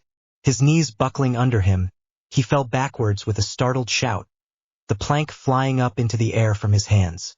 Quickly getting over his daze, Pintel opened his eyes in time to see the airborne board falling towards him. Oh! With no time to raise his hands, the flat of the board smacked him in the face. Serves you right, Rigetti declared with a smirk, his shoulders slightly quacking in suppressed laughter. Gingerly, Pintel lifted the board from his face and moved it aside. Slowly he reached for his nose. Securing it between his forefinger and thumb, he pinched and jerked. A sharp crack was heard. Ow, he wheezed. Timber banged his charts on his forehead at the sight. As the three pirates dealt with the moving of the pile of planks, the rest of the crew had finished with the reinstallation of the plumbing. One of the girls on the Dutchman had a father who had been a plumber and had taken her on a few of his jobs all the way through to her high school years. Thanks to the help of others with building experience from the Dutchman and Pearl, the framework of the hut had been set up. All that was left was to wire the electricity and put up the floors, walls, ceiling, and roof. From there they would worry about the interior. Looking good, men and women, Mr. Gibbs hastily added at the glares. We're just about halfway through. Turning to the Will who was helping solder some wires together, Gibbs asked, "Why you think, Turner?" Stepping back from his wires to let the cool and looking at what the crew had accomplished already, Will had to say he was impressed.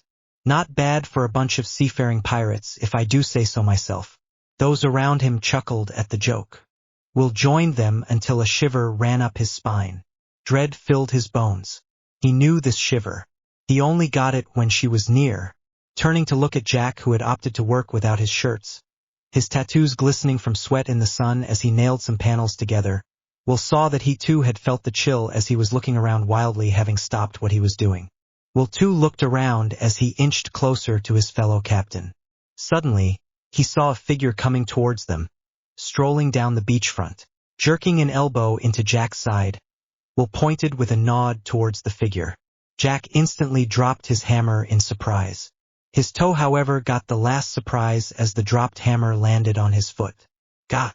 He hopped around on his uninjured foot, the suffering toe now in his hands. The crew had stilled to watch the captain jump around. Tia Dalma had always been entertained by Jack Sparrow. This was not a moment that disappointed. Smiling smugly, she stepped up to the hut the pirates were working on. Running a hand over the sturdy frame, she was pleased. Her appointed guardians were taking their new job seriously. Turning to the still hopping captain and her ferryman, she smiled as she approached. "I'm happy to see you too, Jack Sparrow." Grimacing, Jack gingerly set his foot back on land when his hopping turned to face her. "Tia, love, what brings the mighty Calypso out air of all places?" Ignoring Jack causing him to pout, she turned to the captain of the Dutchman. "William, and 'ow meat you be doin'?" she asked with a smile. Keeping his expressions blank, but not forgetting his manners, he gave a curt nod to the goddess. "I'm afraid I can't say I'm well. Things have been stressful as of late. A boy seems to have suddenly fallen into Jack's and my care. Would you know anything of it?" he inquired with just a hint of sarcasm in his voice. Amused at his slight show of defiance, Calypso smirked and answered, "Why yes, I do know Abu the boy. Smater of fact, he be the reason I'm heir." All work had stopped to listen to the goddess. "Do yas believe in magi I see?" "Believe in magic?" James asked incredulously. He had come to stand by Will in case things turned for the worse. One never knew when it came to this woman. "Of course we believe in magic. It is magic that allows most of us to be here today." A round of agreement sounded around the combined crew. The two captains stayed silent as they wait for the goddess to continue. Calypso's smile widened, showing her gums and yellow teeth. "Good. 'Cause the boy ain't no normal mortal. The crew fell into silence. The raising sun cast shadows into the goddess' eyes, making her look menacing. Dear be award, hidden FRM normal beings. Award of Magi-IC. The boy be FRM, a couple FRM dis Magi-IC ward. A witch and wizard. This boy is deemed imperant to the Magi-IC ward for reasons. No, his own. When the boy was barely a year old, an evil man by the name of Voldemort murdered, his parentis be for turning, his wand on the boy. The spell dat had killed so many before Subtlewhy turned back on the caster, throwing his soul to the winds where it still be roamin'. The Magi-IC ward deemed the boy as its savior. Now, a patai of wizards, belivin the boy be the Magi-IC ward's only hope of survival when the soul takes form Aegean, are now searchin' for the child, wantin' to put the boy back with his livin' family so as to keep an eye on him. What do you mean they see him as their only hope? Jack asked incredulously. He's just a lad. Not even tall enough to reach the railing of a deck yet. And they expect him to fight an evil magic person? Just what are they expecting him to do? Say abracadabra? Calypso smiled at the irony. In a matte of speakin', it is the hope of the leader of the patai, Albus Dumbledore, that the boy, after livin' with his aunt and uncle, would be overjoyed at being taken into the Magi-IC ward enough to be willin' to fight for them when the time comes. Let me get this straight, Will said as he stepped up. Harry is a wizard that the magic world that is hidden from normal people has deemed Harry its savior for defeating an evil wizard who tried to kill him, but had his spell rebound off Harry, scattering the evil wizard's soul to the winds. Now this group, led by a man by the name of Albus Dumbledore, is searching for Harry, believing the soul to come back one day, wanting Harry to fight it again, thinking him the only way to succeed and survive. Am I getting this right? Calypso nodded. Well, how do we stop M from taking Harry? Anna Maria posed. You don't, was the goddess' reply. She was met with disbelieving stares. What do you mean we don't stop the scalawags? Woman, Mr. Gibbs asked faintly. Ta keep the wizards happy and ta keep 'em from causing trouble. You must allow 'em ta take the boy. Dumbledore will erase his memory of his time away so as ta keep him from knowing of Magi-IC until he is old enough to attend his Magi-IC school. When he returns the boy to his family, he'll place powerful wards round the ooze. Belivin' in his Magi-IC. Dumbledore won't tink ta look in on the boy. For him dear, well you may do what you do best, yes? Took the pirates a while to figure what the goddess meant, but a few seconds later Will spoke, so we allow the wizards to take Harry and erase his memory. He will place wards around the house, but will relay on them to alert him to anything amiss. And from there, we can steal away with the lad. Jack finished catching on. With the papers, if anyone asks, Harry will be rightfully our charge. Only thing that could possibly be in our way would be the magic people, but if they think Harry is still with those cads, they won't come looking for him again, savvy? A brilliant plan, Gibbs agreed. What was this about a school now? James asked. The Magi-IC ward as several schools round the globe, but the one dat Dumbledore controls, Hogwarts, is the one dat Harry must attend in 7 years' time. He must learn the Magi-IC of the Magi-IC ward in order to defeat the evil soul he once banished. Wait, I though that fighting the evil dark magic ghosty was a bad thing, Jack said confused, though his thoughts were reflected by his companions. Dear be a prophecy predictin' dat Harry shall be the one to vanquish the evil once and fair all. It is the reason Dumbledore has such interest in him. Curious, Will asked, and what is your interest in him? Now, Calypso smiled in joy. The boy shall be powerful when he reaches age. He shall fie nicely as a lord of my seas. Jack's eyebrows shot up. Will, eyes wide, ventured, wait, you want us to raise him to be a pirate lord? Aye. And at bet a pirates den the two of ye? Well, she's go a point, mate, Jack consented. Excitement ran through Will veins. Turning around he said, then what are we standing around here for? Let's get back to work. Jack smirked as the crew turned back to what they were doing. Turning back to the goddess, Jack was surprised to find her gone. Looking towards the sea, he saw a crab make its way under the waves. He pivoted around to find Will looking out at the sea, a smile on his face. Well, that was interesting. Will smirked. Very interesting. What have we gotten ourselves into this time, my friend? What is it we usually get ourselves into?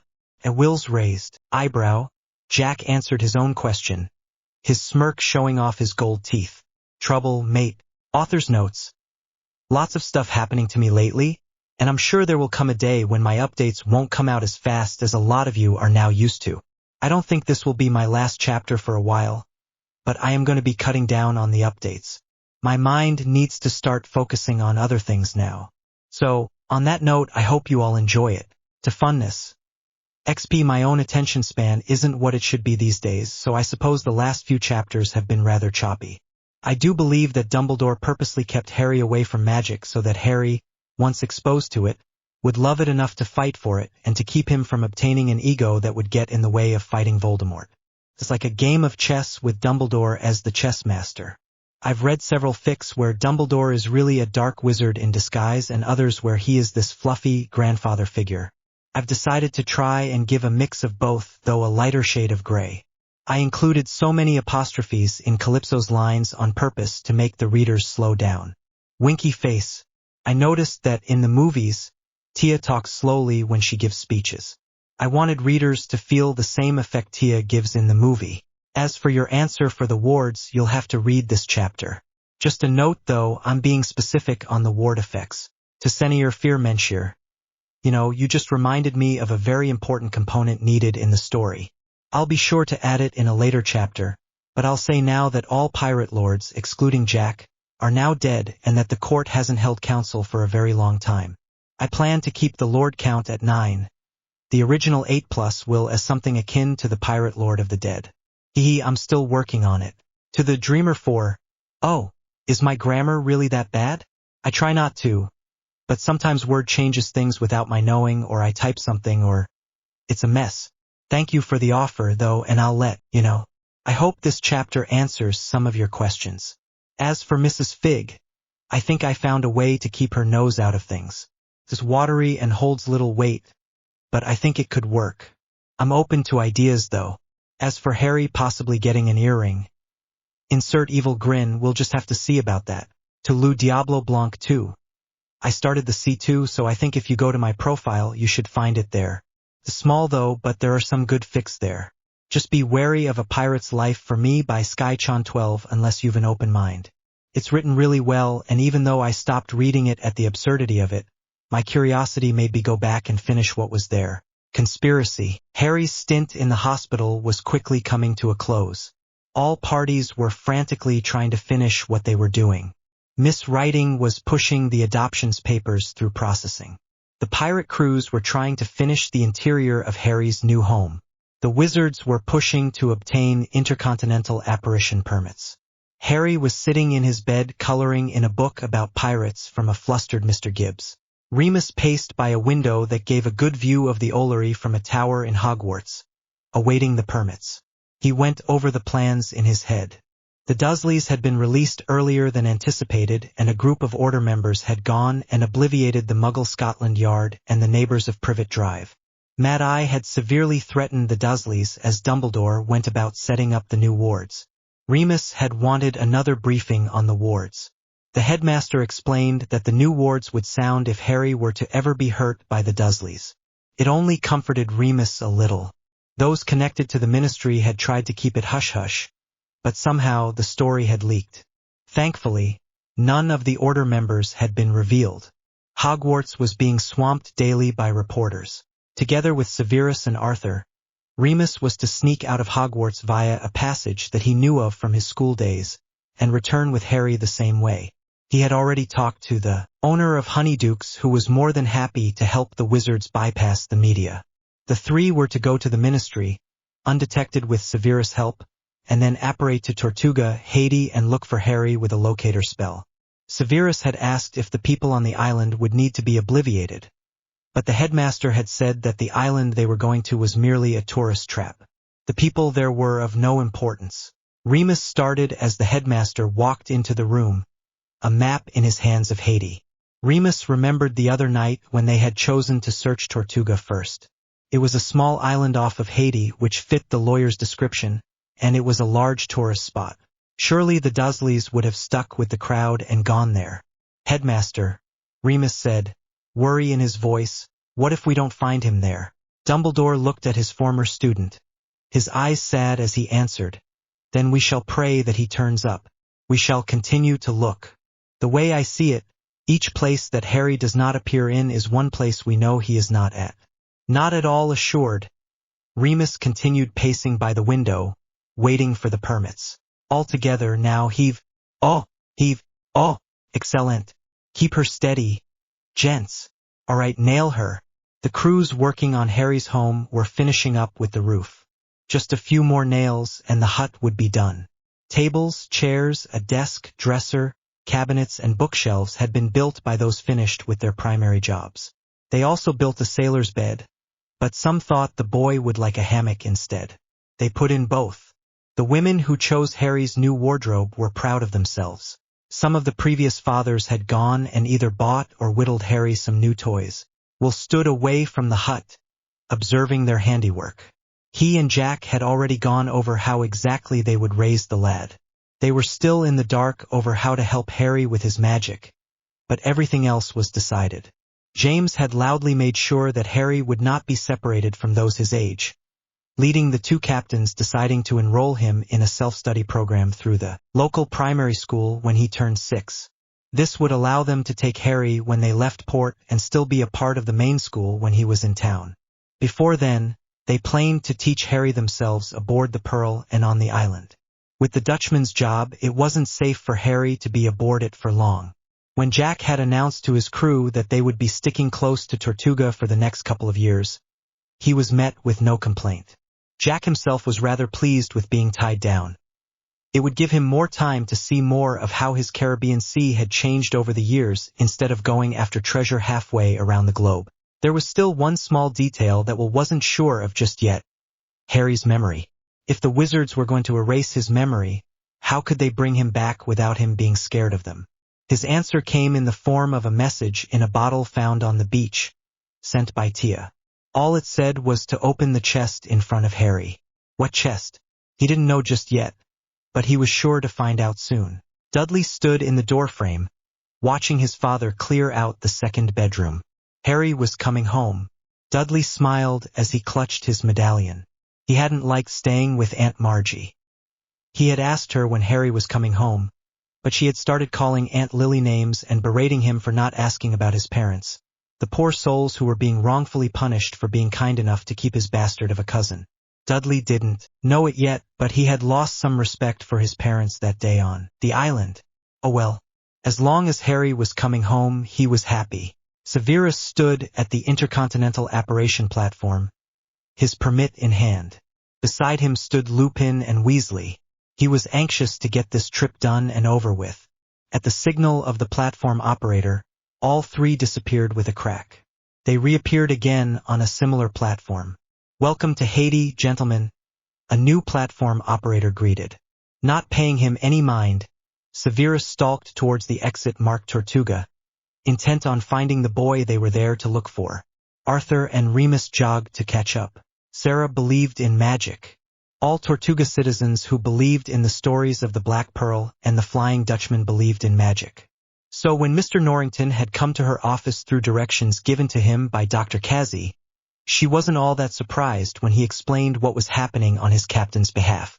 She had quickly gotten over her shock enough to double-check that the adoption papers were correct and being processed as Mr. Norrington finished his tale. She wanted no kinks to be in the pirates' plans, and she didn't want any kink to come from her. Satisfied that all of the papers were correct and going through, final results supposedly being delivered to her desk in an hour, she informed the first mate, "All is going smoothly on this end. The official documents should be on my desk in an hour, but when they say an hour, they mean about 3. If you would have both Captain Sparrow and Captain Turner be at Harry's hospital room in, say, 4 hours, I'll bring the documents and everything should be finalized there. I shall stay out of the way until Harry is back, but I must tell you now, I don't like this plan.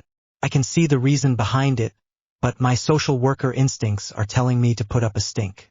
I realize that this is way out of my league, but I still don't like it. Believe me, I understand your worry, Miss Writing. A portion of the crew and I do not like it at all either. However, taking into consideration the circumstances surrounding Harry, this will probably be the best way to deal with it. Sarah nodded in strained understanding. I wish you luck, for Harry's sake. Nodding his thanks, James stood and left. This place is bigger than I thought, Remus commented as he took in the sights of Tortuga. In some places he could see where the people had rebuilt or remodeled and where others had maintained an old-fashioned feel to their establishment. Hotter too, Arthur commented as he wiped his forehead with a handkerchief. I don't know how you can stand it, Snape. Indeed, Severus was dressed completely in black, which won several looks from both tourists and locals alike. Severus paid the comment no mind, focused on finding the boy. He was looking for a secluded place to perform his locator spell. Do you have the item we'll need for the spell? He asked, directing himself towards Remus. Reaching into a bag, Remus pulled out a stuffed toy stag. It had been Harry's before the attack on Halloween. When Remus had gone to see the place for himself that night, he had been surprised to see that the toy had survived the destruction of the house. Hoping to see Harry, he had kept it safe. Yes, it's right here. Good. Let's get out of view. Last thing we need is a mob following us, Severus said as he turned down an alley. Remus and Arthur followed after the impatient potions master. A boy who had been watching the strange strangers suddenly dashed for the beach. Running over benches and rocks with his bare feet and dodging people, he came to a small sand dune. Picking up a cut palm branch off the ground, he turned towards a cliff in view of the dune and started waving it overhead. Another boy on the cliff saw it and stood. Taking his own palm branch, he turned towards a windmill and started waving it. Two girls on the roof of the mill in turn picked up their own palm branch, each turning in opposite directions towards the hospital and where the Dutchman was anchored and started waving. In each direction, another would pick up their own palms and continue the cycle. On the Dutchman, a member in the crow's nest hollered down to the people on deck. Wizards ho! On deck, Mr. Gibbs smiled. Showtime. Brilliant idea of Turner's to ask the locals to warn us. Indeed, James agreed, excitement and worry coursing through him. In Harry's hospital room, Dr. Casey was giving Harry a final check over. Jack and Will had just arrived as he was finishing taking Harry's temperature. Everything checks out. He isn't quite at the nutritional level I would like him to be, but that takes more time than I'm sure we have. As soon as Miss Writing arrives, he's all yours, gentlemen. A sailor from the Pearl entered the room with a knock. I'm sorry to interrupt, sirs, but we just caught sight of the signal. The wizards are on their way. Your orders? Dr. Casey became nervous.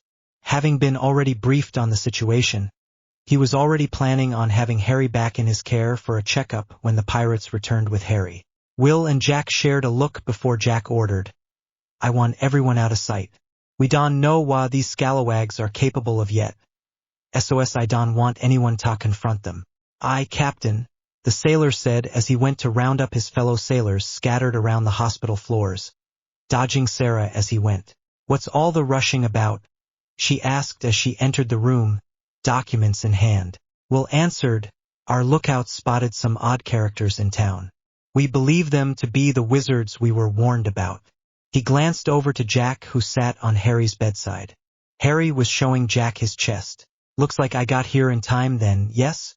All I need you two to do is sign your names in a few places, and we'll be all set. I all set, Jack murmured absently. May I hold your chest there? Harry? I just want to make sure there are no dings in it. Happy to share.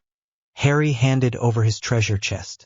Flipping the latch, Jack opened the lid slightly, while Harry's attention was on Dr. Casey, who was removing his four. In the small wedge of space, light and the sound of waves emerged from the chest. Quickly snapping the chest closed and flipping the switch down, he looked quickly around to see if anyone had noticed. Everyone was paying attention to what they were doing. Harry, love, he called to gain the boy's attention. Might I hold on to your chest just for a bit? I promise to keep it safe. Not sure if he was willing to part with his treasure just yet. Harry ventured, promise? Love. Cross my earth. All right, just as long as you keep it safe. The lad, Jack praised as he ruffled his hair. Harry giggled as he tried to push his hands away to no avail. Jack will called. You'll need to sign this quickly, he said as he handed his mate a pen. Right. Just point to where I sign. he said as he took the pen and turned to the documents, Harry's chest secure under his free arm. As Jack signed, "We'll turn to Harry, who was putting on an outfit that Anna Maria had sent with them. Harry, there's something we need to tell you." Harry looked at Will, paying attention. "Before we can take you home with us, I'm afraid there are some men coming to take you elsewhere. Don't worry though," he added as he saw panic start to form in Harry's green eyes. Idly, Will noted that they seemed brighter than before. "Jack, the crew, and I will come to get you soon. Promise. But there is something you have to promise me, all right?" Harry nodded. "I need you to promise not to mention to anyone about Jack, the crew, me, or anything about you being adopted, all right?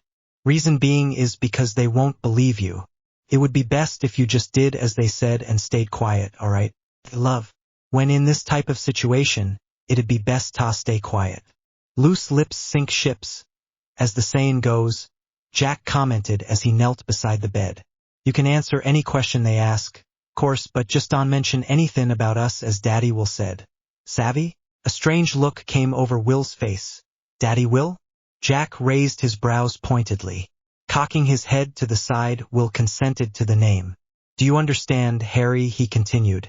After a moment, Harry said, "I should stay quiet, but I should talk, and I can't mention anything about you two or the others.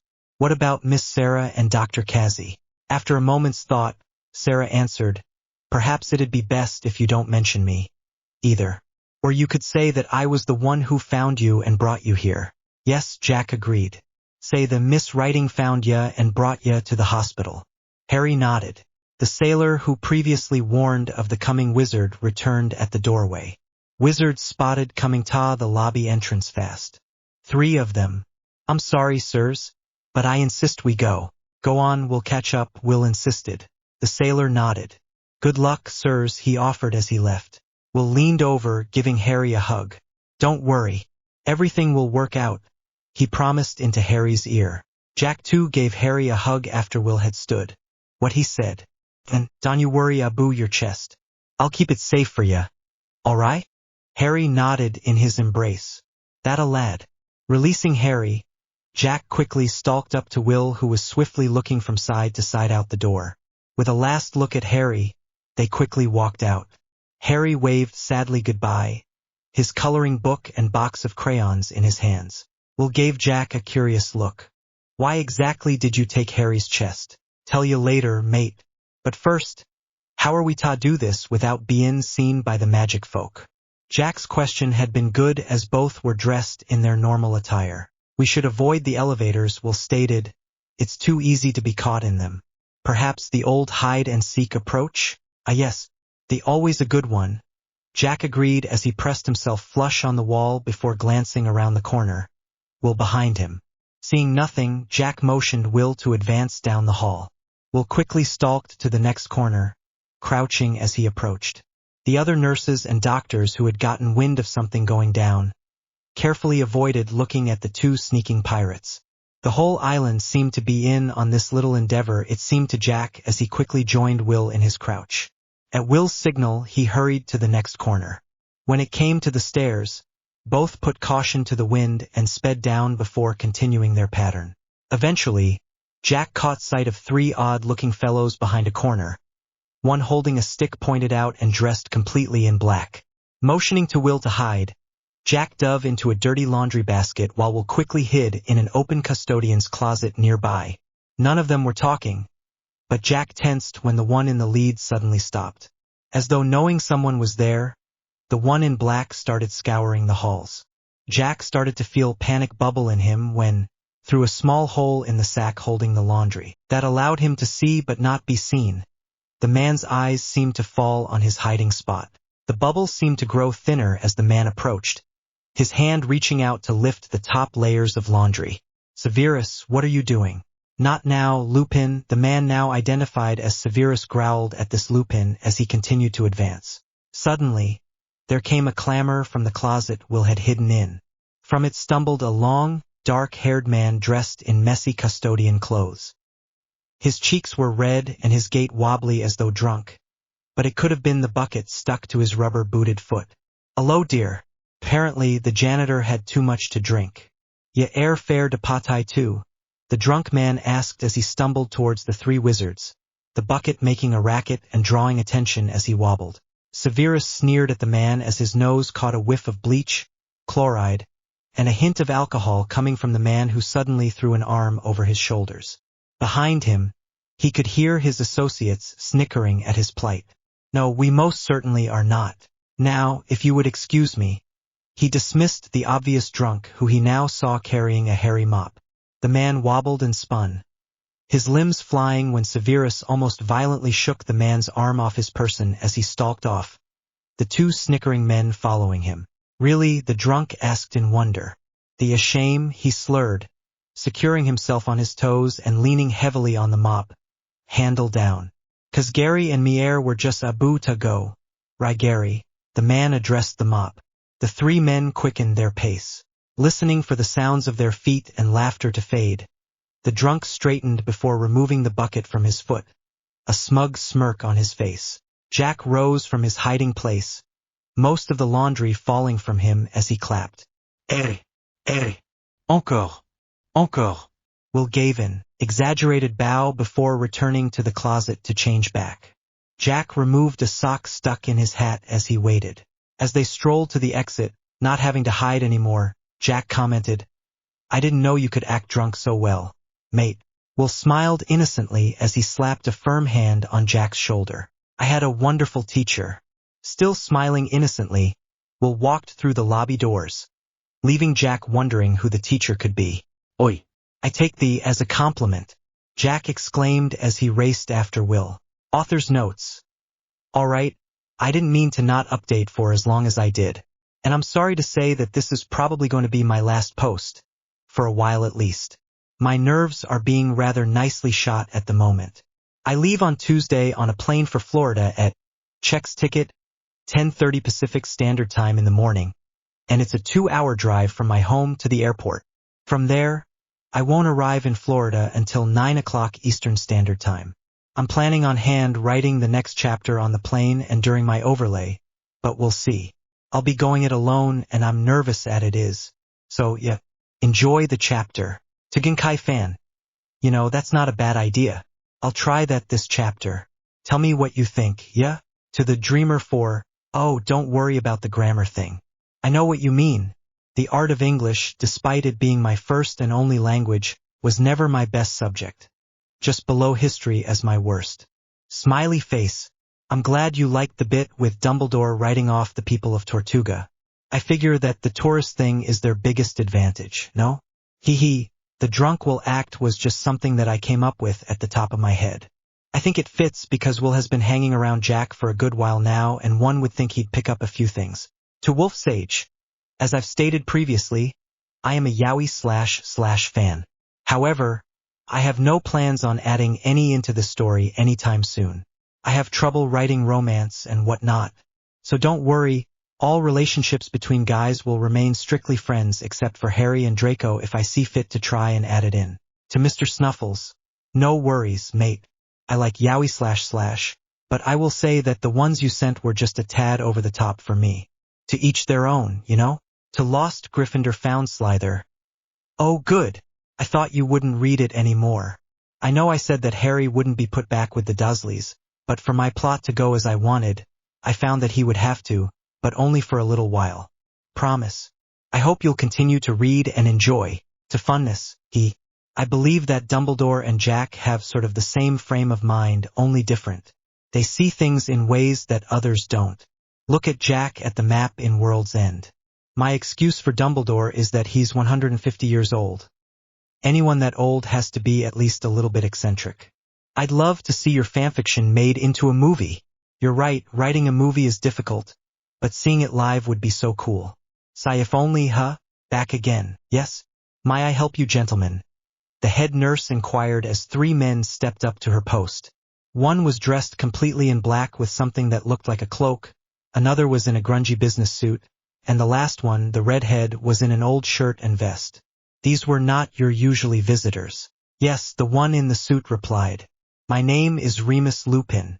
My associates and I are looking for a young boy we believe to be here. His name is Harry Potter. One moment please. So, These were the people everyone was talking about. After pretending to search for him in her files, she turned to the overhead speaker. Dr. Cassie, to nurse's station, please. Dr. Cassie, to nurse's station, please. Usually they didn't call for a doctor to come to the nurse's station, but that was the signal Dr. Cassie had told all nurses on duty to give him. Dr. Cassie shall be with you shortly. Please have a seat. Well, at least we know he's here, Arthur said as he sat in a chair by the wall. And just why are we waiting for a doctor when we could just as easily take him and be done with it? Now, Severus, Remus tried to reason, if we did that, who knows what kind of ruckus it would cause. Besides, if we talk to this Dr. Cassie, I'm sure he could give us an idea on how to help him when we get back to Hogwarts. You know Pomfrey would soon as beam you over the head than check Harry herself for ailments if she knew we found him in a hospital, but had not talked to his doctor. Rather than concede defeat, Severus leaned on a wall, checking his locator charm every now and again. If he was correct, as he usually was, then the boy would be in the room down the hall. About 5 minutes later, Dr. Cassie strolled down the hall from Harry's room where he was checking one last time over Harry's vitals. Hurrying down the room, he spotted 3 strange characters, as the pirate who had warned them had said, sitting and waiting. To keep appearances, he went to the nurse's station first. The nurse politely pointed to the 3. Turning to them, he walked up and offered his hand. Hello there. I'm Dr. Cassie. I'm Harry Potter's primary during his stay here. And you are? Remus Lupin. Doctor, Remus said as he stood and shook the doctor's hand. These are my associates, Arthur Weasley and Severus Snape. We're here to take Harry home if he is ready. After shaking hands with Weasley and attempting to with Snape, though the man stayed in his spot by the wall, Dr. Cassie asked, and what is your relationship with the patient in question? I'm afraid I cannot release a minor to just anyone. He knew what he was doing. He knew that it was probably a bad idea to question these wizards. After informing the hospital president, he had given him permission to release Harry into the hands of these people. However, he still had to go through protocol to make it look authentic. Understandable, Lupin agreed. I was a close friend to Harry's late father, James Potter. I was informed just recently on what has happened to him. Ah, James Potter. Yes, our background check found his father. Interesting fellow. It's as if he appeared out of nowhere just to marry Harry's mother. Almost like magic if I do say so myself, he added. He inwardly grinned when he saw the 3 tents. Yes, like magic, Snape mumbled. May we see Harry now? Weasley asked. Of course. I was just about to go fetch his release papers. Children's social services were to take him from there. But this is better. I'll take you to him and then have you sign his release forms, Dr. Cassie said as he headed back to Harry's room. Harry, you've got some visitors. The wizards stopped in the door as they caught sight of Harry on his bed, coloring in his book. If not for the long hair and slight tan, he looked just like a younger version of James Potter. Gathering his courage, Remus stepped in. Hello there, Harry. My, how you've grown, he states as he knelt at Harry's bedside. Harry had stopped coloring to look at this new man. The last time I saw you, you could hardly walk, and now look at you. Well, my name is Remus. I was a good friend of your parents. My friends and I are here to take you home. All right? Harry looked at this strange man and his strange friends. He remembered what Will and Captain Jack had told him. He was to go with these people for a while until they came for him. Harry nodded uncertainly. Right then, the man in black said in a gruff voice, Let's be going then. He ordered as he started walking out the door only to be stopped by Dr. Cassie holding some papers. Harry will be able to go as soon as you fill out some papers here. Then he's all yours. Ready to snarl, Severus snatched up the papers and handed them to Weasley to fill out. Severus wanted off this island. Boy who lived and ingredient items be damned. The place had him all edgy. There was something about this place that just screamed danger. Once the papers were filled out and signed, Remus took Harry into his arms and the 4 started for the exit. With his coloring supplies in hand, Harry slowly waved back to Dr. Cassie and Miss Sarah, who had been sitting and watching the whole exchange from behind the nurse's station. Harry looked around as he was carried to wherever it was they were going. He watched all of the people moving around in a quick fashion, each person with their own destination in mind. He watched the kids dodge and weave their way through the throngs of the crowd. It looked like fun. Fishermen called out their catch of the day to the crowd of people. Dogs barked. Women scolded their children for running into someone. Cars honked to get through. Bicycle bells rang. Children laughed. A familiar monkey screeched from the treetops, and the place was so full of life. Harry didn't want to leave. All too soon, the men he was with went into a building. He didn't pay attention to any of what was going on or what was being said. All he knew is that he was suddenly being sucked up into something, and he didn't like it. After what seemed like forever, the horrid feeling stopped and Harry thought for a second that he might throw up. The man, Remus, was rubbing soothing circles over his back, so the felling quickly went away. Thankfully, he still had his book and crayons with him. Looking around, Harry saw that the place was almost the same as the building they entered before, only with different people in it. When they exited the building, Harry could only gape at what he saw. This was not the town full of life and color they had just left. It was foggy, lifeless and gray. "Welcome home, Harry," Remus said when he noticed Harry looking around. Home? This was England? Harry didn't want to be in England anymore. He wanted to go back to the color and life. There were no trees here and all of the buildings were so tall, Harry thought he would never be able to see the top of them. So that he didn't have to see any of it, he buried his face into Remus' shoulder. The three wizards took his actions for relief. Snorting, Severus started leading their way back to the train station so they may go back to Hogsmeade and return to Hogwarts. A sense of relief had overcome Severus when he had seen the boy in the hospital bed. Why, he didn't know. Severus sat and ignored the others on the train when Harry started showing Lupin and Weasley his coloring book that a woman, Sarah, had given him. Harry didn't know why these strange men thought it all right to walk through a stone pillar, but apparently it was, though he wasn't going to try it himself any time in the future. The train they were on was neat and the landscape around them was so green. Arthur and Remus were really nice people and he did like all of the green grass and the lake looked so calm, nothing like the sea, but he still wanted to go back. He would do as he was told though, keeping in mind that Will and Captain Jack would be for him soon.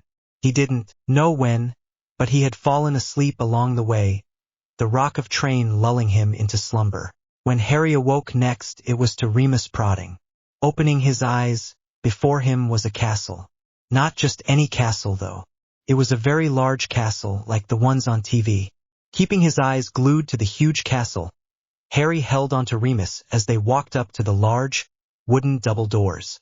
Inside was a woman who startled Harry. "About time you three got here. I'm so glad you were able to find Harry. But you should know better than to let a young boy his age out so late at night. To the hospital wing, all of you," the woman said as she shooed them down the hall. Looking out a window, it was indeed night time. "Forgive us, Madame Pomfrey, but we were held up by Harry's doctor in the hospital. He gave us a list of things we should be watching out for." Arthur tried to appease the resident Mediwitch as he handed a piece of paper to her. Looking it over, she nodded and continued her way towards the hospital wing, reading the list as she went. Harry held tightly to Remus. As he looked around the castle, he noticed a few things that were not something he expected. For instance, the pictures moved, and if he could strain his ears more, he was sure they were talking to each other. His favorite was the life-size giraffe that ducked down as though to see him. He also noticed that the suits of armor seemed to fidget. Small clinks could be heard as they moved. Looking down another hallway as they passed, Harry could have sworn that he saw a staircase move. There was also this feel that Harry got from this place. It was pleasant, something he would have liked to greet if he could. It was like he was being watched. By what, he didn't know, but he got no feeling that it was dangerous. This woman they were following though was dangerous if how the gruff man in black seemed to cower before her. All too soon for Harry's liking. He was having a time looking around. They entered a room with several beds lined up against the walls. Remus set Harry down on one of them before letting the witch in to inspect him. "Hello there, Harry. I'm Madame Pomfrey and I'm the school's resident Mediwitch. A nurse if you will. I'm going to be checking your vitals real quick and see what needs fixing," she explained as she pulled out a stick. So they were in a school. Why was he in a school?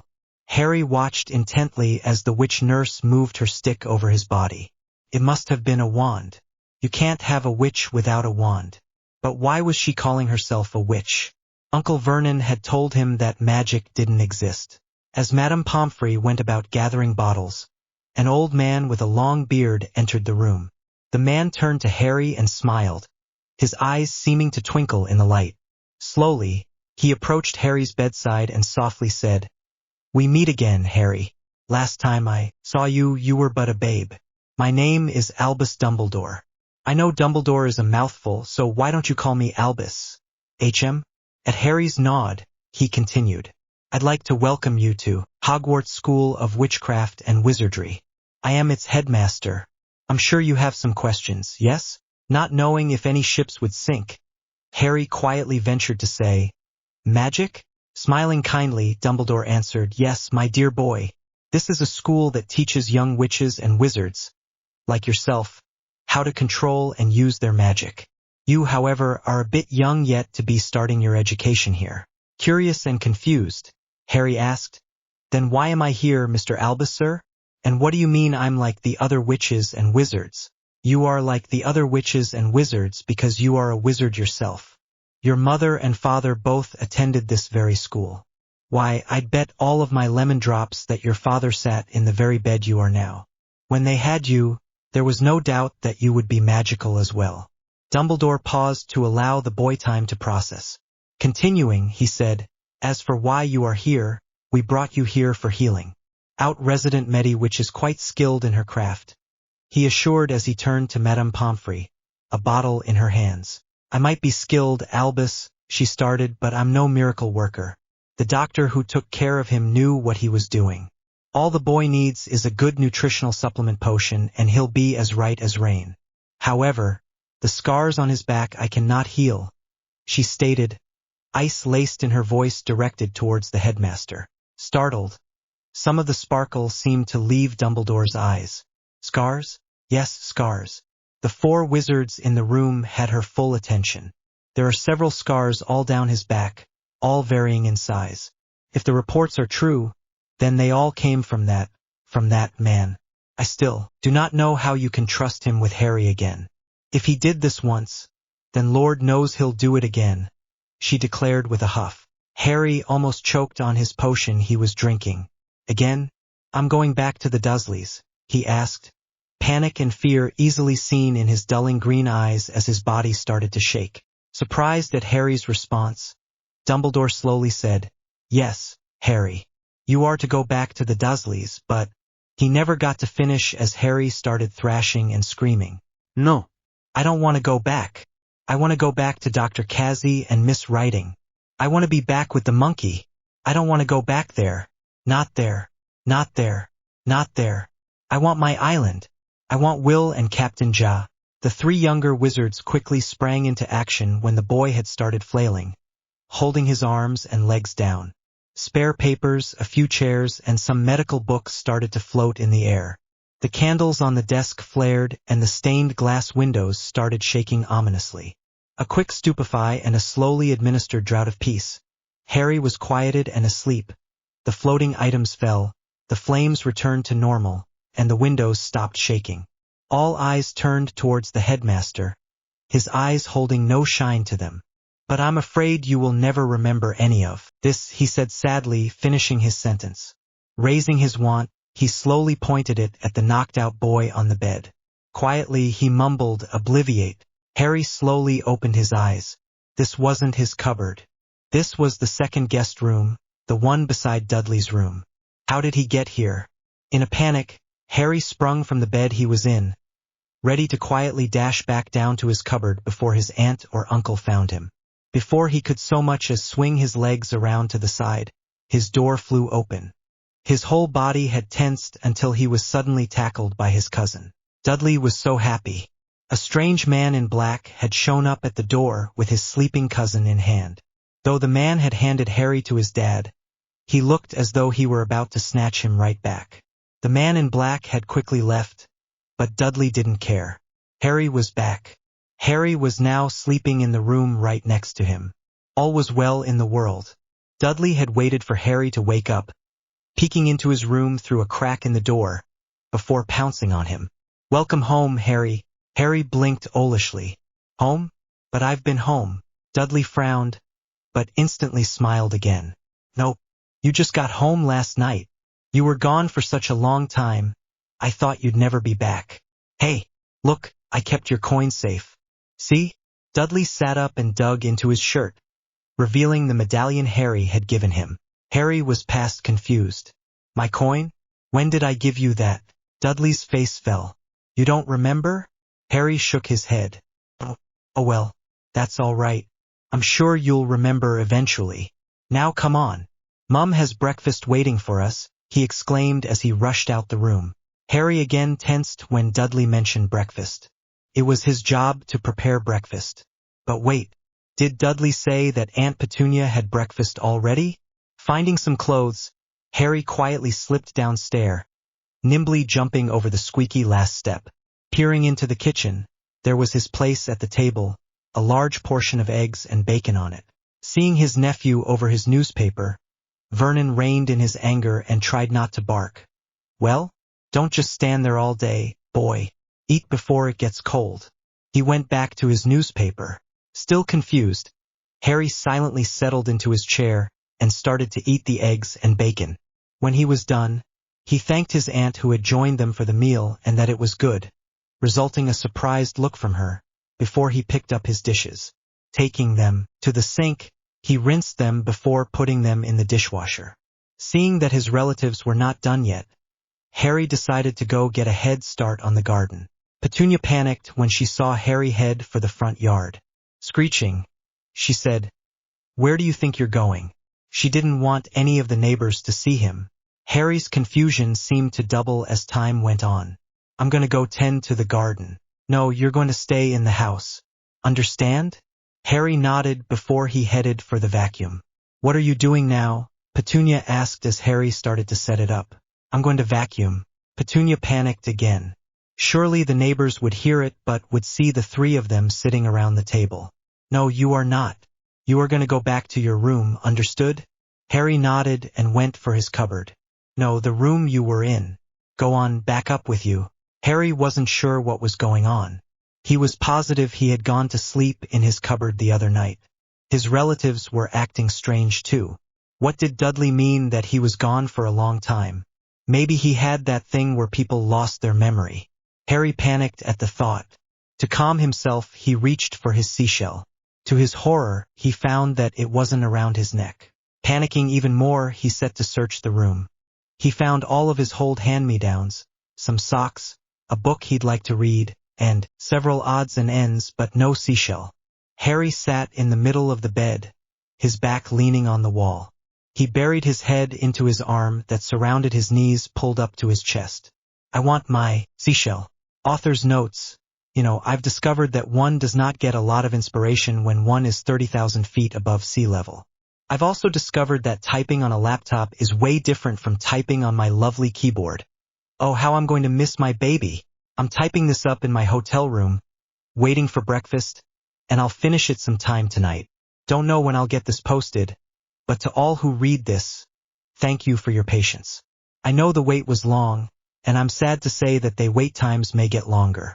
I'll try my best not to disappoint. Here is what I was able to get while on the plane. The rest is afterwards. Starting to, I think, get closer to my first stop. I'm writing on the plane as I write. Enjoy. Ha! I've been downgraded. I miss my Comcast high-speed. I was told they'd have wireless here, but no. Now I'm bumming a connection from one of the girls in another apartment, and I now have to set my laptop up for Ethernet. So yeah, fun day. So, just another reason I may not be able to update a lot. I may not be able to update at all for 6 months. I want to cry. Sorry for the long wait. I've been busy. Sorry if it seems rushed. My mind isn't working real well at the moment. But I wanted to get this out. Enjoy. To a new dreamer. Thanks for the advice. The sandals I wore were great for the trip. I did pack a change of shirts, but thankfully, I didn't lose my luggage. I was only able to get a window seat on my first flight. My second one I had an aisle seat. Yuck. Hope you enjoy the chapter. To all readers, I am so sorry about the wait. As I've said, I've been very busy getting to Florida and settling into a dorm. It's no fun. Again, sorry if things seem rushed or if people seem out of character. Return. Harry stayed in his room for the rest of the day. He was very confused. He couldn't go out and he couldn't do chores. His relatives would stop him. Dudley was the only one happy to see Harry. He had stopped his past bullying. He was so glad that his cousin was back. He made Harry more confused, however, with the story of Aunt Petunia and Uncle Vernon leaving him on an island. And the gold coin around his neck? It had come from him? Harry didn't remember ever getting a gold coin such as that. As a matter of fact, Harry didn't remember much from the last week. He only remembered something yellow and sweet. Harry wasn't too concerned about his lost week. He was more concerned about his missing seashell. He had looked under the bed, in the covers, in the closet, and had even ventured and braved the strange looks his aunt and uncle gave him as he searched the downstairs. There was no shell to be found. Later that night, Harry lay in his bed awake. He had searched just about everywhere for his shell. He hadn't checked the bathrooms yet, but he was planning to in the morning. Other than his search, the day had not been that interesting. Around noon, Dudley had been taken to a daycare. Something about getting to know his preschool classmates for the next semester. The Dursleys had left him at home saying that he would meet his classmates when he started preschool. With Dudley gone, this left Harry very much alone. Not wanting his cousin sad, Dudley decided to go visit Harry. Grabbing his medallion and a lump from his backpack, he slowly and quietly padded to the room over. If the sounds of his father's snores were anything to go by, then it was safe to move about. The large grandfather clock at the end of the hall chimed 11 times. Dudley knocked softly at the door before opening and sticking his head in. There was Harry, curled up in his bed staring at him. When he didn't give any form of protest to him being there, Dudley padded over to the bed and sat beside his cousin. For a while they just sat, comfortable just being together. After a while, Dudley reached for the lump he had grabbed earlier. "Here," he said as he handed it to Harry. "I know you were looking for your seashell, and I didn't know if you found it yet. So I made you this in art and crafts today." Accepting the gift from his pudgy cousin with a smile, Harry looked at the hardened brown clay. It was in the lopsided form of a shell. It didn't have the spikes, and the end wasn't as pointed, but the curled bell shape could be seen. Eyes gleaming, Harry looked at his cousin. "Thank you." Dudley nodded as he too smiled, happy to have made Harry happy. Together, the two toddlers fell back into silence as they sat side by side, each clutching their treasure. The grandfather clock at the end of the hall chimed 12. Arabella Figg prided herself on her ability to look and listen. It was what helped get her job in the order in the first place. What witch or wizard would suspect a squib after all? Shooing aside her cats, Arabella was ready to head to bed. The Dursleys would be asleep by now, and with Dumbledore's new wards she would know if something unusual happened to harm Harry. As she put her nightcap on, she looked out her window that had a nice view of number 4. Frowning, but not thinking much of it, she idly noticed that a thick blanket of fog had settled on the cul-de-sac. Resting her head on her pillow, her eyes closed, and she thought nothing more of it. On her mantel over the fireplace, her clock struck 12. If one were outside that night, one would notice that a thick soup of fog blanketed the entire island of England. If one were outside near the harbor, one would spy in the water 2 large vessels, their features indistinguishable through the thick fog. If one were listening, they would hear a splash followed by the quick gait of 2 pairs of boots. The first steady and sure, the second staccato-like but still sure in its footing. The sounds of the boots could be followed from the docks all the way inland to a quiet neighborhood. The one with the steadier footing asked his companion, "Are you sure it's this way and you're not looking for rum?" As though insulted, the other answered, "Aye, mate. And you know the I want what you nat, so me compass air it knows what we want, savvy?" Will rolled his eyes and shook his head at his friend.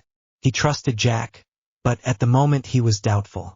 Looking around, the neighborhood they were in was not something one would think to find an abusive household in. Then again, looks could be deceiving. Jack was a prime example after all. Jack suddenly made a sharp turn, Harry's chest in his free hand swinging, almost losing Will, into the driveway of a house. Humming, he stalked up to the front porch and turned around a few times. Curious to what he was doing, Will followed and looked over the spinning pirate's shoulder. No matter which direction Jack turned, the compass continued to point past the front door. Stopping to face their next obstacle, Jack smiled and set to work. Will watched, confident that they wouldn't be found due to the thick fog, courtesy of Calypso. Jack gave a pleased smirk as the wooden door creaked open without a sound. Looking around, he motioned over his shoulder for Will to follow. The inside, as Will observed as Jack was absorbed in his compass, was nicely furnished. The photos that Will could see in the dark consisted of mostly 3 people and a few various people, either family or friends. There was no picture of Harry. Will turned back around to his companion and said, "Are you sure we're in the right?" Only to find his mate halfway up the stairs. "Place?" Ducking down to face Will, Jack said matter-of-factly, "Course we are, mate. The compass as neve let us down for I?" Will shrugged and started making his way to the stair. "Oh, and watch the first step." "'S a squeaker." Jumping nimbly over the first step, Will joined his fellow captain at the top of the staircase. There were a total of 5 doors, 2 on each side and 1 at the end of the hall. Looking at his compass, Jack headed for the one on his nearest right while Will quickly and silently checked the other doors. One was what looked like a guest room, another was a boys' room, then a bathroom, and finally the master bedroom at the end of the hall. Loud snores could be heard from the inky darkness of the room, signaling to Jack that the adults were asleep, but there was one child unaccounted for. Will headed back to the door. Smirking, Jack handed the chest to Will before slowly turning the doorknob and pushing the door inward enough to peek inside. Sitting on the bed in the room was the boy they were there for and another pudgy one, supposedly his cousin, sitting beside him. Both were sitting on the bed and looking out the window silently, quirking an eye at 2 toddlers being quiet for any amount of time. Jack opened the door the rest of the way and padded over to the 2. Panicking that he would startle the children and cause the adult to awaken, Will tried to pull Jack back, but the wayward pirate seemed to slip his grasp. The 2 children in question didn't notice the intrusion. Standing behind them, Jack grinned before tapping a finger on a shoulder of each child. Startled, both whipped around, white in the face. They hadn't heard anyone come into the room. The cousin looked ready to scream at the sight on the strange man, and Harry was shocked speechless. Now smirking, Jack leaned down and spoke. "Hello, young'uns. My name is Captain Jack Sparrow. My friend Air," he said as he gestured to Will, who was frantically looking between the children to make sure they were all right and the adults' bedroom to make sure they didn't wake up, "is Captain Will Turner. We are both pirates. Tonight we're air to steal a someone who is imperant to us. Savvy?" Both boys quickly nodded their heads. Rolling his eyes again, Will gave up on the sleeping adults and stalked up to his fellow pirate. Smacking him upside the head, he said, "For Pete's sake, there's no need to scare a couple of toddlers a third or less your size." Jack held his head and pouted. Harry and Dudley, seeing the now not-so-scary man seeming to cower at the other man, both smiled at their uninvited guest's antics. Feeling better now that the strange man was away, Harry ventured to ask, "Why are you here?" Both pirates were caught off guard, not exactly sure how to answer that. Will finally said, "Well, Harry, we're here to bring someone we care about home with us." Harry frowned. "How do you know my name? And who are you taking with you?" Dudley had gone rather white and latched onto his cousin. Well, you see, that is to say," Will floundered, not wanting to scare them. Jack came up from behind and placing a hand on Will's shoulder murmured into his ear, "Lemme take a this." Not waiting for an answer, he pushed past the gobsmacked captain and addressed the children on the bed. "You see, Airy, you're the one we're air for. Why, you may ask. 'Cause we adopted ya. How can that be probable? Allow me to show ya." Taking note of the scared children's faces again, Jack quickly brought out Harry's chest, set it down between the 2 toddlers, and opened the lid. It was the most beautiful thing Dudley had ever seen. And the sound, it was as though he were back at the beach. Water sloshed slightly at the bottom while coral, seaweed, and barnacles grew out of the water. A few sea stars could be seen moving about along with a single crab. The glow surrounding the entire miniature aquatic setting made it look as though it were a dream. Harry, however, wasn't able to pay attention to much of what was in the chest other than what was in the middle. There, in the middle of everything, was his seashell. He became still as memories started flooding back into his mind. As he continued to look at his shell, memories of the island and the monkey came back. Soon the hospital and Dr. Kazi came to mind. Miss Writing came soon after. Anna Maria giving him a hug. Mr. Norrington patting him on the head. Mr. Gibbs giving him a coloring book. Then came the strange men who took him to a castle. He remembered the old man with the long beard.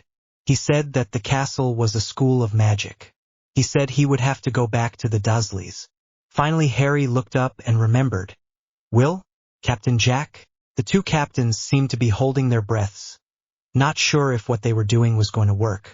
Huge grins overran their faces when Harry called their names. Will quickly sprinted around Jack and pulled Harry into a hug that was fiercely given back. Jack, not able to hold it anymore, pulled both of them into his arms, lifting them into the air in his enthusiasm. Dudley remained where he sat, confused as to what was going on. Harry, once released, turned to his cousin. You were right, Dudley, about everything. These guys, they found me and decided to take me in. They adopted me, Dudley. I'm going back. Understanding what he was saying, Dudley jumped and clutched his cousin. Unknowingly, as he moved, the medallion around Dudley's neck swayed behind him, catching the gaze of the two pirates. A chill went down their spines. Clearing his throat, Will caught the toddler's attention. That medallion of yours, he said as he addressed Dudley. May I see it? Dudley gave a dubious look. While glad that Harry now had people who would take care of him, they were still pirates if what they said was true. Jack, seeing this, said with a chuckle, No to worry, lad. We just recognized their coin. We'll give it back, promise. Nodding, Dudley took off the medallion from around his neck and handed it to Will. Holding it in his hands, Will could practically feel the curse surrounding the coin. Looking at the cousin in surprise, he asked, Where did you get this? Dudley turned to his cousin and said, Harry gave it to me on the island. Harry, Aunt Petunia's lawyer, Mr. Beckett, gave it to me with the chest to keep it safe in. Both pirates' eyebrows almost rose above their hairlines.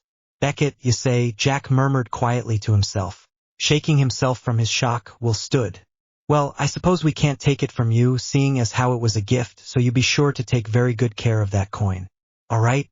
Dudley nodded. Harry looked back one last time from Jack's shoulders up at his window where he could see Dudley waving. He waved back one last time as Will came up beside them carrying his pack. Looking forward, Harry braced himself to venture into the fog, ready to go home. The next morning, Arabella woke up and continued her watch on Harry Potter. It wasn't until later in the evening that she noticed that the mother had gone to retrieve the cousin from daycare, Harry not far behind. Glad to see the boy who lived being included in things, she settled down to taking care of her cats. Tia gazed into her mirror like rocks. One showed the black pearl on its way back to Tortuga, and the other showed the cat person falling for her illusion. Smiling, she turned towards a shell, a larger duplicate of Harry's, which seemed to glow purple in the dim light. Raising a hand, she added more of her power into it. In the rock, the illusion became more solid, looking to the cat person.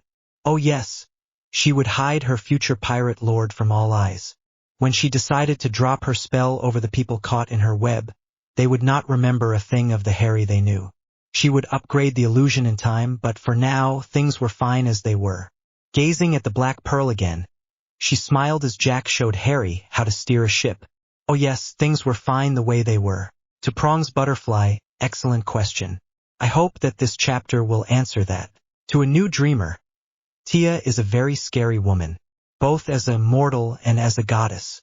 I hope this chapter captures that a bit. To Kirley and Lady Prince, I'm planning on going over a few things in Harry's life. I think that the story would be incomplete without it. To Foreverland, fallen in love? I'm touched. Thank you. I hope you'll continue to love it. To Angie, no need to worry about Harry getting love. I'm planning on going into that in more detail in later chapters. How the Dursleys got out so fast? Good question. This calls for a one-shot sometime. For now, I'll say that Dumbledore took care of it, but I think it would be interesting to go more into it. Thanks for the idea. To Anonymous. Hehe. I type Joan's name correctly when I'm doing the story, at least for the most part, and I have no idea why I missed that. Thank you for the correction. To Doom Mungerer. I will admit, I killed of Elizabeth because I couldn't think of a way to incorporate her into the current time plot, and with her experiences with death and time and everything, well, I just don't see her living forever. I see Will the same way, but he sorta didn't have a choice. Maybe a ghost in the future is in order. New situations. Dudley sat at the dinner table, staring at the strange boy beside him. It had been a week since Harry had been taken by the pirates. Dudley had been sure that his parents would have done something about Harry disappearing, but the next morning, he had felt his blood run cold when out of Harry's old room came a boy that looked and acted just like his cousin. The worst part was that he could see through him. He had reached out a hand to see if it would go through, but he was met with resistance. The ghostly image merely smiled and continued on down the stairs. After a pause, Dudley followed. Entering the kitchen, he was surprised to find the ghost Harry sitting in Harry's spot, seemingly eating a plate of eggs. Dudley got another shock when it appeared that the eggs were disappearing into the ghost's mouth, when really they faded on the plate. Or they seemed to fade. He could still see the eggs, but they were becoming as translucent as the ghost. Dudley jumped when his mother addressed the ghost. Finish your eggs. I don't want to see a scrap left. Yes, Aunt Petunia. Dudley's eyes widened. Could talk. The ghost quickly finished the plate of eggs. Petunia nodded her head, pleased that he had done as told. Dudley watched as his mother picked up the empty plate, rinsed, and placed it in the dishwasher. But the plate had been full. Looking back at the ghost, Dudley nearly ran when it suddenly looked at him and winked. Something was going on, but his young mind couldn't connect just what it was. It had something to do with Harry and those pirates, and perhaps that man in black that had come and given Harry back to them. Suddenly, Dudley felt as though there was a big secret that only he knew. He would keep this secret. A week had gone by already, but the ghost Harry had yet to speak with him. Only when it was spoken to would it speak. Dudley had tried talking with it, but it would only smile at him. None of the adults seemed to realize that the real Harry was missing. His mother never seemed to realize that when she washed the ghost's dishes, she was washing a full plate of food. Even the old cat lady didn't seem to know what was going on. Dudley decided to talk with the ghost Harry again that evening after dinner. Cautiously, he knocked and entered Harry's old room where the ghost went every night. Looking in, there was the ghost, the moonlight streaming through him, looking at him expectantly. Shyly entering, Dudley slowly shut the door behind him so as to not make noise. Turning around again, his medallion gleamed in the moonlight, catching the ghost's gaze. It seemed to smile. Tentatively, Dudley approached. "Who are you?" He was surprised when the ghost opened its mouth and spoke in Harry's voice. "What you see, child, is not real. You are the only one in his past life that Harry trusts.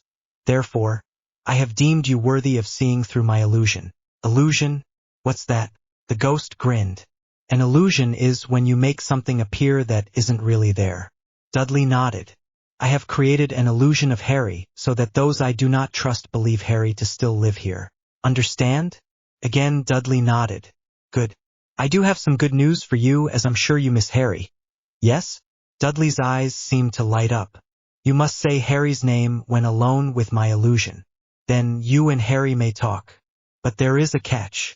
You must say Harry's real name." Dudley was confused. All right, so if he said Harry's name, he'd be able to talk to his cousin when he was alone. But he had to say Harry's real name. "Harry James Potter," he recited. Understandingly, the ghost smiled and said, "I'm afraid that Harry does not go by that name any longer.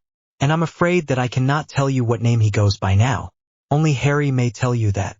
"But," Dudley protested, his eyes tearing, "Harry isn't here anymore, so he can't tell me." "How can he tell me when he isn't here?" The ghost got up from the bed and walked up to Dudley. Frightened, Dudley backed up, scared that he had done something wrong. The ghost lifted its arm and Dudley closed his eyes. He opened them again in shock when he felt the translucent arms gather him into a hug. "I'm sorry, child," the ghost murmured into his ear. "You are correct that Harry cannot tell you, but I promise he will soon. One way or another. I shall not isolate my future pirate lord in such a manner. Never fear, young one. You shall hear from your cousin. For now though," the ghost said as it let go, "I believe you need to get back to bed. You have daycare in the morning." Dudley nodded, glad to know that he would hear from Harry, somehow. As he opened the door, he looked back at the ghost. "What is your name?" The ghost whirled around to look at him. The faint sound of waves seemed to follow in its wake. After a moment, it gave a large grin that didn't fit on Harry's face. The lips were pulled back to show Ghost Harry's gums, and the eyes crinkled. Its eyes started to glow yellow in the moonlight. Then it spoke in another voice. "You may call me Tia. I shall know, ya, young Dudley, and either will me illusion. Now, o ya. Young boys need dare sleep." The ghost's features returned to normal. Dudley nodded as he bid Tia good night. Laying in his own bed, the feeling that something big was happening hit Dudley again. It was his secret. It was Harry's secret. He would keep their secret. Smiling, Dudley clutched his medallion as he fell asleep. Severus Snape stalked down the street. He had been sent by the headmaster to check on the Potter boy. He had, of course, protested that his potions couldn't wait, but he eventually did as Dumbledore asked. Though, he would never voice out loud that he was worried for the boy himself. Besides, he needed a nice walk. Stalking up the steps to number 4, his black cloak billowing behind him, he smartly knocked on the door. As he waited, he peered at the neatly trimmed hedges and evenly cut grass. Usually, he would appreciate such meticulousness, but knowing what lay behind the very door in front of him, he was appalled. Whirling around when he heard a latching being released, he was met with the very boy he was there to see. They stared at each other for a moment before the boy asked, "Who are you?" Startled, Severus gathered his wits and said, "I am Severus Snape. I am here to talk to your aunt. If you would please fetch her, I shall be leaving as soon as possible." Potter nodded as he closed the door and went to supposedly get his aunt. A moment later, Petunia opened the door with a smile. When she saw who was at the door, the smile vanished. "And just what you are the likes of you doing here?" she asked in a harsh whisper, her head turning every which way to make sure the neighbors were not watching. Severus sneered. "I'm here to check on Potter. I was sent by the headmaster. Wasn't it bad enough that you had to land us with the boy twice? If you hadn't noticed, we don't want a freakish thing as him living with us." Severus' left eye began to twitch. "I am merely here to make sure that the boy is being taken care of properly. Food, clothes, a proper room, and so forth. If you would," appalled, but not willing to risk the dark-looking wizard's wrath, she opened the door wider and motioned the man to quickly come in. "Harry," she screeched. The boy padded into the room from the kitchen. "If you would show this man to your room, why don't you tell him what you and I have done this week? HM?" Harry nodded and started up the stairs. Severus gave one more sneer in the woman's direction before following. The boy's room was sparse. There was a bed, a dresser, a small desk, and a small beside. There was a window and a closet off to the side. Severus paid attention to the boy as he spoke. "This is my room. My cousin, Dudley, has his room across from mine," he explained as he pointed to a side wall. "A few days ago, Aunt Petunia and I went and bought some clothes," he said as he pointed to the closet. Severus nodded. "May I see your new clothes?" Harry nodded as he went and opened the closet door. Peering inside, Severus spotted several older-looking clothes that looked like small balloons and then some smaller, newer items. About 5 shirts, 3 pairs of pants, a jacket, and a few sweaters. On the closet floor were a few pairs of shoes that looked too big to fit the small boy and another few that looked new and smaller. One of the new shoes already looked scuffed. "Pleased to see progress," Severus nodded. "And underwear? Have you gotten those?" Harry nodded. "Yup. Some boxers and some socks." Severus nodded again. "Very well then. Tell me, have you been eating well?" Harry thought for a moment. "Well, I eat breakfast, lunch, and dinner every day." Sometimes I have an apple or a cookie in between. Severus again nodded. I believe I am done here, he declared as he walked out through the door and down the stairs. In the main room awaited Petunia. Facing her, Severus announced, the headmaster will be pleased. He expects you to continue to raise the boy in such a manner and to make sure that he attends primary school. The woman's nose wrinkled, but she nodded in consent. Good. I shall take my leave then. I cannot say that I will never be back or if someone else will be along, so make sure you don't do something that action is required again. Understand? The woman's eyes narrowed, angry at being threatened, but nodded. Good day, then. With that, Severus stalked out the door, Petunia quickly shutting and bolting the door behind him. Severus planned what he would tell Dumbledore when he returned to report in. The boy had seemed strange. He had shown little emotion, as to be expected, of course, and he had followed directions without question. At least the boy was clothed somewhat properly, fed 3 square meals, and had a proper room. With his experience under the Dark Lord, he could tell that the boy had not been beaten any time between when he had dropped him off and his visit today. Severus planned on making a few stops to number 4 in the future. Of course, none of his colleagues would ever know of it. Reaching the anti-apparition ward limit, the wizard disappeared with a crack. In the bedroom of number 4, Harry watched and smiled as the wizard disappeared. In her underwater cave of mirror rocks, Calypso smiled an identical smile. Both sets of eyes glowed yellow. This one was interesting. Harry awoke with a jerk. The deck bell was ringing. Sitting up in his hammock, Harry turned towards the nearest window. The sound of the sea greeted him. He breathed in heavily, enjoying the salty air, before swinging out of his net to pull on a pair of pants and some shoes. It had only been a week, but he had learned early on that a pair of shoes with rubber soles were needed on a ship like the Black Pearl. He had tried to go barefooted like cotton, but after the several splinters sticking into his tender foot and slipping and sliding everywhere, he had opted to stick to shoes. Mr. Gibbs had laughed at him and said that he would toughen his feet up eventually. Stepping out of Captain Jack's quarters and onto the quarterdeck, Harry was greeted by Anna Maria with some fluffy biscuits and rich gravy. Smiling, Harry thanked her and climbed up to the poop deck to eat. From there, Harry was able to watch as the rest of the crew went about their chores. Swinging his feet over the edge of the deck, Harry watched Captain Jack as he handled the wheel. The man looked so happy just standing there with his hands on the many handles. Harry was so grateful to this man. He wanted to keep Captain Jack happy. Biting into his biscuit, Harry made another vow of many to keep Papa Jack happy however he could in the future. The sun had yet to rise, but when a flash of green overtook the sky, Harry turned towards the source in time to see the Flying Dutchman rise from the water with a large splash. Daddy Will was yet another man he was grateful to and one he wanted to keep happy. Where Papa Jack was funny and fun, Daddy Will made sure Harry was hugged and loved. Each showed their compassion in their own ways. Harry spied Will on the railing of the Dutchman's main deck, a rope in hand. Permission to come aboard, Captain? Will yelled out to Jack when the Dutchman came into range. Jack in turn smirked as he rolled his eyes. Motioning for him to come over, Will swung and gave himself a push to land on the poop deck beside Harry, who had finished with his breakfast. Good morning, Harry. How are you this morning? Harry loved it when Daddy Will swung over during their trip back to Tortuga. Smiling, Harry looked up to Will and answered, I'm good, Daddy. How are you? Is Uncle Norrington still upset about the dive? Will chuckled at the reminder. It was only a few days after they had stolen Harry back. Harry apparently had never seen dolphins before. A whole pod of dolphins had decided to swim alongside the Pearl sometime in the early evening. Fascinated, Harry had hung over the railing to get a closer look.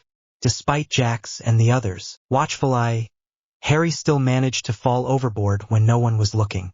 Jack had rushed to the railing, as Anna Maria had told Will, only to nearly keel over laughing. She had rushed to the railing as well and almost started laughing herself. As she had described to him, there was Harry, happy as could be, as he sat on a dolphin that continued to jump and skim the water. When the crew on the Dutchman caught wind of it the next day, James had gone on a protective streak. Anna Maria had joked that his hair would turn white if he were not already dead. Not to worry, Will assured, while James is getting over his shock. I think he'll be all right enough to let you come aboard the Dutchman for a bit. All right? Harry shot up from where he was and descended to the main deck, hoisting himself up to get a good look at the Dutchman. Will and the other pirates chuckled at his eagerness. Whereas seasoned sailors quaked at the thought of the ghostly ship, this little toddler was excited to go aboard. Did you finish your breakfast, Harry? Anna Maria inquired as she strolled by. Yes, Auntie Maria, Harry answered absently. His eyes were still glued to the Dutchman. Anna Maria rolled her eyes and motioned at Will to take the boy over already. Chuckling, Will came up beside Harry and said, All right, now listen carefully. I want you to get on my back and hold on tight, all right?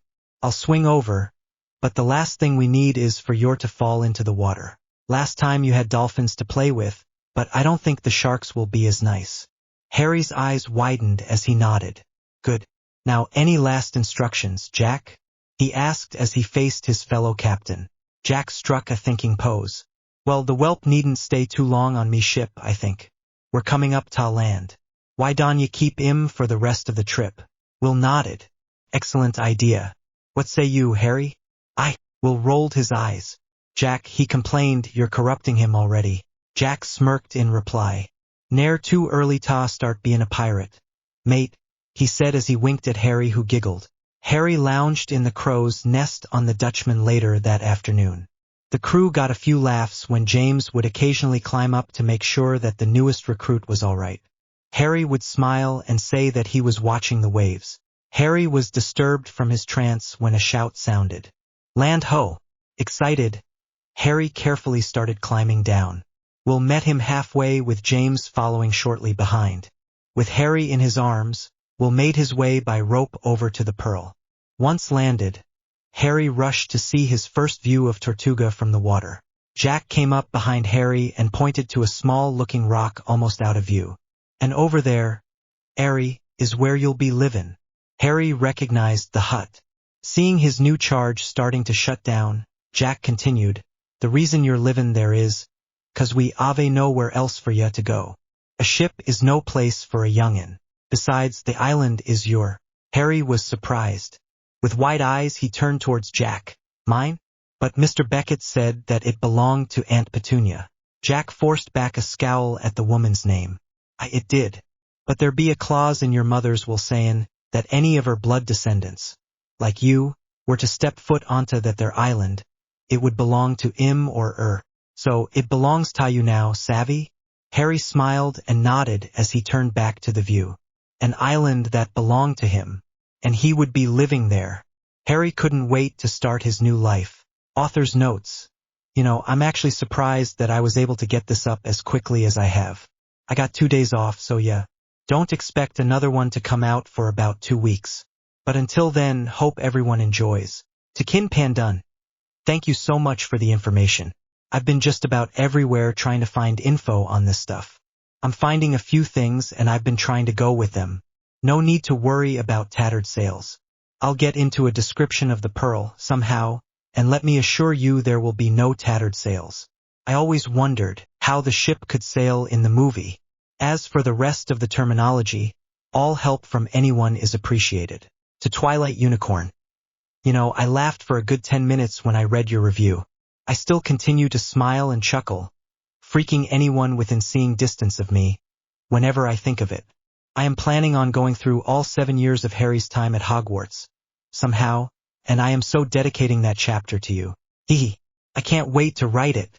Just have to get through the introduction book and then through the first through third books of the HP series first. But I can't wait. To all readers, sorry for lack of my usual responses to reviews. I promise to make up for it soon. To answer a few questions, yes, Will can travel through the Dutchman like Jones could. The reason I didn't have it last chapter was because they didn't want to spook Harry. I tried to explain that in this chapter, but I don't know if I did it well enough. I am planning on going through important part of Harry's life in Tortuga for a while before going on to his time in Hogwarts for a while, so I hope everyone can be patient for a bit. Other than that, I hope you all enjoy. Sorrow and happiness. The clock tower struck 3 o'clock as Jack stood in the shade. He was waiting for Harry to get out of primary for the summer. Summer vacation was about to start, and they had plans to sail to Africa the next day after hearing about a lost tomb, supposedly filled with forgotten treasure. Around Jack stood other fathers and mothers, all waiting to walk their children home. He received a few looks at his dirty, outdated clothes, but he ignored them. They were the strange ones, not him. He didn't go around wearing bright yellow that could attract any insect in the area. He didn't go around wearing... Was that a muumuu? Finally, the sound of a stampede came from the schoolhouse. Jack smiled as he braced himself, ready for Harry to run and mob him. However, as the others slowly left one by one, the 6-year-old boy never showed up. Now worried, Jack swiftly ventured into the schoolhouse and started searching for Harry's homeroom. Jack was passing by the nurse's station when he heard his charge's voice. F-P-Y-O. Curious, Jack poked his head in. There was Harry, reciting letters written in a large font on a piece of cardboard that the nurse pointed to. Jack frowned. The card read GFVD. Knocking, he entered the room. Harry whirled around. Papa! He quickly left his seat and launched himself at one of his two fathers. Elo tayu too, Harry. Ave a good day at school? Jack asked with a chuckle to hide his worry. Harry frowned. Not really. I kept getting headaches. Again? What seems to be the problem then? He asked as he turned towards the nurse. The nurse smiled at him before she directed herself at Harry. Why don't you let me talk to your papa here? Okay? We'll call you when you can come in. Harry nodded as Jack let him down. Giving his papa one last hug around the middle, he hurried out the door. Jack waved after him with a smile, but when the door was firmly shut, he turned fierce and determined eyes upon the nurse. Squirming a bit, she started saying, his teacher brought him in during lunch today. Apparently, he was having some trouble reading, and after having so many headaches these past few months, she thought it best that he be brought here to have lunch and lay down. I was doing some paperwork when I heard Harry reading the charts around the room. One of them was this here eye test chart. I'm sorry, Mr. Sparrow, but I believe that an optometrist needs to take a look at him. She apologized sincerely. You thin? His eyesight is going bad then? She nodded. Could be for any number of reasons. I believe it to be genetics, sir. While a person's eyesight could go bad for any number of reasons, only when the eyes start going bad as swiftly as Harry's has been would I say genetics. Again, I believe that an optometrist needs to see him. Jack nodded. Duly noted, he said as he turned and started heading out the door. I shall have Dr. Kazi take a look him, he assured as he stepped out. There was Harry in the hall. We're gonna go see Dr. Kazi? He asked. Jack, Will, and Dr. Kazi all sat and stood in a small room as an optometrist that Dr. Kazi had brought and strapped Harry to a huge machine. Not to worry, the optometrist said with an accent. Jack figured he was from India. This machine will tell us just what is wrong with young Harry here. Now, Harry, he said as he positioned the machine, I want you to keep your eyes open as I puff a small bit of air into your eyes. Okay? He received a nod. Good, now on 3. 1, he puffed the air. Harry jumped a little when the air came when he wasn't ready. Hey, he exclaimed. You said on 3. I did, didn't I? The optometrist said with a smile. And when I got to 3 you would have flinched. Then the eye would not have gotten the full blast, no? The pirates nodded appreciatively in the background. Harry scowled as the rest of the examination started. An hour later, Harry sat with dark shades over his eyes, as he listened to what the adults talked about. I'm sorry to say, the optometrist started, that Harry will, in a few years if this continues, be as blind as a bat. I can write up a prescription for glasses and later, when he is old enough, for contacts, but I'm afraid that he'll be stuck with this. The two pirate captains frowned. They had wondered why Harry always seemed to be a little clumsy, but they had chalked it up to him being a kid. And now their boy needed glasses. A pirate with glasses was never heard of. It just wasn't done. The salty water could do major damage to the glasses, and when in a fight there was always the chance they would fall off. It was as much of a hazard to the wearer as to the rest of the crew.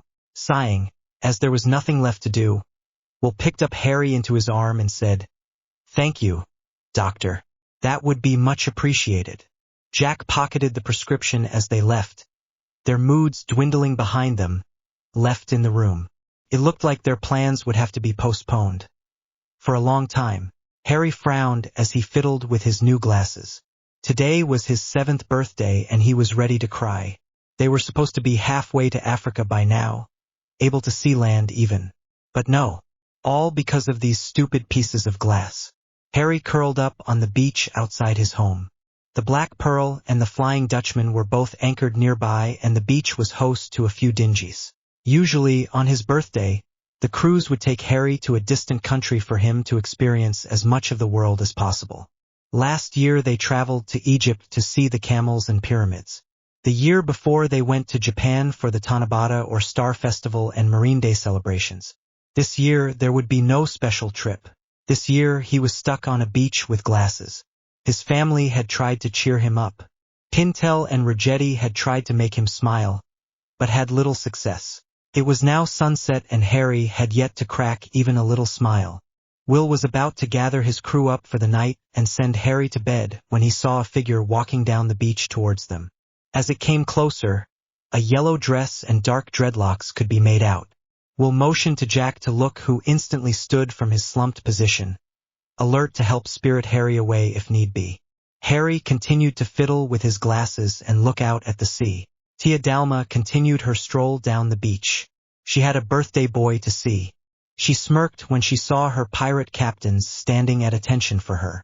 The rest of their crews, having caught the captain's tense stances, were also alert and waiting for orders.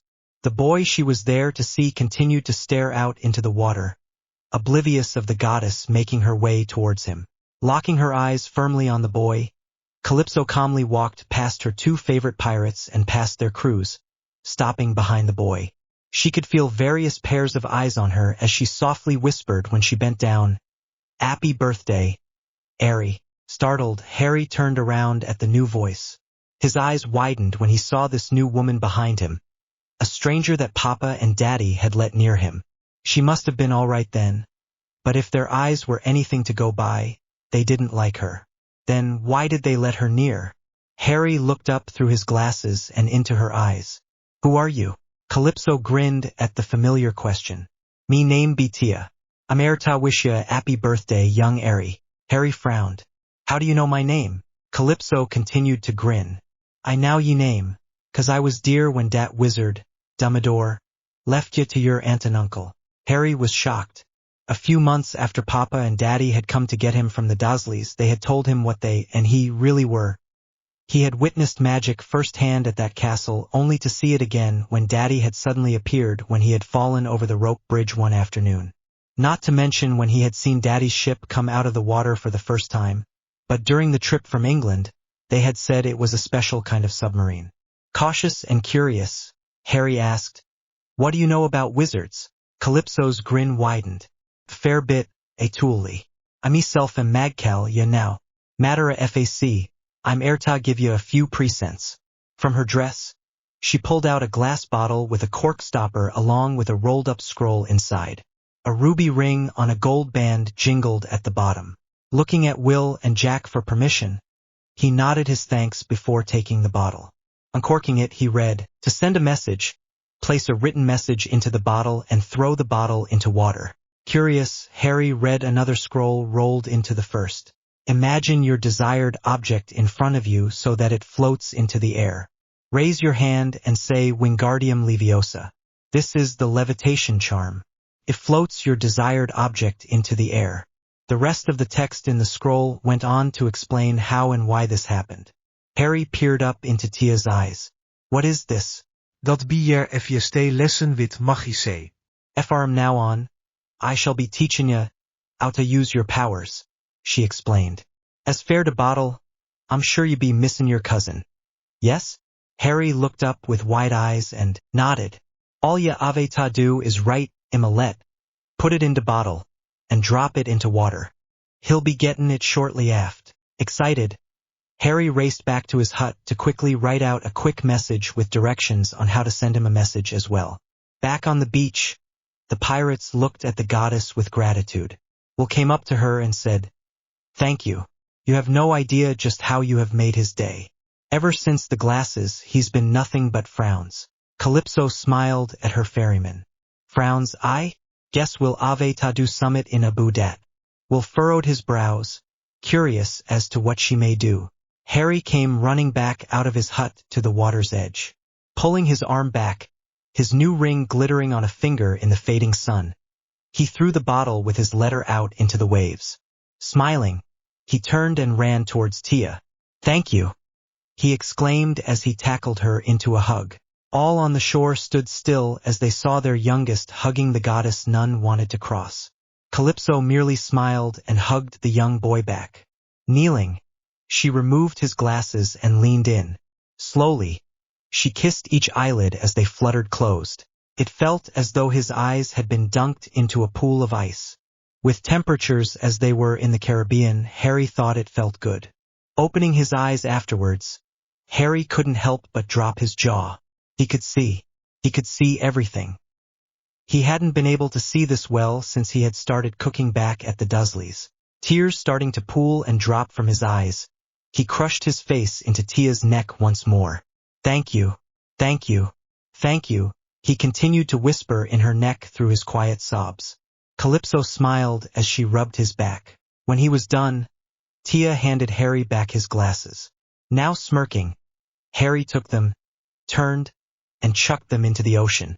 His family started when they saw the action, but when Harry turned around, they stopped.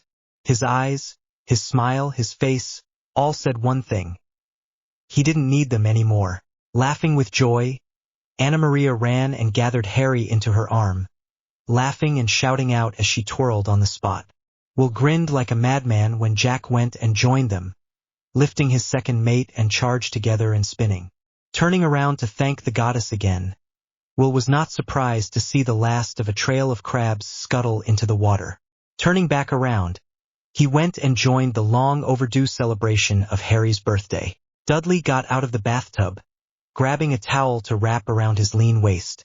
It had been 3 years since he had seen his cousin, let alone heard his real voice. After the first talk with the illusion Harry, he went about just watching it but never talking to it. After a while, he began to find it funny how all of the other adults and kids seemed to think the illusion was the real Harry. The man in black would come about every other month to check on Harry, but he never stayed long. Dudley had watched as the illusion started primary school and how it never tried to make friends. Dudley supposed that Tia didn't want the illusion to do anything too dramatic in case Harry ever had to come back. Having put on his pajamas, Dudley reached for his toothbrush, idly listening to the tub drain of its water. Scrubbing his teeth for the night, he stopped when he heard a splash that was far too loud to be water draining. Turning back to the tub, there in the slowly dwindling water was a bottle. Correction, a message in a bottle. In his tub. Curious, he set his toothbrush in the sink and patted over. Peering at the bottle with the rolled-up paper inside, he carefully reached out and picked it up. Grabbing a towel, he dried it off before pulling away the cork stopper. Tipping the bottle upside down, he shook it until the paper fell out. Replacing the stopper in the neck of the bottle and setting it on the counter, he sat on the edge of the tub and unrolled it. As he read it and clutched his medallion around his neck, his jaw dropped. It read, Dudley. "It's Harry. You'll never believe what I'm doing right now. I'm writing you a letter.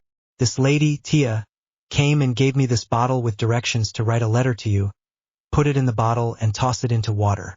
I hope this works, because I miss you. I hope you get this because I want to tell you about all of the cool places I've been. If you get this, write soon, okay? But don't tell Aunt Petunia or Uncle Vernon. You know how they hate magic. Yup, magic. I guess this is a magic bottle. I'll tell you more about that later too.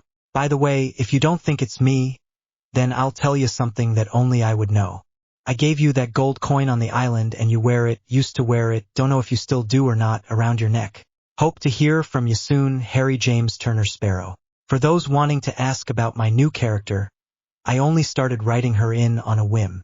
I now have a few plans for her, nothing romantic, but I don't plan on having her as a major character. Something along the lines of Dudley actually. Something to keep Harry anchored. Let me know what you all think. If no one likes her, I'll change the chapter. I start work up again tomorrow, so even though I keep saying this, don't expect an immediate update like today. My next day off isn't until next Saturday. To the Dreamer 4. Thank you for the idea on how to start this chapter off. I had thought about how the book would identify Harry and whether or not it would give Harry away, but I just couldn't think of how Harry could continue to hide. I hope I covered it all right. A new recruit. Dumbledore sighed as Severus left his office, done with yet another report on Harry's treatment in the Dursley household. Oh, how he wished there was another way, but sadly there wasn't. Harry needed to stay with the Dursleys for his future love of magic. Things would be so much easier if only they hadn't tried to get rid of the boy. Heaving another sigh, Dumbledore spotted the book which held all the names of future students that were to receive an acceptance letter. The list would slowly grow and shrink with each passing year. Pulling it towards himself, Dumbledore flipped through the pages until he reached the P section. It would be a few more years yet, but there was Harry's name and address at number 4, all ready for the day that he would receive his letter. A spell that he would cast would automatically address each envelope and send them to Minerva's desk, where she would use a copying spell to send in each envelope the letters. They would then be sent to the Ollery, where the school owls would deliver the letters to the future students. Dumbledore gave a frown as he looked at Harry's name. It seemed rather fuzzy, as though someone had tried to wipe it off. Surely that wasn't the case, however, as nothing could make the book change who would be received into the school. It was a magical book, passed down from the founders, which received and recorded new magical blood that would need training. It would record the name of the babe, and the address would change according to where he or she lived. If the child's name were to be changed at any time, then the book would change with it. Forever though would the same child be in the book until the time came for them to receive graduate. Dumbledore shook his head, trying to erase the illusion he was seeing from his head. Harry's name was written just as any of the other names. He must be getting old if his eyes were starting to deceive him like this. Harry was down in the book along with his address to number 4. That was all that mattered. Shutting the book, Dumbledore set it aside and started making his way to the door. Perhaps a nice cup of hot cocoa would calm him a bit.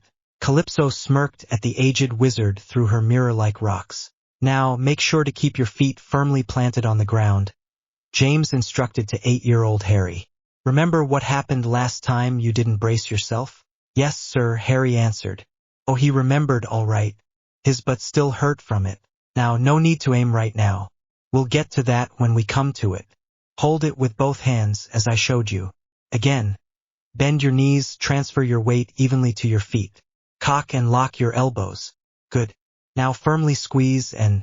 A shot rang out. The bullseye target a few meters from the duo was clipped on the side. Good. Show. Now tell me. How was that? Harry allowed the ringing in his ears to fade a bit before he relaxed and looked at the pistol in his hands. Uncle James was behind him, giving him instruction and support as he taught him how to shoot. Does it always hurt the ears? James smirked. Of all the things to ask. You get used to it after a while. Eventually you just ignore and drown it out. Like Jack's babbling. Harry giggled. Now again. Do not aim. I want you to get a feel for using a gun first before we try you out on targets. Harry nodded and set himself up for another round. Jack sat off to the side tending to his own pistol. He would let Norrington teach Harry the basics, but then he would grab hold of the lad and teach him the real way a pirate shoots a gun. He would allow Will to teach him the proper way to fight with a sword before he taught him the proper way for a pirate to fight. It was good for the lad to have experience in both instances. Smirking, Jack thought of the package he had hidden in his cabin from the boy. Harry's 8th birthday was fast approaching. The only proper gift Jack could really think of other than a trip to India was a new modern handgun. Jack had thought of getting him one that he himself used, but after think about it, he decided on a modern gun. After all, Harry, with old-fashioned teaching, was to be a modern pirate. It would only do for a modern pirate to have a modern firearm after all. When it came to swords, though, nothing beat the good old techniques that Will specialized in. Jack grinned when he remembered that his fellow captain was secretly crafting a fabulous sword and dagger set for their son. He had already finished one of the daggers, and Jack couldn't help admire Will's skills with a mallet, fire, and metal. He would have made a fine life as a blacksmith if he had been given the chance. Oh well. Jack smirked again when he heard an indignant screech from Jack the monkey when Harry accidentally shot it. He covered up a laugh with a cough when Harry nearly dropped his gun to run and check on the undead monkey. Norrington merely stood and shook his head. Will sat on the railing of the Dutchman. The locker's sea spread out before him. A lot had happened in the past few years. Adopting a son was highly unexpected, but very well worth it. From time to time he would think of his son Will. He and Harry would have gotten along beautifully, and Elizabeth would have spoiled Harry rotten. Well, more rotten than Anna Maria did. It would probably have been a contest between the two women to see who could spoil him the most. Will smirked at the thought. While the happy possibilities would flow through his head, he would eventually be brought back to reality. They were dead. He often wondered if Will could see him from where he was, and if he were angry with him for adopting another son. Will would then shake his head and remind himself that his eldest would never think like that. Neither would Elizabeth. Still, though, there was a lingering feeling of doubt that dwelled in the back of his mind. Shaken from his thoughts, he could make out a series of small balls of light. A large group of souls this time. Idly wondering what had happened to cause such a crowd, Will vanished from his spot to the helm. All hands on deck. Incoming soul boats. With a flurry of action, the Dutchman came alongside the group. Will handed control of the ship over to James as he went to go greet the newest souls. Appearing on the water, he approached the slightly frightened people. Glancing about, he could see that they varied from age and size. Off to the right was a large soul boat with what looked to be a family of a mother, father, and a set of triplets. On the other side sat an elderly couple. At the front of the group regally sat a man in a captain's uniform. Approaching the captain, Will said, "Ahoy, Captain. Might I ask how you came to be here?" The middle-aged man had started shaking when he had first seen the frightening ship and had started quaking when he saw this man before him walking on the water. The legends, they were true. Looking into the eyes of the ominous man before him, the captain said, "We're dead, aren't we?" Will nodded sadly. The captain sighed. "I'm Captain George McGwen of the luxury cruise liner, the Golden Lady. We were headed for the English islands from Ireland when we were caught unawares by a storm. The Golden Lady wasn't cut out for rough weather. We only set sail when we were assured that it would be safe," he finished, his voice carrying just above a whisper. Will listened sadly. He had heard this sort of thing before. It always saddened him when this sort of thing happened. "Captain McGwen, I, Captain Turner of the Flying Dutchman, offer my assistance to you and your crew and passengers safe travel through the locker." McGwen sadly nodded. The others in their soul boats had been listening silently, but seemed happy to hear that they had at least a little help. Will signaled back toward the Dutchman, and a few of his crew in Dinies carefully dropped into the water. As he stood and waited, Will couldn't help but look at the clear water of the locker. It had taken several decades, but the water was now clear of the forsaken souls Jones and left behind. Every now and again, however, they would come across a stray soul that they would help from the water to their final resting place. As the boats came closer, one threw a rope to Will, who easily caught it and started tying the soul boats together. A few of the newly dead men would help every now and again, getting the job done faster. Few of the children, not knowing what was going on yet curious, would help as well. Once done, the Dingies started making their way back to the Dutchman. A small group of the few women on the Dutchman met them with blankets for the elderly, women, and children. As they settled in small groups on the deck, Will addressed them, "Ladies and gentlemen, I'm sorry to welcome you to the Flying Dutchman. You have been through a most terrible and trying time, but I assure you that I shall do everything in my power to make the rest of your time here as smooth as possible." Will paused when a small girl came up to him, a blanket trailing behind her. Will bent down on a knee to greet her. Timidly, she asked, "Excuse me, sir, but have you seen my mum and dad? I can't find them." Will's eyes started to water. This was always the hard part of his job. Holding back his tears, Will placed a firm hand on the girl's shoulder. "I'm sorry, I have not seen your parents. If they are not here, then I'm afraid that you won't be seeing them for a long time." Now tearing herself, the girl continued, "They are not dead, are they?" A sob could be heard from the adults. Swallowing back a choke, Will answered, "No, I can assure you that they are not dead. Can I stay with you then until they get here? Will's eyes widened, as did the rest of his crew. Captain McGwen could hardly hold back a cry of surprise himself. It was a rule that Will had made about the Dutchmen that he had stuck to for the past 400 years, that any who asked would find a place for themselves on the Dutchmen. Those that wanted to leave need only to say the word. Will braced himself. Do you know where you are, lass? The boy nodded. I'm on the Flying Dutchman, right? Will continued, and do you know where we are right now? The girl shook her head. We are in Davy Jones' locker. It is where those that die at sea go before they reach their final resting place. It is my job as the captain of the Flying Dutchman to ferry all who need my assistance. Do you understand? Slowly the girl ventured. So only the dead come here? Does that mean that I'm dead? Will slowly nodded. The girl's eyes started tearing. Will gently reached out and brought her into a loose embrace in case the girl didn't want to be held. Instead she grabbed onto Will and started sobbing. All around him, Will heard various forms of disbelief and sorrow through his new passengers. Once the young girl stopped crying, Will said, I accept any who wish to join my crew, but I tell you now that it is hard work. You will find yourself in various situations of danger and even pain. However, any who wish to leave may do so. Do you understand? The girl nodded. Do you also understand that if you stay on my ship that you would never see your parents again? Will was trying to get the girl to take back her words. James and the rest of the crew waited with held breaths, praying that the girl would be scared enough to continue on. She was far too young to be a sailor on a ship such as the Dutchman. Tears threatened to spill from Will's eyes when the girl nodded. He tried again.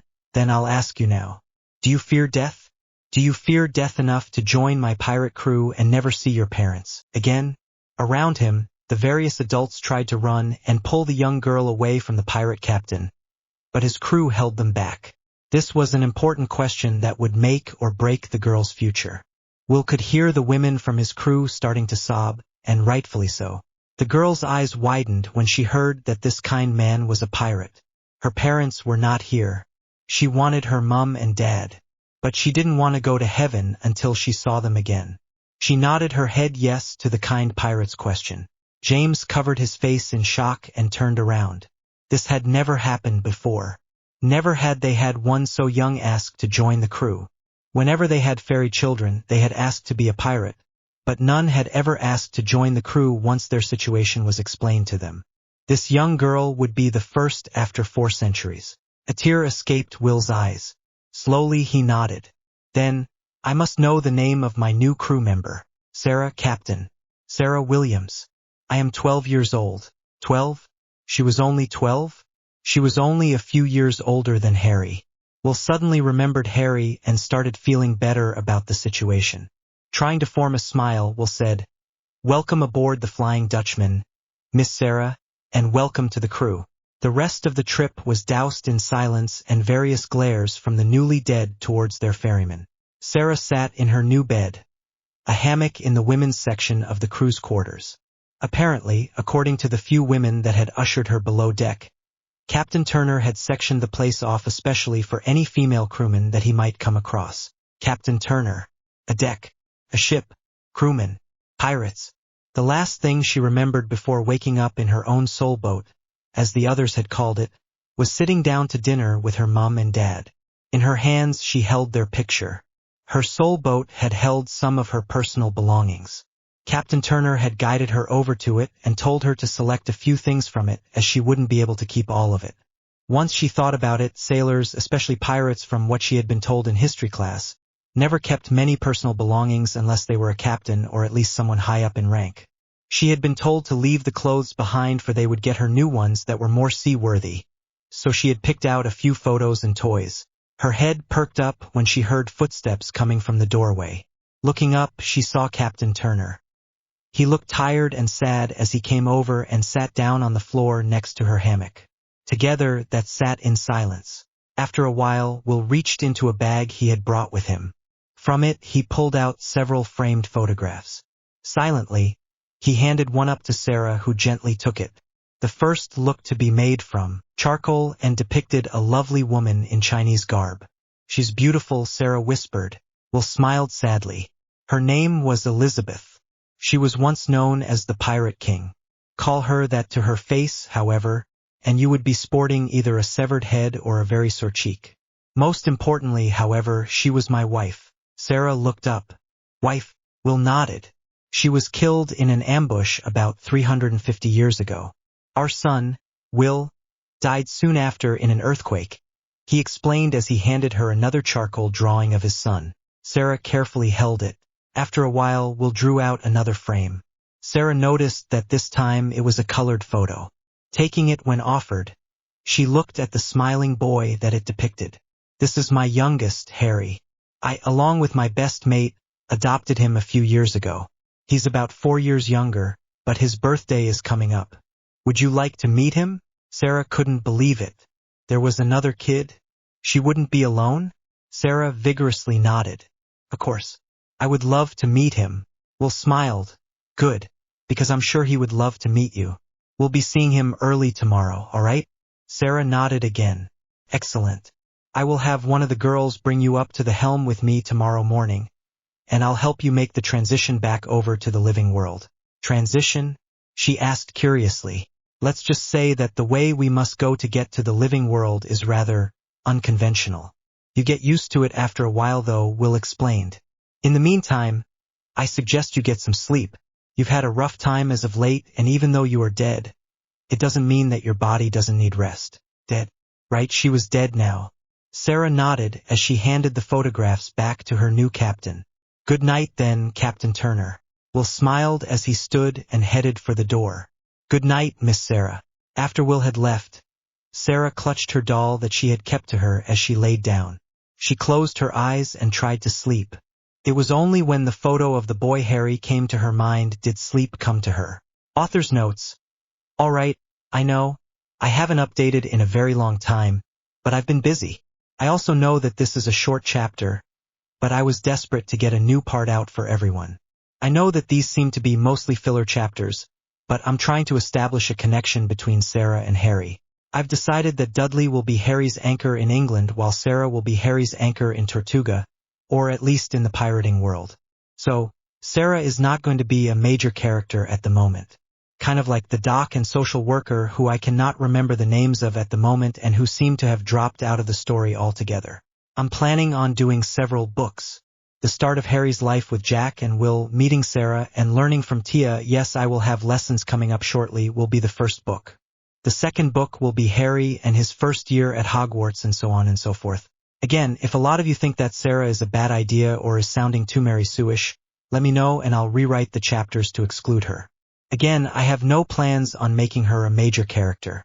By the way, did anyone notice that I named both my social worker and my new pirate Sarah? I didn't until I had gone back and read my favorite chapter over. I did write little Sarah in on a whim after all. Author's post notes. Just wanted to make one thing clear. I have no idea what everyone is talking about. Someone mentioned a Jareth and a Labyrinth. I have no idea who this guy is, and I know that Labyrinth is a movie, but I've never seen it. When I added Sarah in, it was on a whim. Again, if most of my reviewers do not like it, then I will edit my last few chapters to not have Sarah in it at all. Just let me know and I will do so. To a new dreamer. Tia as a great Slytherin, huh? To Moonfire. Do you know how much I cried when I read your review? Thank you so much for your praise. To Didairo, wow. Lots of questions in you there are. Not to worry though. If you read the beginning chapters again, you'll find that Will Jr. died with no kids. I didn't mention it too much, which may be why you didn't catch it the first time. I will be getting into Harry's lessons soon, and your answers for Sarah should be in this chapter. As for the other wizards, you'll just have to see. Thank you for mentioning the illusion though. I haven't even thought of the physical differences. To Nameless Heretic and Dragomage 182. Not to worry. I don't plan on doing any slash at the moment. If I do decide to do it, then that's another story. I don't write romance very well, so I more than likely won't. To Funness. No worries about not reviewing. Thanks for the suggestions. I hope I captured a bit of it in this chapter. To P.A.W.07. When I got this review of yours, I couldn't help but smile the rest of the day. Thank you so much. Meeting, Sarah was pissed. She had fallen asleep as well as to be expected the night before, and she thought she could get used to waking up every morning to the sound of the waves. But she was still pissed about this new development. What the bloody hell do you mean I'm gonna stay 12? I haven't even hit puberty yet. Hell, I haven't even grown boobs yet. And now you're telling me that if I'm to stay on the ship, I'll remain a pint-sized midget as well? Sarah yelled at her new captain, oblivious to his embarrassment during her rant. Will had merely wanted to tell her a few things that were going to happen and what now affected her. He did not expect her to blow up the way she did. And when she got to the parts about her body, his eyes could be visibly seen from the other side of the ship and his bright red face could be used as a lighthouse. James tried to hold back his guffaws of laughter, tears spilling down his cheeks in his efforts. James had to admit, though, it wouldn't take much to teach the girl how to curse like a sailor with her current language. The other women on the ship had joined James in his mirth, but only a few of the male pirates had even dared to let loose a laugh, though many would suddenly crack a smile when they thought no one was looking. They all had a reputation to keep up after all. James eventually stepped up and saved his suddenly speechless friend by sending the new recruit towards one of the other ladies to show her the ropes for a bit. She wouldn't get a permanent assignment until she was familiar enough with the ship. Besides, she could always say she wanted to cross the locker, regardless whether or not her parents were with her or not, at any time. James made a quick stop to the galley for some cold rum. Totting 2 tankards, he found Will hanging his head over the railing of the ship. Coming up beside him, James hung a hand out that carried one of the tankards over the railing. A hand seemed to blur up to the handle of the tankard to pull it back to its host of origin. Tipping his head back, Will downed the rum in a few quick gulps. Snapping back up, Will gasped for breath, leaning on the railing with his now empty glass in his loose hand. James smirked as his captain caught his breath. If she stays, she's going to be a handful, wouldn't you say? He commented as he took a sip of his own rum. Silence hung in the air long after Will had caught his breath. Quietly after a time, Will whispered, though it still reached James' ears, "She reminds me of Elizabeth." James smiled warmly, gazing into the amber liquid sloshing in the bottom of his tankard. Hence the handful part. Will couldn't help but smile. Elizabeth wouldn't have taken to remaining a child well either. A while later, Will and James were taken out of their thoughts at the announcement of the completion of the ship's preparations to dive. Handing his empty glass to James, Will appeared in a small splash of water at the helm. Before giving orders to dive, he waited for Sarah to appear.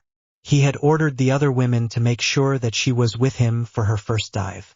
He gave a nervous smile when he saw her small form make its way up to him. Looking into her eyes, he saw that she had calmed down at least somewhat. Turning to face her, he said, "All right, I have explained to you that you are able to breathe underwater now, correct?" Sarah nodded, her face uncertain. "No need to worry. I wanted you up here so that I could help you through your first dive. I remember my first time. I nearly hyperventilated. Course I was near death when I went under, but after that the first few times were rather hard on me. I was just glad that my father was there to help those first few months at least." Sarah's head perked up. "Your father is here?" Will smiled. "No, he isn't. He had died at sea when I was a lad and was tricked into Davy Jones' service. When I took Jones' place, he was part of my crew for a time. Eventually, he wished to complete his journey through the locker as all do when they die at sea. If it were not for him and his help though, I don't think I'd be able to do what I can today. Now, I'm going to do what he did for me for you. Trust me, it works," he said as he pointed at her. Sarah nodded, still uncertain even after she took Will's hand when he offered it to her. Turning to his crew, Will hollered, "All crew to stations. Prepare to dive at casual speed." Casual speed would be fine for Sarah's first time. Usually they would dive and immediately resurface as they were used to it, but for Sarah, she needed more time to adapt. It was something he did with all new recruits, though he never saw to their transition personally as he was doing now. Slowly, the Flying Dutchman descended into the water. Sarah could hear the water coming up the sides and sloshing into the hull of the ship. She was suddenly grateful for the waterproof chest she was given for her belongings. The water of the locker started to slosh up and over the edge of the deck. Sarah's breathing increased as she saw the crew slowly start to be swallowed by the coming water, though she didn't seem to notice how they all seemed relaxed and at ease with it. She whimpered and clung to Will as the water started making its way up her feet. Her breathing increased even more, almost hyperventilating, and her heart rate skyrocketed. Suddenly, she couldn't breathe. She couldn't feel her lungs take in air, yet the water hadn't even reached her knees. Looking at her mouth, she saw a large, calloused hand holding itself over her mouth and nose. Looking up, she traced the hand to an arm up to the shoulders, then face of the perpetrator. Will looked down at her with kind eyes. "It's going to be all right," he assured as he continued to hold his hand over Sarah's nose and mouth. The water continued to rise. When it reached her chest, she started struggling, but Will wouldn't let go. Eventually, the water encompassed both pirates and slowly started up the rest of the ship and masts. She was floating. At least, it felt as though she were floating. It was just like when she went swimming and she stayed under for a while, except without the burning feeling in her chest. Wait, burning chest? Opening her eyes, Sarah couldn't help but gasp, not even noticing water filling up her once empty lungs. It was beautiful. She had seen many pictures of things underwater, but nothing compared to what it looked like up close. The dim light of the locker stars streamed down into the water, creating streaks of light in the water, hitting those moving about on the ship, casting them into a complicated pattern of water and light. Turning around to take in everything, Sarah hardly noticed when her captain had taken his hand off of her. Will smiled as he watched his new recruit take in her new surroundings. He cleared his throat. The water still made it hard for him to speak at first. "Sarah," he called out clearly. Sarah turned back around only to gasp in surprise.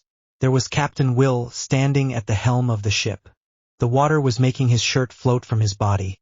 His pants seemed to stick to his legs, and if not for his bandana, Sarah was sure his shoulder-length hair would be flying every which way as the rest of it was. Will patiently waited for Sarah to get her bearings before stating, "We're turning the ship over now. All right?" Dazed, Sarah asked, her voice sounding funny to her ears in the water. "Over?" Will nodded. "I believe it or not, but the only way to get to the living world is to capsize the ship. Think of it as crossing a mirror, only it's at your feet." Sarah nodded her understanding. Turning back to his waiting crew, Will gave orders to turn the ship. The bell rang for the start of class. Children from every direction started pouring into the schoolhouse all at once. Some climbed over other classmates while others threw open windows so as to not be late. One child, however, dashed around to the entrance to the school cellar. This child knew that the cellar connected to all of the classrooms in the building, and if one knew which hatch to open, they'd end up right behind the teacher's desk. Kneeling, the child took a bobby pin from dark hair and started picking at the locks. Security had added on a few more after the child had last broken in, but the locks gave way after a few seconds. Swinging the doors open, the child jumped to the floor of the cellar and dashed for the correct hatch.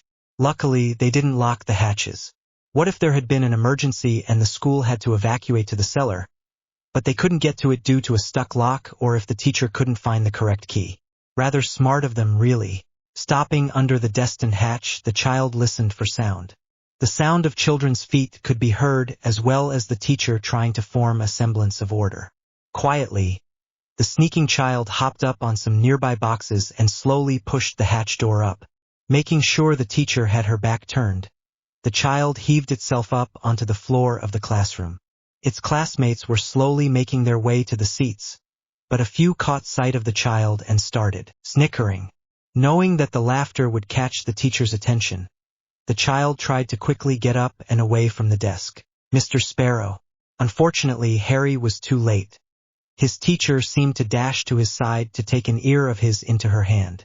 Sucking in air through clenched teeth, Harry prepared himself for a lecture he had already memorized. A remarkable thing for a boy of 8. "If I've told you once, I've told you 1,000 times. Don't use the emergency tunnels. No one would know you're down there if you were hurt." The teacher's quick and shrill French was still a little hard for Harry to understand completely, but after hearing it multiple times, Harry could cite it back word for word. After suffering a few more minutes at the hands of his teacher, She finally released him and he took his seat. The other children around him started laughing and talking about how he always got caught and in trouble. Harry smiled happily as he played with his ruby ring. Dudley wouldn't be up for a few more hours, but he could entertain himself until then. The two cousins had been corresponding with each other the past year. After Dudley had gotten the first letter, he had gone and said Harry's name to the illusion. The illusion Harry had smiled before going still. Dudley had paused before venturing a quiet hello. On the other side of the ocean, Harry's ring had started dully glowing. Harry's cheeks almost couldn't handle the smile that formed on his face when he heard the voice coming out of it for the first time.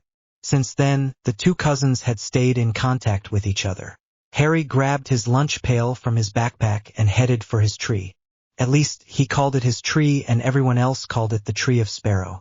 There were only a few who had transferred from out of the area, but the others all knew who a sparrow was. Most of them didn't want to get on his bad side, so other than making fun of his tardiness and unruliness, the other children mostly kept to themselves save a few of Harry's friends. This was fine for Harry, who was content to sit under his tree and play with Jack. The monkey would often visit Harry in the schoolyard. Harry never got in trouble for it, for none of the adults could spot the undead monkey when someone reported seeing the animal. No pets allowed in school after all. Harry thought that Jack did it on purpose just to see if he could get him into trouble. That or steal his bananas. Harry smiled when his ring glowed. Dudley was up. His cousin was currently trying to talk his parents into letting him join the local soccer team. Football, as they called it back in England. Aunt Petunia was scared that her precious Duddekins would hurt himself, while Uncle Vernon seemed all for it. Harry rolled his eyes when his cousin started his daily rant about the two fighting about the soccer. All could be seen was a dark blur as Harry raced from the schoolhouse to his home. He had heard from the loud school grapevine that the Flying Dutchman had been seen off the coast of Little Sparrow Island, as the locals had come to call it. Papa Jack had been gone for a week now and wouldn't be back for almost a month, and he hadn't seen Daddy Will for 3 days. Gingerly crossing the rope bridge, he raced to his front porch, wrenched open the front door, threw his backpack into the kitchen table, and raced down the beach. While both the Dutchman and the Pearl could dock at the regular docks, they had decided to use the small sand dunes that connected to Little Sparrow Island as their landing points. Harry stopped in his tracks when there was no Dutchman to be seen at her usual spot. Rather disappointed, Harry started to turn around, but stopped when he heard a loud splash. Whirling around, Harry turned in time to watch the Dutchman make its ascension from the depths of the water. His spirits back up, Harry dashed down a watery sand dune to meet the first dinghy. Harry approached the dinghy and started looking for Will. However, something else caught his eye. There, in the boat, was a small figure wrapped in dry blankets. Surrounded by most of the women from the ship, the figure was shivering. Deciding to get the person onto dry land, Harry helped tow the small boat to shore as much as he could with the other adults. Once on shore, Harry turned to the small person, ready to help them. It must have been a new recruit. Harry had met a few of them, but they usually never stayed long. He was given a surprise, however, when Green Eyes met Green Eyes. Blinking, Harry asked, "Who are you?" The figure took a few seconds to process the question. Finally, the person spoke up. Sarah Williams. Who are you?" Harry cocked his head before smiling at her. "Harry Sparrow, at your service, love. Welcome to Little Sparrow Island. I do have some news though. I'm planning on only having one more chapter after this one. Then that will be the end of the first book. I'll start on the second book, Harry's time at Hogwarts, directly after. To Kin Pandun. Thanks for clearing that up. I was worrying that I had done something wrong. I'm serious that I haven't seen the movie, but I think I just might. Just to see what all the fuss was about. Thanks for the help though. I've been trying to do research myself on ship parts and whatnot, but not having much luck. To Didairo, thank you so much for your questions. You have no idea how much of a help they were to me. I hope that this chapter answers some of them for you. To P.A.W.07. Seriously, thanks for the pep talk. I was beginning to think I should have gone back and taken Sarah out of it. I'm glad you liked Pirate Talking Harry. He doesn't say much in this chapter, but you'll get to hear him more later on. I'm trying to find the right flavor of Jack and Will for his speech, you know? I think I need to go watch the movies again. To Steffels 24. Yay! I'm glad you liked what I've done with Sarah so far. And I'm honored that you would say what you have about my story. I'm sorry if this chapter isn't as in-depth as you've made my last chapter out to be. But again, it's a filler for the next and final chapter. I hope you enjoy it. To Moonfire, oh yes. Sarah yelling at Captain Will. If you liked that, I think you'll like what I've got in this chapter. Enjoy. To Double Time, you hit the nail on the head. Where Dudley is Harry's connection in England and regular life, Sarah I plan to be Dudley's mirror as Harry's connection to the Caribbean pirate life while he is going on living his magic life. To the Dreamer for he. Yes, I know. My spelling and grammar suck. I was never good at it, yet I always ace English. Go figure. That and Word doesn't catch everything. I hope this isn't too bad for you to read. Enjoy. To Taineater. Thank you so much for reading my piece of fiction here. I'm glad you liked it so much. You do bring up some good points. I shall have to look more into it. I was thinking of something in between Jack and Will, you know? As for houses, I actually haven't decided yet. But I will soon. I hope you enjoy this chapter. To Darkness Chan. Alright, do you know how much you're making me blush? Thank you so much for the compliment. I hope you enjoy this chapter as much as you have the others. A few moments in time, Jack was flabbergasted. He had received yet another shower, courtesy of Calypso no doubt, that held yet another bottle with yet another letter. This time it was from Will. Or at least the letter was. The shower had the goddess name all over it. The point was, though, that Will had sent an urgent letter to him through that drat goddess to come home. What Jack found when he got to Little Sparrow Island, he still smiled at the name, made him speechless for the first time in almost 200 years. The last time being when that group of gitanos in Spain had all flocked to Will and none would land a kind eye on him. What was Will thinking when he allowed a young girl, not even of age to wed, into his crew? Surely he had gone nuts.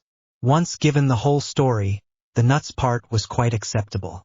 The only way out of the situation Jack saw was if either Will kicked her out, something the ferryman more than likely wouldn't, or she would decide to go on to the afterlife, something Jack didn't think would happen either if the way she and Harry had hit it off were any indication. Indeed, the two were currently making sandcastles down on the beach of the island. Jack reached for his fourth bottle of rum on the ground beside him. Will had been surprised at his best mate's response to Sarah. Yes, he had sent the urgent letter through Harry, who passed it on to Calypso to send to Jack, but only because he had no idea of what to do. Whether or not Jack realized it, he had a way with kids that while Will had the experience of a father, he didn't seem to have the same touch with children that Jack had, fierce pirate or not. When Jack had suddenly gone silent, dashing any hopes Will had of receiving help or advice, Will knew he was in trouble. It was when Jack didn't make sound that hell had come to the living world. Will had since been hiding from him like a puppy hiding from its angry owner. Aguamenti, Harry said as he waved his hand. A ball of water appeared in the air before him the size of his fist. Sarah clapped at her new friend's show of power. Harry moved his hand and the ball followed in the air. Crossing his arms, the water formed a sort of bridge between his two hands. As he twirled his hands together, the water formed a spinning wheel around his arms. Stepping and then leaning back, he cupped his hands together and the water formed a small ball at his side, out of sight of his current audience. Suddenly, he thrust his hands away from himself with his wrists together and his palms facing away. The water seemed to form a thick stream, heading directly for Sarah. Startled, Sarah ducked only to gasp in awe as the water parted in different direction around her. The smaller branches of the water started forming pillars around her. Suddenly, she could make out figures being formed from the water. Aquatic dancers seemed to take form as they did a small dance around her. Harry smiled at his new friend and he showed off his power. He didn't get to do it often, but when he could it was always so much fun. Deciding to heat things up, Harry cast his next spell. Incendio. With a wave of his hand, fiery jets joined alongside the water dancers, forming a new set of flaming dancers. Sarah gasped and clapped at the new spectacle surrounding her. Smirking, Harry quickly whirled his arms and the dancers turned into pillars of water and fire once more before darting back towards Harry's hands. Fire into one hand while water went into the other. Once the fire and water were two little balls in his grasp. He clapped his hands together, mixing the two elements. The fire met the water with a hiss, casting steam to surround the area. Once the steam cleared, Sarah was surprised to not see Harry around anywhere. Starting to panic, she jumped and yelped when a voice sounded beside her. "So, what do you think?" James and Anna Maria watched the Dutchman's captain pace back and forth. They knew that technically Jack was not truly angry with him, but with Jack one never really knew. The pirate had been avoiding Will the past few hours, if only to make his mate sweat. And sweat Will did as he continued to pace back and forth. Will was only disturbed from his pacing when Harry came running down the beach like a bat disturbed from its cave, Sarah not far behind. As they got closer, he could make out from his new recruit, "I'll teach you not to scare me like that, you stupid little boy. Never do that to me again, you hear?" She continued to scream as they raced by. Will blinked when he thought he could see a stick stuck firmly in her hands as she raced after Harry, swinging it whenever she thought she got close enough to hit. As Will continued to blink, Anna Maria fell down laughing. James covered his mouth with a hand, his eyes tearing once more, and from a little ways down, one could hear Jack's booming laugh as the two children raced under the tree he was sitting in as he watched his mate suffer. Once more airy. Again. Mobile corpus, Tia coached one afternoon. Harry was 10 now with his 11th birthday coming up. Calypso was determined to fill his brain with as much wizarding knowledge as she humanly could.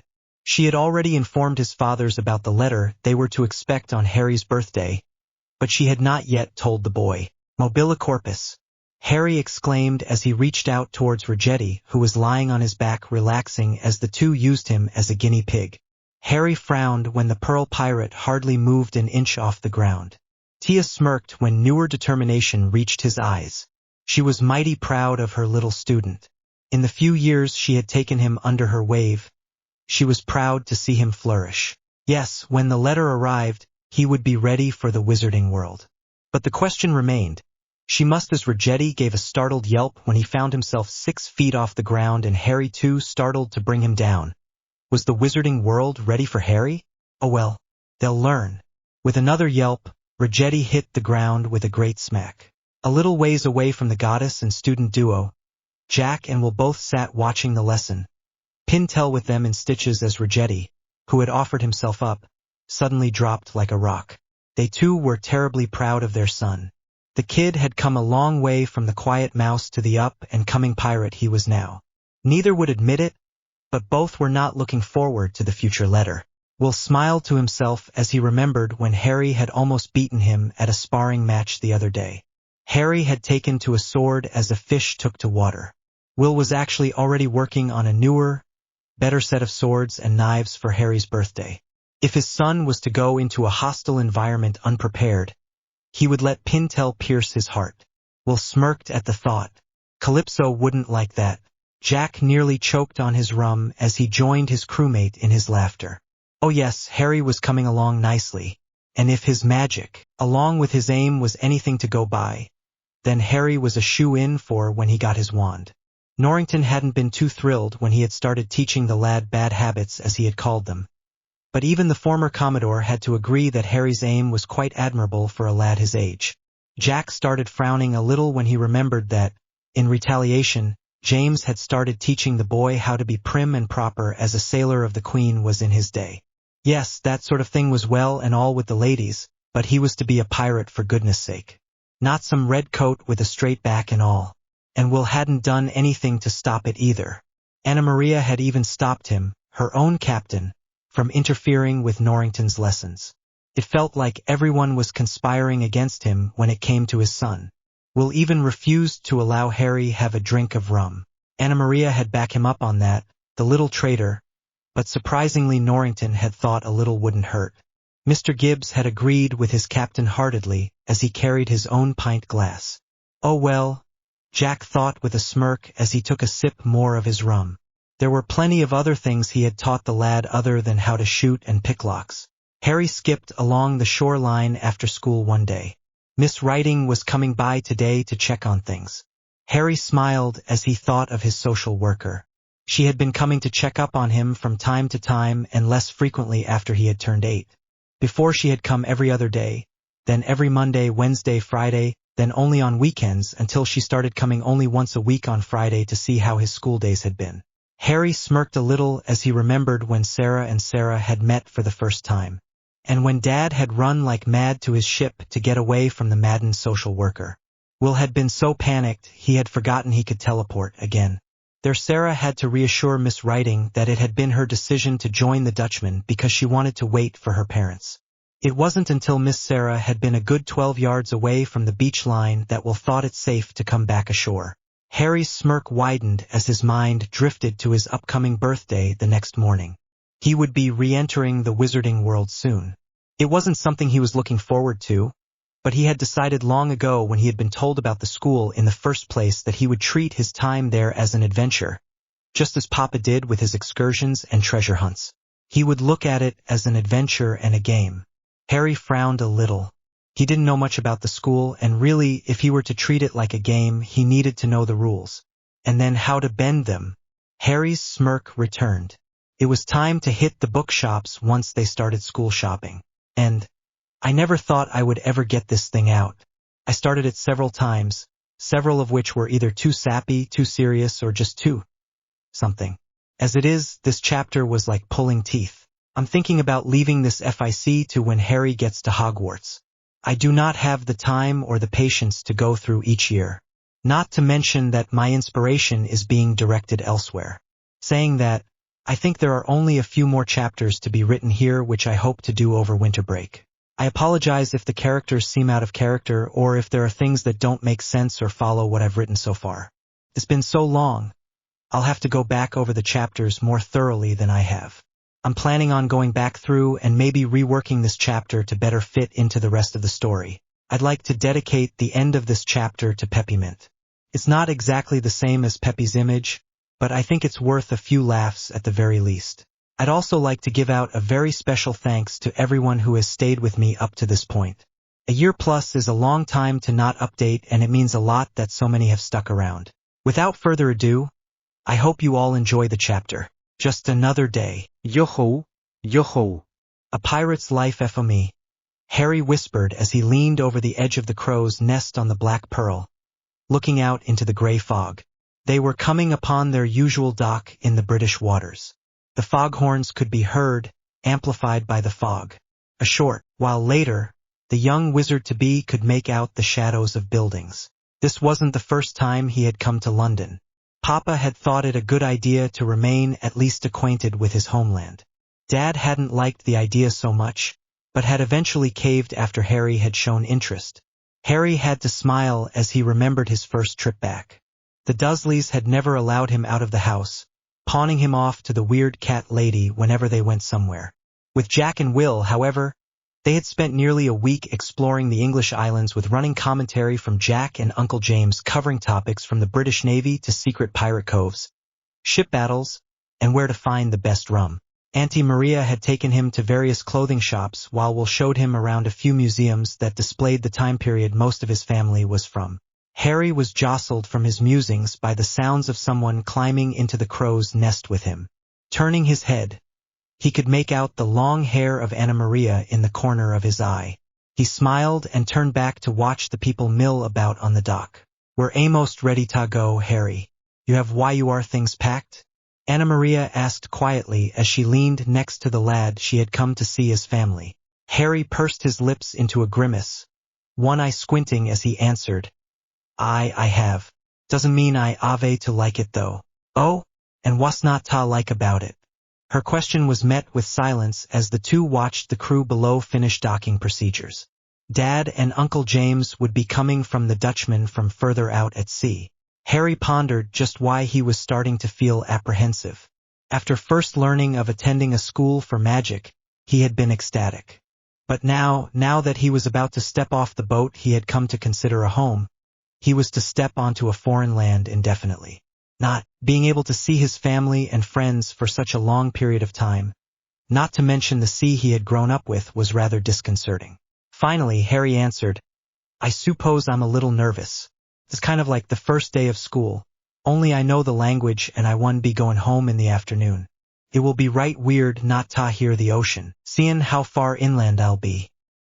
He fell back into contemplative silence, waiting to hear what his aunt had to say. Maria nodded her head as she listened to the young pirate speak his feelings.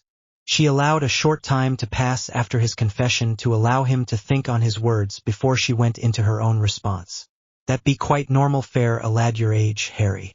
While you are not a normal lad, you've go Captains Jack and Will to thank fair you still get a mite nervous at the unknown. That is perfectly normal. Especially since you'll be leaving home for a longer period of time than you're used to. And you want to know a little secret? She inquired as she nudged the boy to get his attention. What? Even adults get the feeling. I know I'm right worried, Abu. You going off to some school where we can't reach you. I also know the boys down there are just as worried as I. Dad and Pops? Harry inquired, bewildered. Maria nodded. Them especially, she commented as the ship gave a small lurch. Well, all ashore, she quipped with a smile, satisfied with herself as she carefully made her way out of the crow's nest and down the ropes. The 11-year-old had his face set in thoughtful concentration before he seemingly came to a conclusion with himself. Giving a brisk nod to no one, Harry vaulted himself over the edge of the crow's nest, allowing gravity to do the rest as he grabbed a loose rope which swung him down onto the deck. With the crew consisting of himself, his fathers, and his Uncle James and Auntie Maria, Harry found himself contently walking between the two pirate captains, a hand in each of his, as they strolled down the streets of downtown London. He was supposed to be looking for a tavern called the Leaky Cauldron, but the nervous young pirate was busy memorizing the feeling of contentment he got from his two father figures. I know it's here somewhere, Jack mumbled as he stroked his beard, his head darting back and forth. Will raised an eyebrow having heard his mate's mumbling. You've been before, Jack? Jack jumped, nearly dislodging himself from Harry before looking away. Yes, well, as a matter of speaking, a good pirate always knows where he is going. A map is only a tool, yes? Besides, best to teach Harry. You've been before, Jack. Now where is the bloody tavern? James interrupted as he came up behind the trio. It would be best we got out of the public view. You're drawing too much attention as it is. Harry giggled. Indeed, the Black Pearl captain, while dressed to blend in, still caused heads to turn. A man, with as dark a tan as his with dreadlocks tied in a tail at his neck, in the middle of London that was obviously not a tourist attraction was always something to stare at. Indignant at the ribbing, Jack stuck his nose up in the air, his chin jutting out as he replied, Fine. Be the way then. Yes, I've been there. No, I did no cause much trouble. He insisted before Will could form a sentence. No one go hurt. And for your information, Commodore, he returned his attention back to James, the others smiling, the Leaky Cauldron, as those wizards so call it, be right behind you. He finished with a smirk, pointing up. Harry let go of both hands in his as everyone whirled to look where the pirate was pointing. Indeed, there was an old-fashioned wooden sign, overhanging an alcove with a cauldron and a stirring spoon scorched into it. Underneath, the name of the pub was scorched in simple cursive. Right then, Jack said as he went to open the door. Shall we be on our way? James grumbled, muttering various methods of torturing the near-immortal pirate under his breath. Anna Maria rolled her eyes before grabbing the back of her fellow second by the back of his coat collar. As the group of 5 filed into the small tavern, Harry safely in the grasp of Will, the patrons went silent. Will held tightly to Harry as Maria and James stood in front. Jack took point, ignoring the attention while still paying attention, and made his way to speak with the barkeep, the other following cautiously behind. My good man, Jack started. We be need assistance in entering Diagon Alley. We've go school shopping ta do. He explained as he gestured towards Harry with a flourish and a smile. The patrons went back to their own business. A school kid was of no concern to them. The barkeep smiled, put at ease that they were only there for shopping and at the strange man's gestures. Familiar gestures at that. Where had Essie seen this man before? Of course. The name's Tom. The entrance is through that there door, he explained as he nodded towards said door. You need only to tap a brick. third up and two across from the trash can, with your wand. "The be a problem, mate," Jack said easily with a smile. "See, none in me party owns said wand, and the lad has yet to acquire his." Tom's face took on a stonier tone. "You're all muggles?" he asked with suspicion. In a manner of speaking, Jack answered, his grin never drooping, though on the inside he was ready to pull his gun out. Just threaten the man and it'd be done by now. Of course, the other adults were ready to do the same. The barkeep's eyes set them all on edge. Tom nodded sharply before setting the glass he had been cleaning down. Walking from behind the counter, he made his way through the door, the pirate crew following as curious eyes followed from the patrons now interested again. "Forgive my suspiciousness," Tom apologized, though any could tell he was lying. "It's not often a group of muggles come through, even if it is for school shopping." Having said his piece, he took out his wand from a pocket in his apron and tapped the appropriate brick. "Welcome to Diagon Alley," he said over his shoulder as he quickly returned to the main area of the pub. "Well, he was pleasant," Maria grumbled, ignoring the moving bricks as the alley was revealed. She had seen stranger. "If that's the welcoming committee," Will trailed off, still keeping the youngest of the group close to his person. The frown on James gave voice to his similar thoughts. "Relax, mate," Jack directed towards Will. "The worst-o it is over. Now what do you think, Harry?" He asked only to give a true grin when it was finally noticed that Harry was not paying attention. Instead of listening to the adults grumble about the barkeeper's hostility, Harry had decided to check out what was beyond the new doorway. The hustle and bustle of the crowd reminded him of the open markets back home. The clothing, on the other hand, made him nervous. He had been told by Tia that wizards wore robes, but he hadn't been prepared for this. Swallowing sharply, Harry asked, "Can we get the robes first? I'd like to get the done and over with." Will chuckled.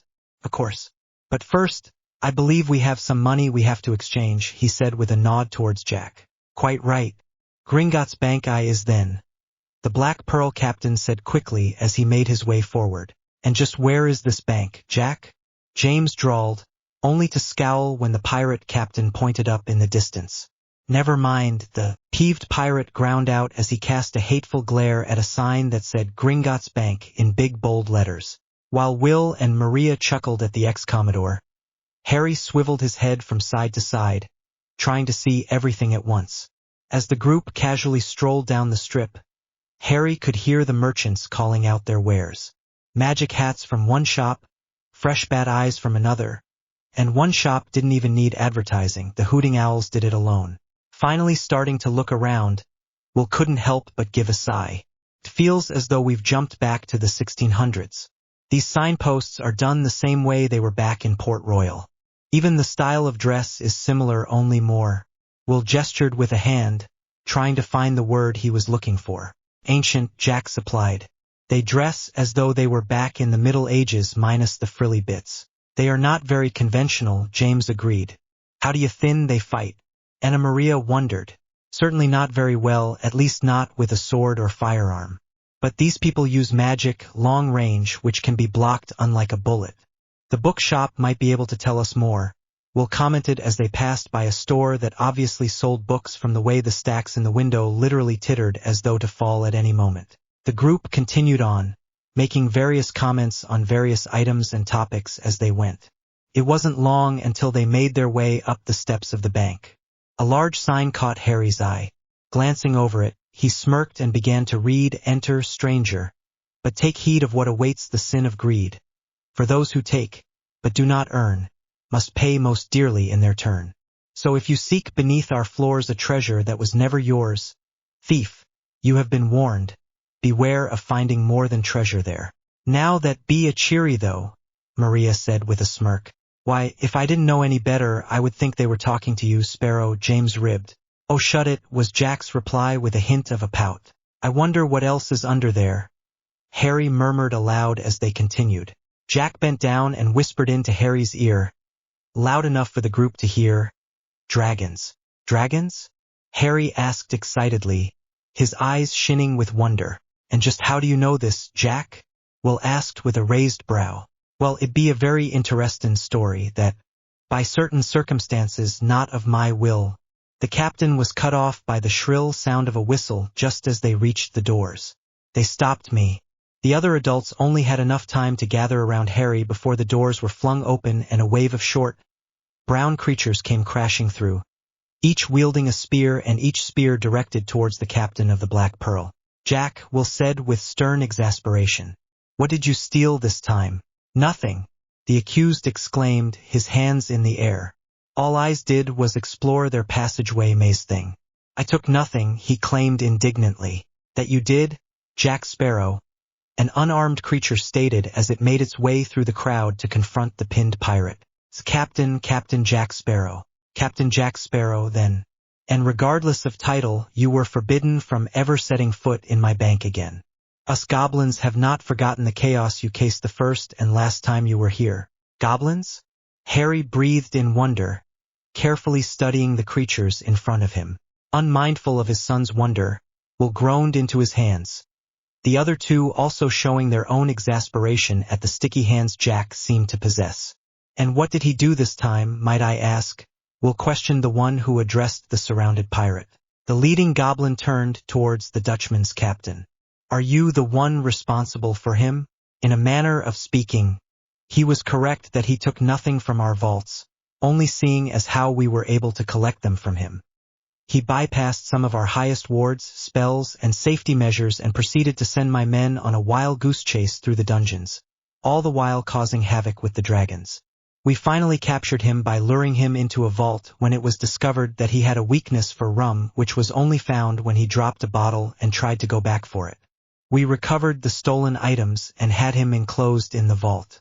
This particular vault has one way in and no way out. We had contacted the local aurors, but when we went to open the vault, the scoundrel was gone. A sheet of paper was all that remained. I'll never forget the words on it either. This is the day you will all remember when you almost caught Captain Jack Sparrow. By this time, the pirates were glaring something fierce at the trouble-loving pirate. Harry's face had turned red, his stomach cramping from trying to hold in his laughter. Jack kept his hands up as he looked towards his mates.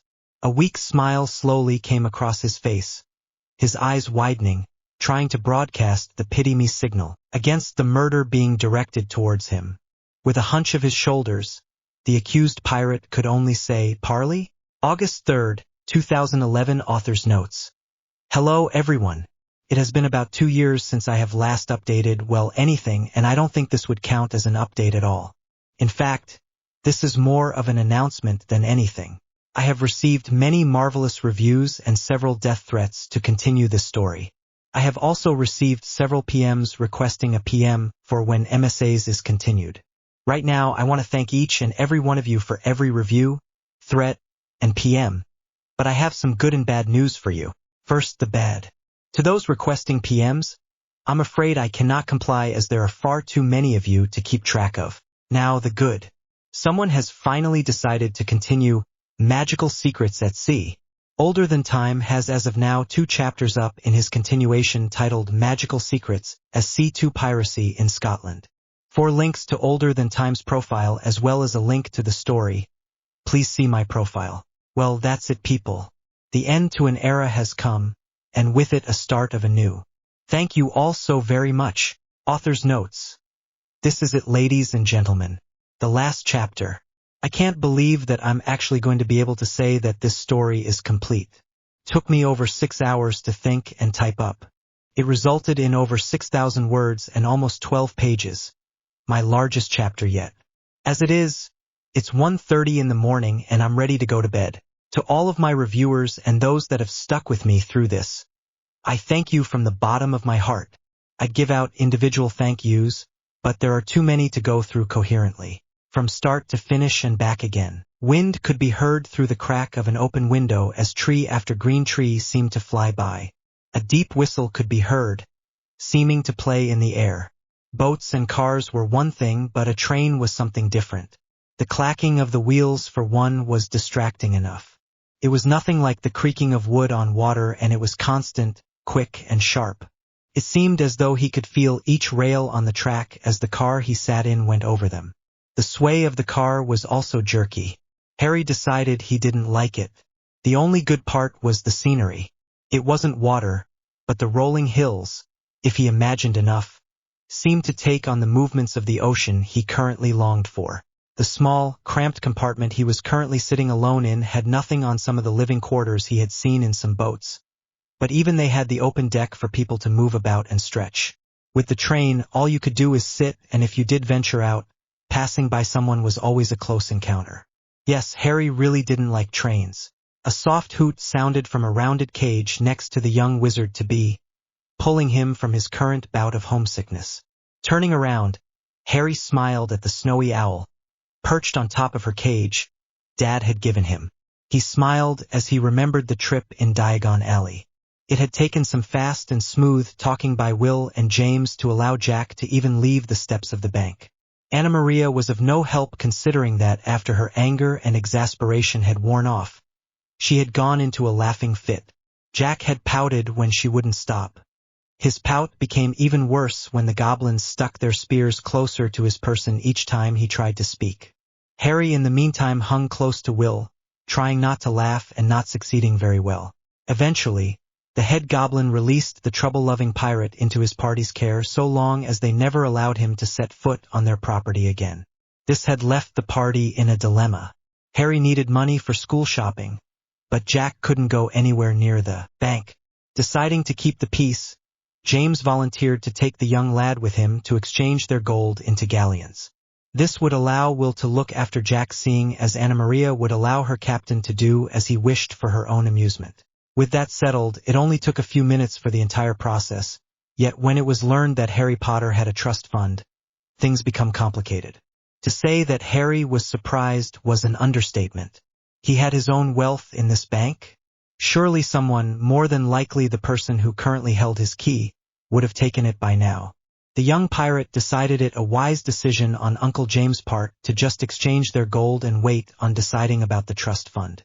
When they reported back to the two captains, neither were exceptionally happy. It was yet one more thing to add to the list of things needing to be investigated and shot in the head about. That didn't make their trip to the alley any less pleasant, however. Jack and Harry quickly started a game of running back and forth across the street, staring into the window of different shops, meeting in the middle with the rest of the group and reporting back what they saw. If there was something that sounded even close to what was needed on Harry's school list, they made a stop and purchase. It was when they had stopped at a clothing store for uniforms that Will backed out quietly as the boy was being poked by Madame Malkin. It was also while Harry was being fitted that he met a potential classmate. Another boy about his age was standing in the fitting room next to him. His slicked, white hair reminded Harry of the few sketches and descriptions of Uncle James when he still wore his powdered wig as a Commodore, only simpler. Were wizards so far back in time that they still powered their hair? The boy had introduced himself as Draco Malfoy, but the young pirate quickly tuned him out when he caught his tone of voice. He sounded like a snobbish prince. Harry only paid enough attention to what the boy looked like and the key focuses of a partially one-sided conversation. Afterwards, Harry couldn't for the life of him remember what had been said and thanked whatever God was watching him that day that the boy's father had come to pick him up. Ironically, the boy could have passed as a miniature double of his father. Had wizards discovered cloning? All thought of powered wigs and clones vanished from his mind. However, when he caught sight of his dad outside of the window, in his hands, a snowy owl contently rested in a cage. Harry was brought back from his musings with another hoot. The owl was a sight to behold. Her plumage was a vibrant white and layered with stripes of gray on the tips. Her eyes were of the brightest blue, a color he had only seen in the Caribbean shores, and held so much intelligence that it was almost unnerving. Her talons were sharpened to a fine point that the boy wizard knew would be deadly to those that angered her. Her beak was perfectly round and smooth, no imperfection to be seen. It too ended in a sharp point that Harry swore could rival one of his dad's blades. In all, the avian was a work of art, elegant and poised. It baffled him, however, as to why his dad decided that he should have an owl. She didn't look as though she would thrive in tropical weather very well, let alone at sea. Will had said that it would be difficult to communicate through their regular channels and thought an owl, a commonly used form of communication, was the answer. What the Dutchman couldn't answer was why this particular owl. All he said was that he felt drawn. And I can see why, Harry murmured as he reached out to run his fingers through the avian's head feathers. Careful not to stroke the wrong way. I still have to come up why a name for you. Shame Papa was wry about pirates. Never very clever why names. Perhaps I should wait till I can think like a wizard, The owl bobbed her head as though nodding in agreement before taking flight to land on the head rest above and next to her owner. The young pirate smiled and continued to look out the window and the rolling ocean of grass. Nothing of much importance happened through the early part of the trip. Harry eventually tired of watching the land fly by and decided to read one of his texts. Potions was something he was quite interested in. He had skimmed the required book, looking for anything that caught his eye, and several potions came to mind. The pepper-up potion looked like something any sailor would love. The cold, salty water and air was prone to making even the hardiest of sailors sick on occasion. Other potions also seemed to be something of worth, each ranging from antitoxins to nutritional supplements. The potential of the nutritional supplements alone were mind-boggling. No need to worry about scurvy. Armed with his book, the young pirate settled into his seat, comforted by the soft sounds from his owl as she slept above him and the whistling of the wind as the train continued on. It wasn't until roughly midday that the lad was aroused from his reading by a knock at his compartment door. Curious, he dog-eared his place and set his text down as he went to answer. What greeted him was a cart full of brightly colored objects and packages. "Anything off the trolley, dear?" a voice asked, with his gaze hovering over the strange merchandise. Harry had not seen the lady the cart obviously belonged to. "Sorry, ma'am," the lad replied as he smiled, being sure to not slur as Uncle James had instructed. "You startled me," Harry confessed as he abashedly rubbed the back of his head. "Might I ask what all of this is?" The lady smiled kindly back. "Treats, my dear. Pastries, cookies, and candies. There is a feast awaiting you at your school, but you're sure to be hungry on the way up. This is your first time in the magical world." "Yes," Harry nodded. "Not to worry. I know just what you might like. These," the lady explained as she held up a round packaged object colored the brightest orange, "is a pumpkin pie, much like a sweet bun. A cauldron cake is really a chocolate cupcake. Nothing magical with these. Now, if you would like to try something different than pastries, I would suggest Bertie Bott's every flavor beans. Each bean has a different flavor, ranging from cherry and coconut to grass and sardine. I would also suggest some chocolate frogs. They are not actual frogs but are spelled to jump once. I would suggest closing your windows when you first open them. Chocolate frogs are actually popular among the young folk for the trading cards stashed inside the packages," the trolley lady explained as she held up each item as she explained them. Choices, Harry pondered. Sweets were not something he usually had a lot of. If wet, it spoiled easily and it always killed his taste buds. Not to mention that the sugar did nothing for his system, let alone his teeth. Now, if the trolley lady had something like a ham sandwich with cheese, he would take that. "I suppose I'll have a pumpkin pie and 2 chocolate frogs, please," he asked as he dug into his pant pocket for the spending money he had on him. "All right, dear. That will be 2 sickles and a canute, please." Grabbing the required coins, he placed them in the lady's outstretched hand before retrieving his treats from the other. "Thank you very much, dear. I hope your school year is a pleasant one." Harry smiled and bowed his head as he returned his remaining money to his pocket. It was a challenge in itself remembering the currency system, but he had practice. Going from one country to another with his fathers and family made him familiar with exchanging currency. Though he had to give the wizarding world credit. Theirs was the most bizarre he had seen yet. The system didn't make sense, though it was still doable. Auntie Maria figured that the wizards had probably lived with this system from the beginning. Uncle James called it stagnant progress. "Thank you very much, ma'am." The trolley lady smiled in return and continued on down the train. Closing the door, the pirate settled back into his seat with a sigh. It would have been so easy to nick a few more of her items. He was sure his owl hadn't eaten anything since last night, but was quite sure the sugar would kill her. He even had a few of those frogs hidden in his hand and ready to put in his pocket. That is until the lady had smiled at him and had actually explained things to him, going so far as to offer help. The extra frogs had suddenly found their place back on her trolley with no one the wiser. Thieving is a good sign of a pirate. Yet I just couldn't. Harry trailed off through clenched teeth and a grimace on his face, his fingers clenching and unclenching claw-like, and an annoyed tick forming above an eyebrow. The owl hooted. Giving a long-suffering sigh, the boy allowed his body to relax before turning towards his purchased loot. Unfortunately, the boy wizard never got to even open the packaging before another knock sounded from the door before it slid open. Slightly annoyed at the rudeness of the intruder to not even wait for an answer, he frowned slightly at the culprit. Said culprit happened to be a tall, freckled redhead. Deciding to not give the kid time to do or say anything, Harry allowed his annoyance to sound and said, "Can I help you?" The redhead stilled, shocked at the hint of hostility in the other's voice. Giving the tan boy a glance over, the redhead frowned as though wondering why a kid would sound like that. That frown then deepened with anger. "What's your problem?" "I knocked. I was wondering if I could sit in here. My brothers are being annoying," the redhead stated in his defense. Harry, still rather peeved, gave a shrug. "I don't care what you do," he claimed as he stuffed his food items into his coat pockets and returned to reading his potions text. He suddenly wasn't all hungry. His annoyance grew when the redhead snorted and flopped into the seat furthest from the tan weirdo. The newcomer couldn't understand why the guy seemed angry at him. All of the sun that the guy had to have gotten to get that kind of tan must have damaged him or something.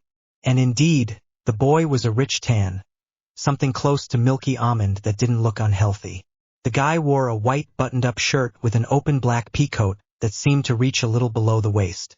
The blue jeans seemed to be a little wrinkled, but it seemed to fit with the whole look of the guy. The outfit was topped off with polished black side-zip boots. And was that a ponytail in at his neck? He suddenly felt self-conscious as he compared the guy to himself with his slightly tattered and patched sweater shirt, knee-patched pants, and an old pair of shoes that were starting to wear at the toes. He suddenly looked anywhere except at the other guy. Harry could feel a tick starting at his temple. 1 minute, the kid was looking him over, an act that nearly sent the daggers hidden in his boots flying, when suddenly the kid draws into his self, a slight flush to his cheeks that certainty had nothing to do with any kind of affection. The women from the Dutchman and Pearl had taught him to tell the difference between affection and embarrassment, and this was certainly embarrassment. Well, at least he felt embarrassed about something, though if it was for the right thing was another matter. Sighing, the boy pirate asked, "What's your name? I might as well know who my cabin mate is." The kid's flush seemed to darken. Seemed he hadn't realized he hadn't introduced himself. "Sorry," the redhead said before clearing his throat. I'm Ron Weasley. "Sorry about before. My brothers are a real pain in the ass. Twins they are, and they love their pranks. You would probably know them. Fred and George Weasley, Gryffindor 3rd years." Harry frowned in confusion before shaking his head. "Sorry, I wouldn't know them. This is my first year." Ron's eyebrows shot up in surprise. "Really? You look like a second year to me. Course I didn't see you on the platform, and Fred and George would have probably mentioned you by now. They notice everyone." The boy pirate gave a short chuckle. "What's so funny?" the redhead asked defensively. Harry waved his hand in a dismissive manner. No worries. Nothing important, other than the fact that he had almost missed the Hogwarts Express because no one in his group could find the stupid platform at King's Cross. Papa had almost been arrested with insanity and disturbing the peace charges when he had asked for directions to platform 9 3/4. They had only found it in the nick of time when Dad had decided to lean against the barrier between platforms 9 and 10. In his surprise, he somehow managed to bring Auntie Maria with him. It had been rather strange to see 2 pairs of legs sticking out of a seemingly solid brick wall, yet no one else except their group seemed to notice. "Harry Sparrow at your service, mate." "Sparrow? Never heard that sire name before. Are you a Muggle-born?" "What's a Muggle-born?" Ron smiled knowingly. "It's when a kid is born to 2 non-magical parents. Non-magical people are called Muggles." One of Harry's eyebrows rose in confusion as he cocked his head to the side. "Muggle? It sounds such a derogatory term. An insult." I prefer the term mundane or just plain non-magical. We're all people after all. The redhead's eyes had gotten wide, never having met someone who questioned a common part of wizarding culture. Anywho, no, I'm not muggle-born. From what I've heard, my mother was a muggle-born, but me father was a full wizard. I suppose that would make me a half and half, Harry concluded as he stretched and crossed his arms behind his head and closing his eyes, determined to end the conversation there. Luck was not with him. Oh, Ron breathed out, not quite sure on what to say to that. What do you mean by from what you heard about your parents? HM? The lad hummed as he half opened an eye. I'm adopted. My parents are dead, he answered nonchalantly as he closed his eye again. Sorry, the freckled boy commented, though not really sounding it. Strange. There's this boy, Harry Potter, that's supposed to be on the train this year. He's really famous because he defeated you-know-who. His parents are also dead, killed by you-know-who. I've looked up and down the train, but I can't find him. Harry grunted. Strange. Hadn't he said something about annoying brothers? If it weren't for your sire name, you'd probably be a good choice for being Harry Potter. Of course, you don't have his scar. Scar? Oh, the wonders of makeup. You know, the scar that you-know-who gave him.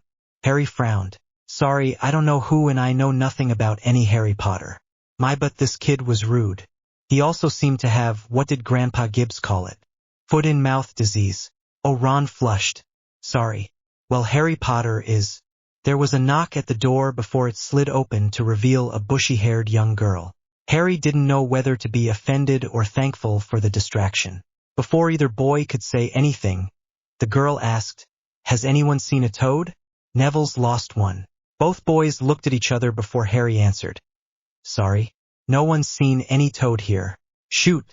The girl muttered before sliding the compartment door closed with a slight bang and click.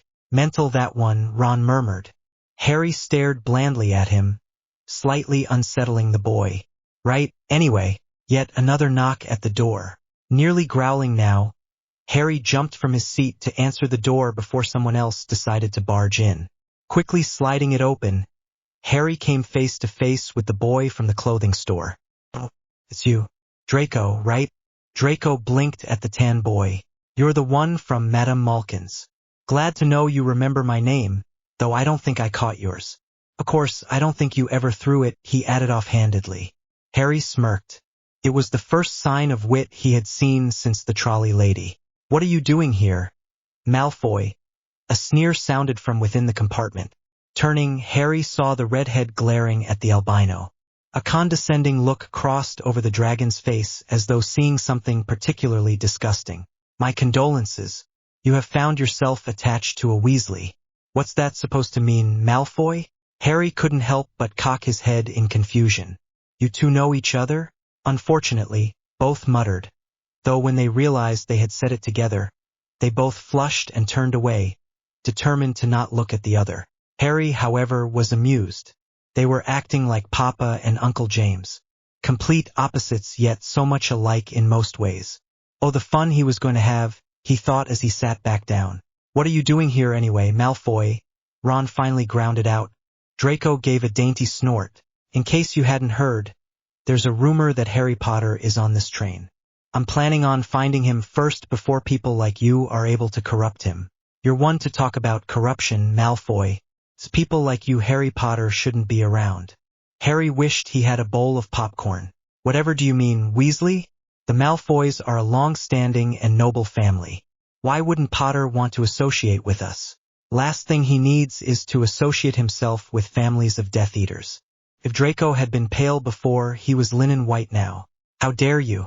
You know my family was cleared of all charges. My father was under the Imperio.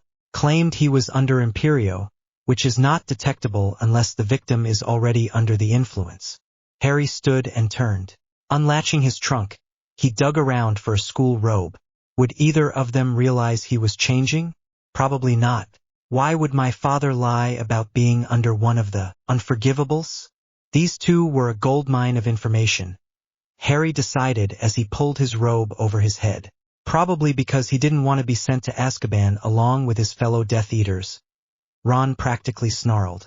Draco's ears went pink and his eyes narrowed. With a flick of his wrist, Draco suddenly had a wand at the redhead's throat. "How dare you?" The dragon was suddenly interrupted by a cough. "I'm sorry to interrupt." Harry with a smile, "But shouldn't you be getting changed?" "By the looks of things," he explained as he indicated to outside the window where in the distance lights could be seen, "we're nearly there." Fight forgotten, the Weasley ducked under the wand and dashed for his original compartment and his clothes. The Malfoy scion, on the other hand, calmly tucked his wand back to where he had taken it from. Just as he was turning to go back to his own compartment, he paused to look at the tan boy from the clothing store. "What is your name?" "Harry Sparrow." "I'm sure we'll be seeing more of each other soon." "I?" the boy pirate asked with a large smile as he plopped back into his seat. The albino gave a breathy snort of amusement before nodding and walking away. Once he was sure the two boys were gone, Harry stood back up and strode to the far corner and squatted down to scoop up a toad he had noticed hop in during the verbal squabble. "That's interesting," he commented with a lopsided smile as he stared through the open door. It was cold and drizzly with a light enough wind to be bothersome when the train finally came to a rest. Before venturing out into the virtual stampede of students, Harry opened the window for his owl so that she could find the Ollery on her own, and perhaps find herself some dinner. If the boy pirate had been interested in the fight that had happened inside his compartment doorway, what he found outside the train enthralled him. Horse skeletons with gray skin-like cloth draping over it. What was that? Of course, his attention was quickly diverted when a voice boomed out over the throngs of students. Feist yes, over this way." Harry looked to see a giant of a man carrying an overlarge lantern. Was he a giant? He was several heads taller than Uncle James, who always stood at his full height. Deciding it best to follow, Harry spotted the bushy-haired girl from before comforting a plump-looking boy who was rubbing at his eyes. "Don't worry, Neville. I'm sure we'll find Trevor somewhere." "Trevor? Huh?" Harry decided to follow behind the two as they followed along the path the giant led them. It didn't take long until Harry heard something he didn't think he would be hearing for another 9 months. Water. There was a body of water nearby, and by the sounds of it, it was quite large. And where there were large bodies of water, there are bound to be no more than 4 to a boat. "Everyone, watch your step now." Ecstatic, Harry quickly climbed in behind the girl and boy, noticing, but not minding, when a darker-skinned boy joined them. He was in a boat. How long that would last, the young pirate didn't care. All that mattered was savoring it at the moment. So into the moment he was that the lad never noticed when the boat started to move.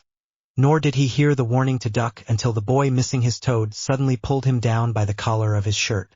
Looking up, Harry could suddenly see a low mass of vine he would have been hit with if the boy hadn't pulled him down. There was a sudden chorus of ohs and ahs as the full of Hogwarts castle came into view. Yet Harry couldn't care. He'd seen palaces in India with more flair and grandeur. The ride across the large body of water, which happened to be a lake, was over faster than the young pirate would have liked. The only interesting thing to happen was when a boy in another boat fell overboard and a giant tentacle lifted him out of the water and back into the boat. According to whispers, the tentacle belonged to the giant squid that lived in the lake. A kraken? Here? Wouldn't the family back home be interested to hear this? It wasn't until his feet were back on solid ground that Harry started looking at his fellow yearmates as they followed the giant up stone steps. It seemed as though he was leading them through a side door. Why not just go through the front? Seeing as it was too dark, he instead zeroed in on the boy missing his toad which, if the feel of things was right, hadn't left his robe pocket.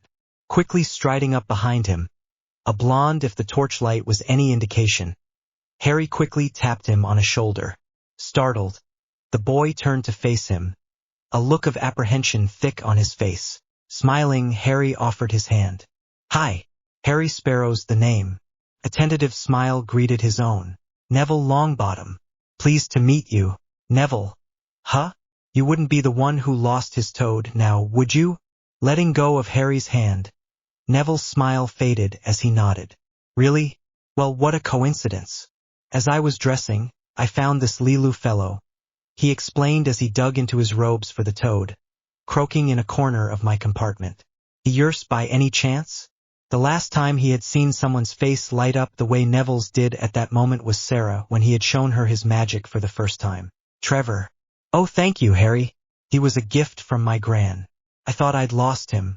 Conversation was stopped when they reached the top of the stairs where the giant knocked on the door, each knock sounding like a cannon. The door was opened as an elderly witch with thin lips and a stern face suddenly came into view.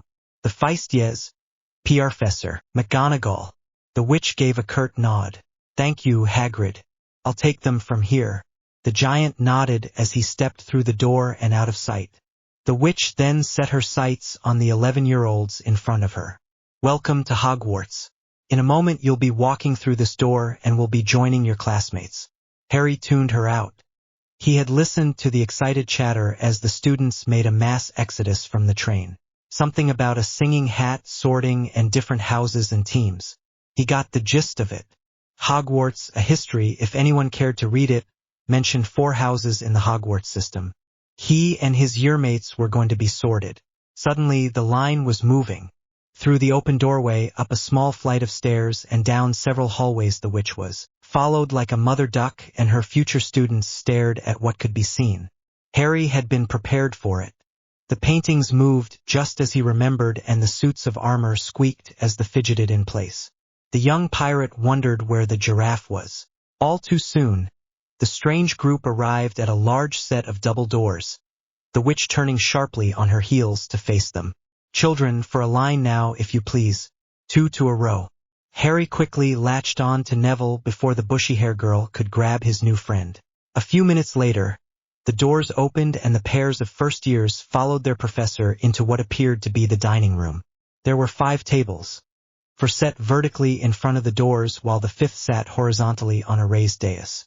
Each table seemed to have its own color scheme except for the 5th table where it seemed as though it was where the professors ate. Simple enough. Of course, the floating candles and the strange ceiling was definitely something out of the ordinary. Once they passed through the middle of the 4 tables, splashes of blue and yellow on either side, the witch suddenly stopped. At once, the first years stopped and started to crowd the front when the witch turned back around and strode towards a stool with a hat and scroll on it. Picking up the scroll, she said in a clear voice, "When I call your name, please come and sit on the stool so that the sorting hat may place you into your houses." With that said, she unrolled the scroll and the sorting began. Harry had to wonder as each student was slowly extracted from the crowd, placed the hat on, and was directed by the cheering of their new house to join them. He was a Sparrow now, not a Potter. P came before S, and he wondered what he should do if Potter was called. It would say a lot about what kind of game to expect from this place if it was. If Sparrow was called, the next 7 years should go smoothly. If Potter was called, well, let the games begin. Slowly, the A's and B's were eliminated, as were the C's and D's. In the G's, the bushy-haired girl, Granger, was placed into Gryffindor. A few Slytherins, Ravenclaws, and Hufflepuffs later. As the L's, Harry gave his new friend a squeeze on the arm in encouragement when he was called up. Took a few minutes, but eventually the hat decided to have Neville in Gryffindor. After L came M with Draco at the front. The hat was barely on his head before the hat cried, "Slytherin." Draco stood and made his way to the cheering table, but not before searching out Harry's eyes and smirking. A challenge. And, of course, after M came P. Potter was at the bottom of the P's, but it still seemed like forever. A pair of twins and a few others went first. Harry started relaxing near the end, almost believing that there was going to be no hiccup. That is until Potter Harry. Bloody wench. A pandemonium of whispers broke out. Did she say Harry Potter? Not the Harry Potter? Is he really going to be in the first years? You think I'd be able to get his autograph?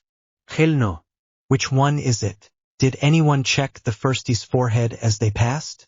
Mind your own business. The professor cleared her throat. Potter Harry. Choices, choices. Either make a statement or play along. They had already discussed this back home, but it was still a hard thing to do. Steeling himself, the young pirate stepped forward. The whispers broke out fresh. "Excuse me, Professor, but I think there's been a mistake," he commented as he approached. The witch blinked rapidly. "Mistake, Mr. Potter?" "Yes, ma'am." See, Potter was my birth name. Under Haiti and British law, my name is Harry Sparrow. I was adopted a while back, you see. A common mistake, I assure you, when not all parties are notified and updated. Of course, we didn't know about Hogwarts or the magical world until the letter came. Otherwise, we would have notified you when it happened. So, if you would be so kind, in the future I would prefer Sparrow, all right? He requested with a pleasant smile. The professor blinked. I see, the muttered as she looked back towards the head table and an elderly man with a long white beard. That must be Dumbledore. Turning back, the witch said, we shall discuss this later, young man. In the meantime, if you would please put on the sorting hat. Nodding genially, Harry took the hat and went to sit on the stool. Placing the hat on, the young wizard-to-be was surprised to find that it fit over his head enough to block his sight. Well, a gravely voice sounded out in his head. Never thought I'd see a pirate of your sort here, Mr. Sparrow. But yes, I see what is going on. Clever. Quite clever. Your goddess is a smart woman, preparing you as she has. Hogwarts hasn't had such a well-prepared student in a long time. It will be refreshing to see what you do. And I see you have made a friend already. Yes, Longbottom could use a good friend and vice versa. And what of young Malfoy? Yes, I see. But now, where to place you? Hufflepuff is an option. You would do well making loyal friends, yet you might scare a few of them off. Ravenclaw would be good for you with your eagerness for knowledge, yet you would probably drive the others crazy with your pranks. That's a Gryffindor trait, but your cunning would make the other lions wary of you. Slytherin would be a good environment for you to practice, but your adventurous and spontaneous nature would set them all on edge. Anyway, and I'll have quite a bit of fun watching you, young one. But where to put you? Yes, I see. Then you'd better be, and I know. I'm evil. I ended it this way to leave it open for other people to pick up where I left off. I'm still planning on continuing this in a series of one-shots with Harry in the house of my choosing. If anyone does decide to continue in this vein, please let me know. A note about Hedwig. I love the girl. I hate reading about how she gets hurt and dies and all of that. And while I want her in my story, I don't know how to fit her into this particular story. Can you picture a snowy white owl in Tortuga? I was thinking about switching her for a hawk or something, but I wasn't too sure. If anyone is curious about updates and whatnot, please don't hesitate to visit my homepage linked in my FFN profile. Again, a huge thanks to all of my readers. I hope I didn't disappoint too badly. Smiley face, please don't kill me.